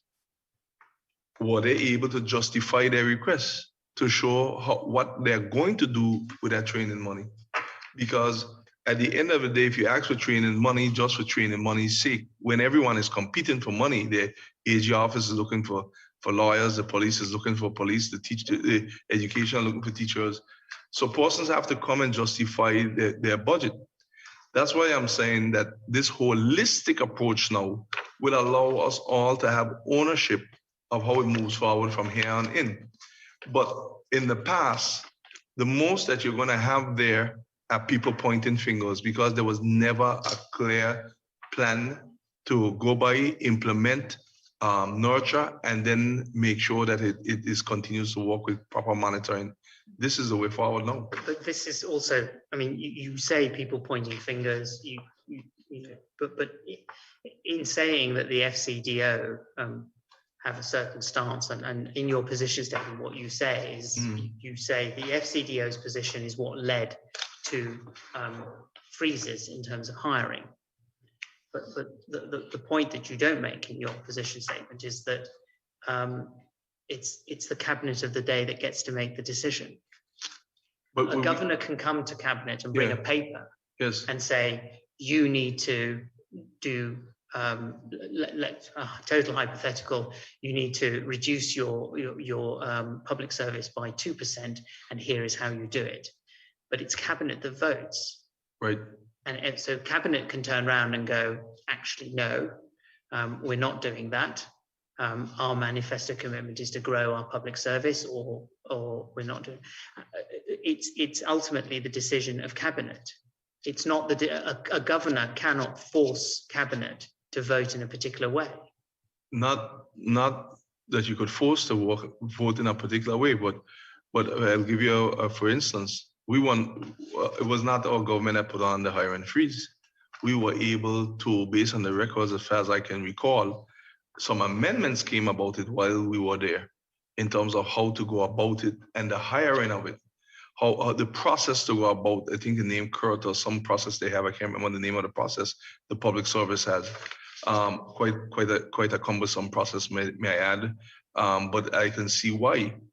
But we have to make sure over the years we see what were some of the symptoms of the problem. I happen to be around long enough to know that there were one time when persons would just get hired and then the money would be sought after, be sought for afterwards. That became a problem. Then there were times in the public service where persons were not performing.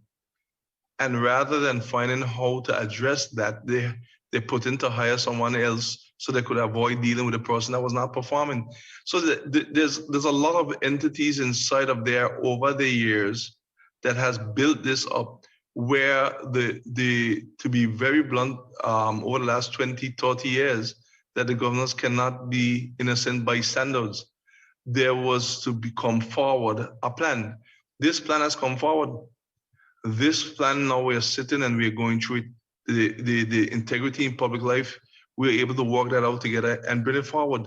How do you make public officers be accountable for their work and any other benefits that may come outside of it?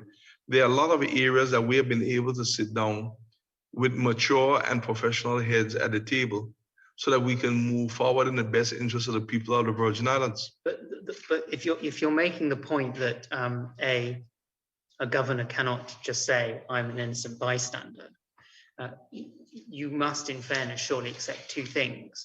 Firstly, governors can't, with the exception of their Section 103 power, cannot and do not control the money. But secondly, cabinet can't say, any cabinet can't say, oh, we're also innocent bystanders. Well, cabinet can say to a certain extent that they're innocent bystanders, but not wholeheartedly. Given this, it is very difficult when it comes to the budget cycle. I've gone through numerous of them. Everyone comes to the table with their siren on. Wah, wah, wah, wah, wah, wah. The siren is ringing. And you now have to sit down there with finance and decide, how do you shut off some of these sirens? And may I add, most of them are legitimate. But then you only have a certain amount of resources with certain amount of revenue that's coming in. But in the absence of a full policy plan of how and what all government wants to achieve, then you don't know what boat is getting you to the destination, or if you're getting to the destination you need to go to at all. That's the point that I'm making. Now with this, now we can go and say, well, when the policy unit comes into place, if we want to go, for example, into medicinal marijuana as an example, and we have the full policy with that, we have the full outline with how that's going to go, the full projection of how much money we're going to make, we can say, well, all right, within the next 7 years, we can only grow the public service by 2% each budget. Then you have tangible things to make decisions on. Right now, you are making decisions on emotion. listening to persons plea and seeing which one can plead the best, and seeing if you could give that one a little more and how you can deal with these different things. So the public service needs the full plan, so that when all of this plan goes in, again, the policy unit, as the Public Administration International says, even the Integrity Commission to help us in certain areas, even for cabinet, as we said in our position statement, to put an integrity section in for cabinet that will help the policy unit check all cabinet papers, so we don't have to come back to any COI with mishaps in contracts or cabinet papers, to check everything. Because right now, ministers are brought into this COI to answer a lot of things that you met. There's no way you could fix these things. And even when the COI is finished, if we don't do what we are doing here now, even before the COI, to put these systems in place and have the cooperation of the governor as it is now, then we will never be able to fix these. So really and truly, that's what I mean, that we have an 18th century public service operating in the 21st century. You become a minister now and you never was in government before. You go to cabinet, you have the handbook, but the handbook is on, and that in all need upgrading, which we already spoke about, to make sure that is upgraded. Because if you're going to hold on hosting a cabinet meetings, for example, it doesn't take into account Zoom. So there's a lot of upgrading to do and a lot of new policies to make. Cabinet now is supposed to be the entity that holds all ministers and junior ministers accountable. Listen, you need to make sure that you check that you don't have any conflicts in this paper, you don't have this, you're not doing anything that contrary to what all, and that checklist comes before that paper even gets into cabinet. If it needs to go back and go back and be improved, is improved. And as well, whole seminars through that cabinet integrity unit in commission to improve the writing of cabinet papers, and also to be in one accord with the policy unit. That's where we're going with the government with this transformation, but it's going to take time because this was neglected over a period of time. The only public service thing that I remember in my 20 plus years of politics, Mr. Red, that had any kind of effect but dwindled out was one named PSDP, Public Service Development Program, which is something that both Governor Rankin and Mr. Jaspert referenced as part of they give examples of initiatives over the years since 1999. Right. Which have been, and the reason I know this, Premier, is because it appears in the Public Service Transformation Framework, the front page of which has a very fetching picture of yourself, Governor Jaspert, and the Deputy Governor. Yes, we are good friends. But what I'm saying here, though, is with that in mind, with all fairness, there were some key persons that brought that to life. It didn't come out of the belly and the womb of the entities being the governor or deputy governor's office in those days. That came out of the womb of a person like Ms. Lana Smith and many others who came together and make that work. What I'm saying here, whenever the time came to make a change, the entities to make that change and make that change. But that also because it was not rooted and grounded and accepted and embraced by all the entities, died. So you have to have buy-in when you're going to do these programs. That was a good program that died, but it did develop some strong senior public officers, and most of them are retired now. So not only to put these entities into place is crucial for good governance with the public service, but the monitoring of them and the maintenance of them is crucial. And also, Mr. Red, we need those plans so we can know whether we can grow the public service by how much percent we're going to grow it each year, or if it needs growing at all. And to tell you about the FCDO, inside the financial framework for financial management and the protocols for effective financial management, right now we have to make sure that 25%, I think, of our assets is liquid cash. That is a huge call on any government. But if you fall below the ratios I'm going to give you where you're not told by the FCDO what to do, but you're told.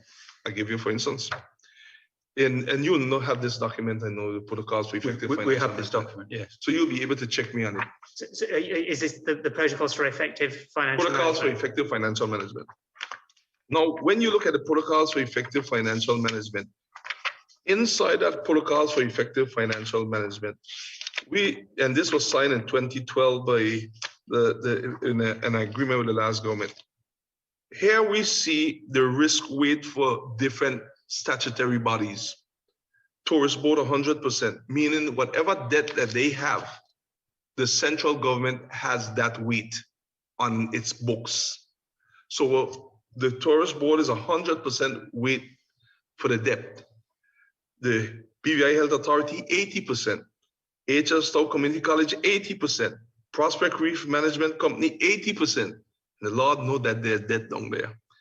BVI Airports Authority, 50%. National Bank, 20%. Now a bank where they should have some money, they give us 20%. BVI Electricity Corporation, 20%. Financial Services Commission, 20%. Ports Authority, 20%. Social Security Board, 20%. The issue here, which we had to spend some time since we took office, is to state, you could not give us the weight of the debt in percentage and don't give us the weight of the profits so that our ratios could be better and we could be able to maintain that 25% that you give us of liquid cash. I must say that when we started on this, we were told that it's a non-starter, but we have been able to make some adjustments in that respect. But what happens though, Mr. Rudd, is if we go and we borrow monies right now to do the airport, to do anything, because we want to have it in liquid cash, and we violate or breach the protocols with the ratios. We now, and you would know this good, we now have to get permission from the UK. The loan guarantee was given to us and before my time, but giving you the background of it, as a special tool to give us special rates where the UK would be able to back those rates.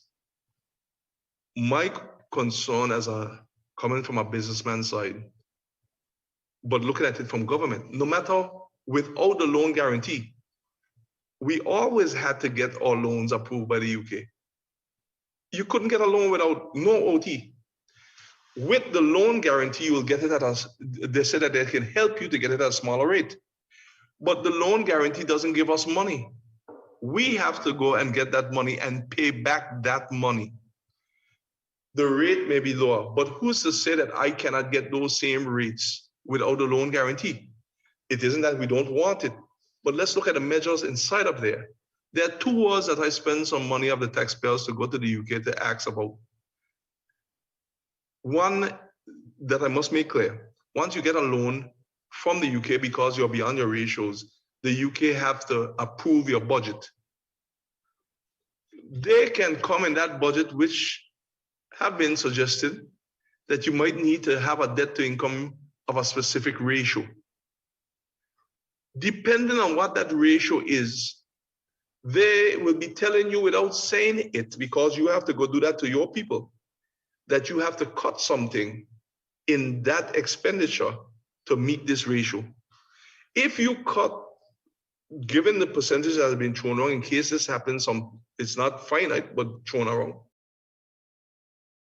cut in the expenditure of the recurrent of the country to meet the ratio that may be given to you if you borrow, is a public service.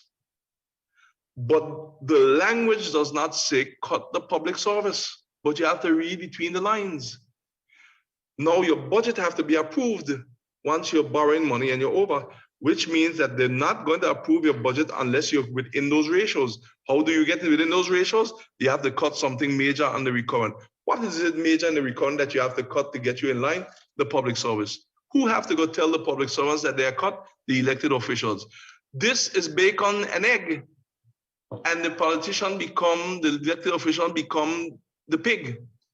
We have to keep speaking with the UK on these matters so that my late father, who was a taxi man, who couldn't read or write but had a lot of common sense, he said anytime people speaking about bacon and egg and you're the pig, keep speaking until it's lunch and turn it into chicken and chips so that they could think about it. And if both of us concerned, let us get into dinner where it's lettuce and tomato. Because in this here now, there are two words that bothered me up to now when we went to the UK to find out what the definition of those two words are. They reserve the right to implement any other measures or mechanisms. We have asked to please define what other measures are and define what other mechanisms are, because we want the loan guarantee, but these conditions have some ambiguous words. We were told, don't worry about it. Those are things we can work out while we are going. You don't get married and work it out afterward. You get to know the person before you get married. So inside the protocols also, there are some conditions that says what will happen if you fall below in terms of deficit spending. That's why this year and last year we revised the budget, because you don't want to fall in these areas where these things automatically clicked in. So I'm being given a lot of heat through this country for persons saying, well, the money is not spending. You went and you revised two budgets, and even some of our ministers get angry. The money is missing, but we're keeping everyone hired. We're keeping the lights on till a better day comes, so we make more revenue and we negotiate these terms and conditions. And we are able to get some time without some of these conditions to get back within the correct ratios, given that we are faced with a pandemic. Now, I must say that conversations are ongoing again with these, and I'm looking for success in these areas. But you asked me a question. The FCDO cannot tell us to cut the public service and cabinet do it. That is correct. But these other things in here could make us do it on our own without being told. But I'm sorry to interrupt, possibly both Mr. Rawat and you, Premier. Two points on that, two brief points on that, or two brief questions. Firstly, you say that to enable the territory to come within the budget, the only way of doing that would be to cut public service. But the whole point of the loans, wasn't it, to revive the economy, to put further money in the economy, which would affect the ratio itself. And secondly, I appreciate that you firmly believe that the conditions attaching to the loan are unattractive, but you weren't required to accept the loan, and the loan hasn't been accepted. It was entirely up to the cabinet as to whether to accept the loan. Yes, Commissioner. The loan guarantee. Loan guarantee. Yes, Commissioner. One of the things, Attorney Rudd, I grew up in a village of parables, so excuse me when I give stories. I just, it's in me. It's tantamount to being out in the ocean, in the sea, and you're there hoping that a boat would pass by and a cruise ship pass by, and you say, whoopee-doo, and they say, well, you can't get on, but here's an anchor, and see if you make it to shore with the anchor. They didn't show you a life raft. You see, the loan guarantee was told that it's going to revive the economy. But getting a loan of nearly £300 million to go do just road and walls and some other little projects here and there where the hurricane damaged, some needed infrastructure, all of them needed. I'm not against roads and walls. That's not what I'm saying. We are asking also for the purpose of the loan to be re-examined. I can go and take this loan for £300 million and expand the TB Letsum Airport for £190 million. All we are doing is in negotiations to say, listen, we need some renegotiations in these areas, and we're getting them. But the way it is right now, that money was for specific things because of what Omar and Maria did. That might have been the situation then, but we have done some rebounding, and we're in the middle of a lot of negotiations in the background that's going to help us to bring in revenue, because once your airport is lengthened, then you have more people coming in, more hotels, more commerce. Once you have different your schools built, which we are getting the schools built now. We have found ways to juggle to get those things done. So the new Elmo South High School will be hopefully completed by the time they're ready to move in the 2022, 2023 for the junior school and move out of where they are now. The Jocelyn Dyke School is going to start to out for tender. All those things are going to be tendered through the RDA and different entities and other schools with the tendering. So we're working on those. We've been able to stretch. The last government had a $65 million loan. We were able to use that and sit down with CDB, who asked us for a direction on it so that we can get things done. But taking a loan under those terms and conditions for up to £300 million, that's specific on how those monies will be spent, and also the conditions and measures that are attached, were not in the public's interest but for future generations. But you weren't bound to accept it. No, but that's what I'm telling you. You can't come and we were told by one governor, I won't name, that if we don't want what the UK is going, we know what we have to do. Go independent. But that's not the language we want to use, Commissioner. Not for you, but I mean, we're saying if you come to help me and we're in a partnership together, don't give me what you want, give me what I need. I need help so that if we took that loan to do those things, at that time, the loan guarantee, because we still have to pay for that money. We didn't see COVID coming. Where would we be now financially? But Commissioner, I deal with these things every day. Because the measures inside of the document would have had us tied to whatever we negotiate, but it will be at the mercy of the FCDO with the UK to decide whether they agree with us or not. But we'd have been tied. But you didn't accept the loan guarantee, and secondly, you haven't taken out a loan under the loan guarantee. I mean, but we have a loan, a $65 million loan we're using. I know, but and we're coming to the point where we're going to need some more money, obviously, to go and borrow. But what I'm saying is that we're negotiating to have these areas and measures and conditions and the terms and conditions adjusted, which is fine. But what I'm saying is that it wasn't the most receptive way in the beginning. It took some time because first it was when we were dealing with the percentage weight of debt, it was a no starter. We took months, a trip to the UK to get that done. We were even told when we were going, it doesn't make sense to go to the UK to speak on this. But I believe to show up, you never know what the law will do when you show up. And we were able to get that adjusted. Now we're working on getting the conditions of what the loan guarantee could be for adjusted. And we're going to work on the measures to be adjusted so that we could make sure that while I'm down, you don't take me out. But that's fine. I know, but that's fine now because we reached here, Commissioner, but we wasn't there. This took 33 months. This took 33 months to get here. But Premier, haven't you just defined the concept of negotiation? You came into office and you inherited a particular arrangement in terms of the conditions around the loan guarantee.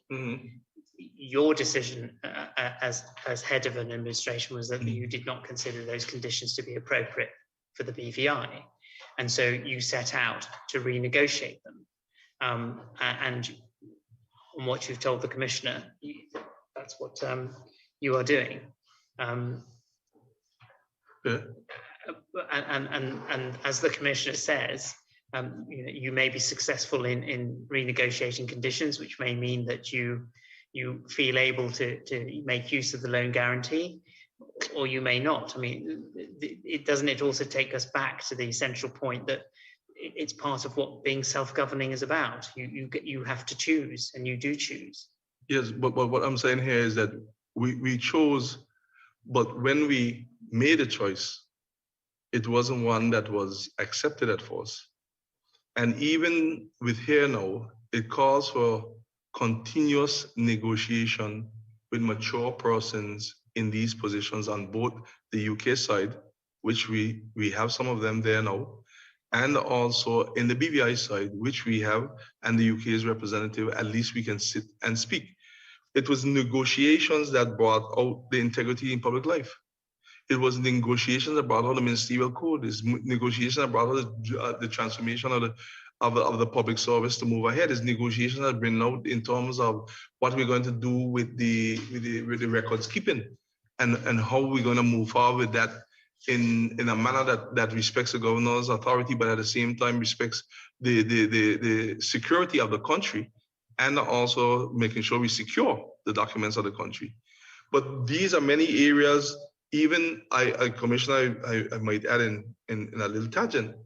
Is communication and help us to get a whistleblower legislation out. So now we have that passed and setting that up so that anyone who sees something wrong can come and say it when this unit is set up. And if they're right, they're paid for it.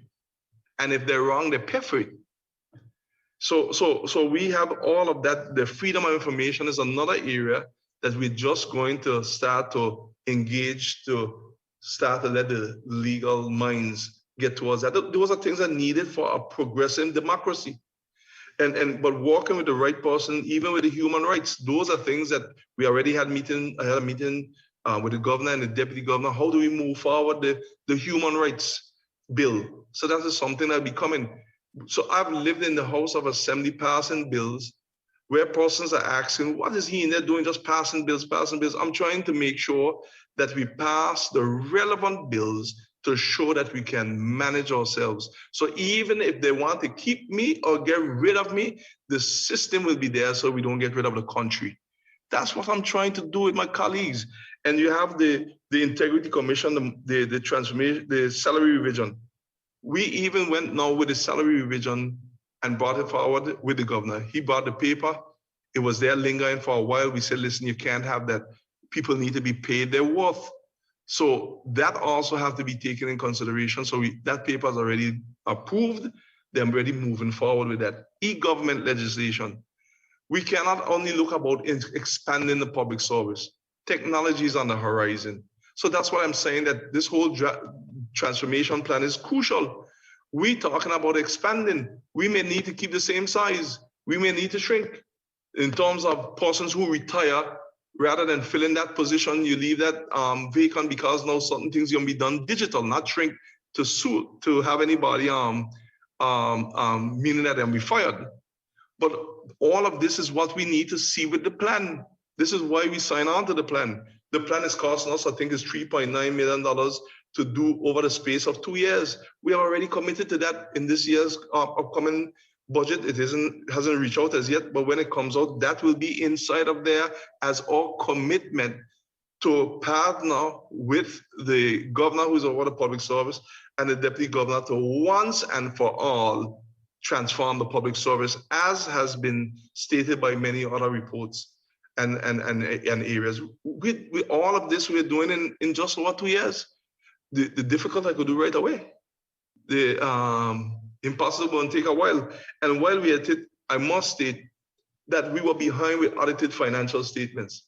We're now moving up to the point where we have done turnover all of those, most of them to the Auditor General, so she can do her part.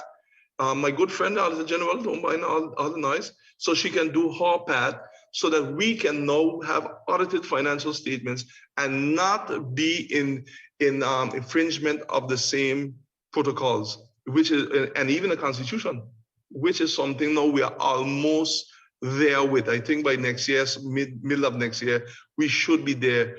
And there are other areas that we are working on with the whole financial reform, with the public service, with the governor. These are all things, some already happening, some on the verge of happening. We see even with crime, we Police Service Act, the Police Act has been there for years. Nobody wants to touch it. We have it now to the second and third reading, will be passed soon. We have passed legislations to keep the BVI on the cutting edge, which I must give all governments in the past credit for, with the financial services, from the D. Orlando Smith government to the Ralph D. O'Neill to C.B. Romney and A.H.L. Stout, rest all their souls, because that is a sacred cow for us. We don't play with that at all. no political football there. So that now whatever legislation is needed, and may I add, even with these leaks, had we not passed some of the legislation we have passed in the last 2 years, we would have been seen in a much, much more dim light than we are here. So we're not sitting on our laurels. Persons, you can check, Mr. Rod, check the history of the House of Assembly, what all we have passed in the last 2 years. And you recognize that we're moving towards Article 73. We've also had twice, because we've had an update from the Attorney General as to the measures which are being made in one form or another. Thank you, Premier. Mr. Rawat, is there any? Can I just ask you one more question, Premier? No problem. But it's this, on public sector transformation, that was an initiative which, on the evidence the Commissioner has, was led by the Deputy Governor's Office, and had been led for, there had been, again on evidence, some 2 years work gone into it. I went through the correspondence with Mr. Jaspert, but, and I appreciate that you're now, you've come to an arrangement with the current governor as to how to take that forward. But why was it necessary because at one time you were arguing for it for the lead ministry on that to be the Premier's office. Why was it important for the Premier's office to be the lead agency? At that time, because I changed after a while to have it. I mean, as I understand it now, there's a joint, yes, a joint arrangement. That's the evidence that we have, Premier. And that's whoever gave that evidence is 100% correct. Is joint now. Let me speak to the joint so that we could keep it general. The joint was done because there are a lot of sections in the public service overall that are not that are statutory bodies. Also, we have to be careful with 3 arms of government in 3 arms that exist in government, so to speak. You have the legislative branch. The governor at no time or any other entity should be seen as dictating or organizing for the legislative arm. That's an independent body according to the Constitution, according to the laws. Then you have the judiciary. No one should be caught trying to do things for the judiciary or interfere in any shape or form, even trying to manipulate how they should be hired or whatever should be moving forward, because you may, as an outside person of the judiciary, decide, well, they may need 2 more magistrates or 1 more magistrate, but I don't know what your skills will be, not you, but a person not involved. So we have a saying that cockroach have no call and foul coop. So that's not your forte. But under the Constitution, it is independent. Then you have the executive arm, which is the cabinet with the governor. But inside of those entities with the cabinet now, the ministers section that they have under Section 56, and even the governor would have certain independent constitutional roles under him, but not under him, that in the Constitution, he'll be the layer that they would report towards for putting their budgets or whatever the case may be, but they're independent. They cannot be influenced. The Auditor General, the Complaints Commissioner, the Ombudsman,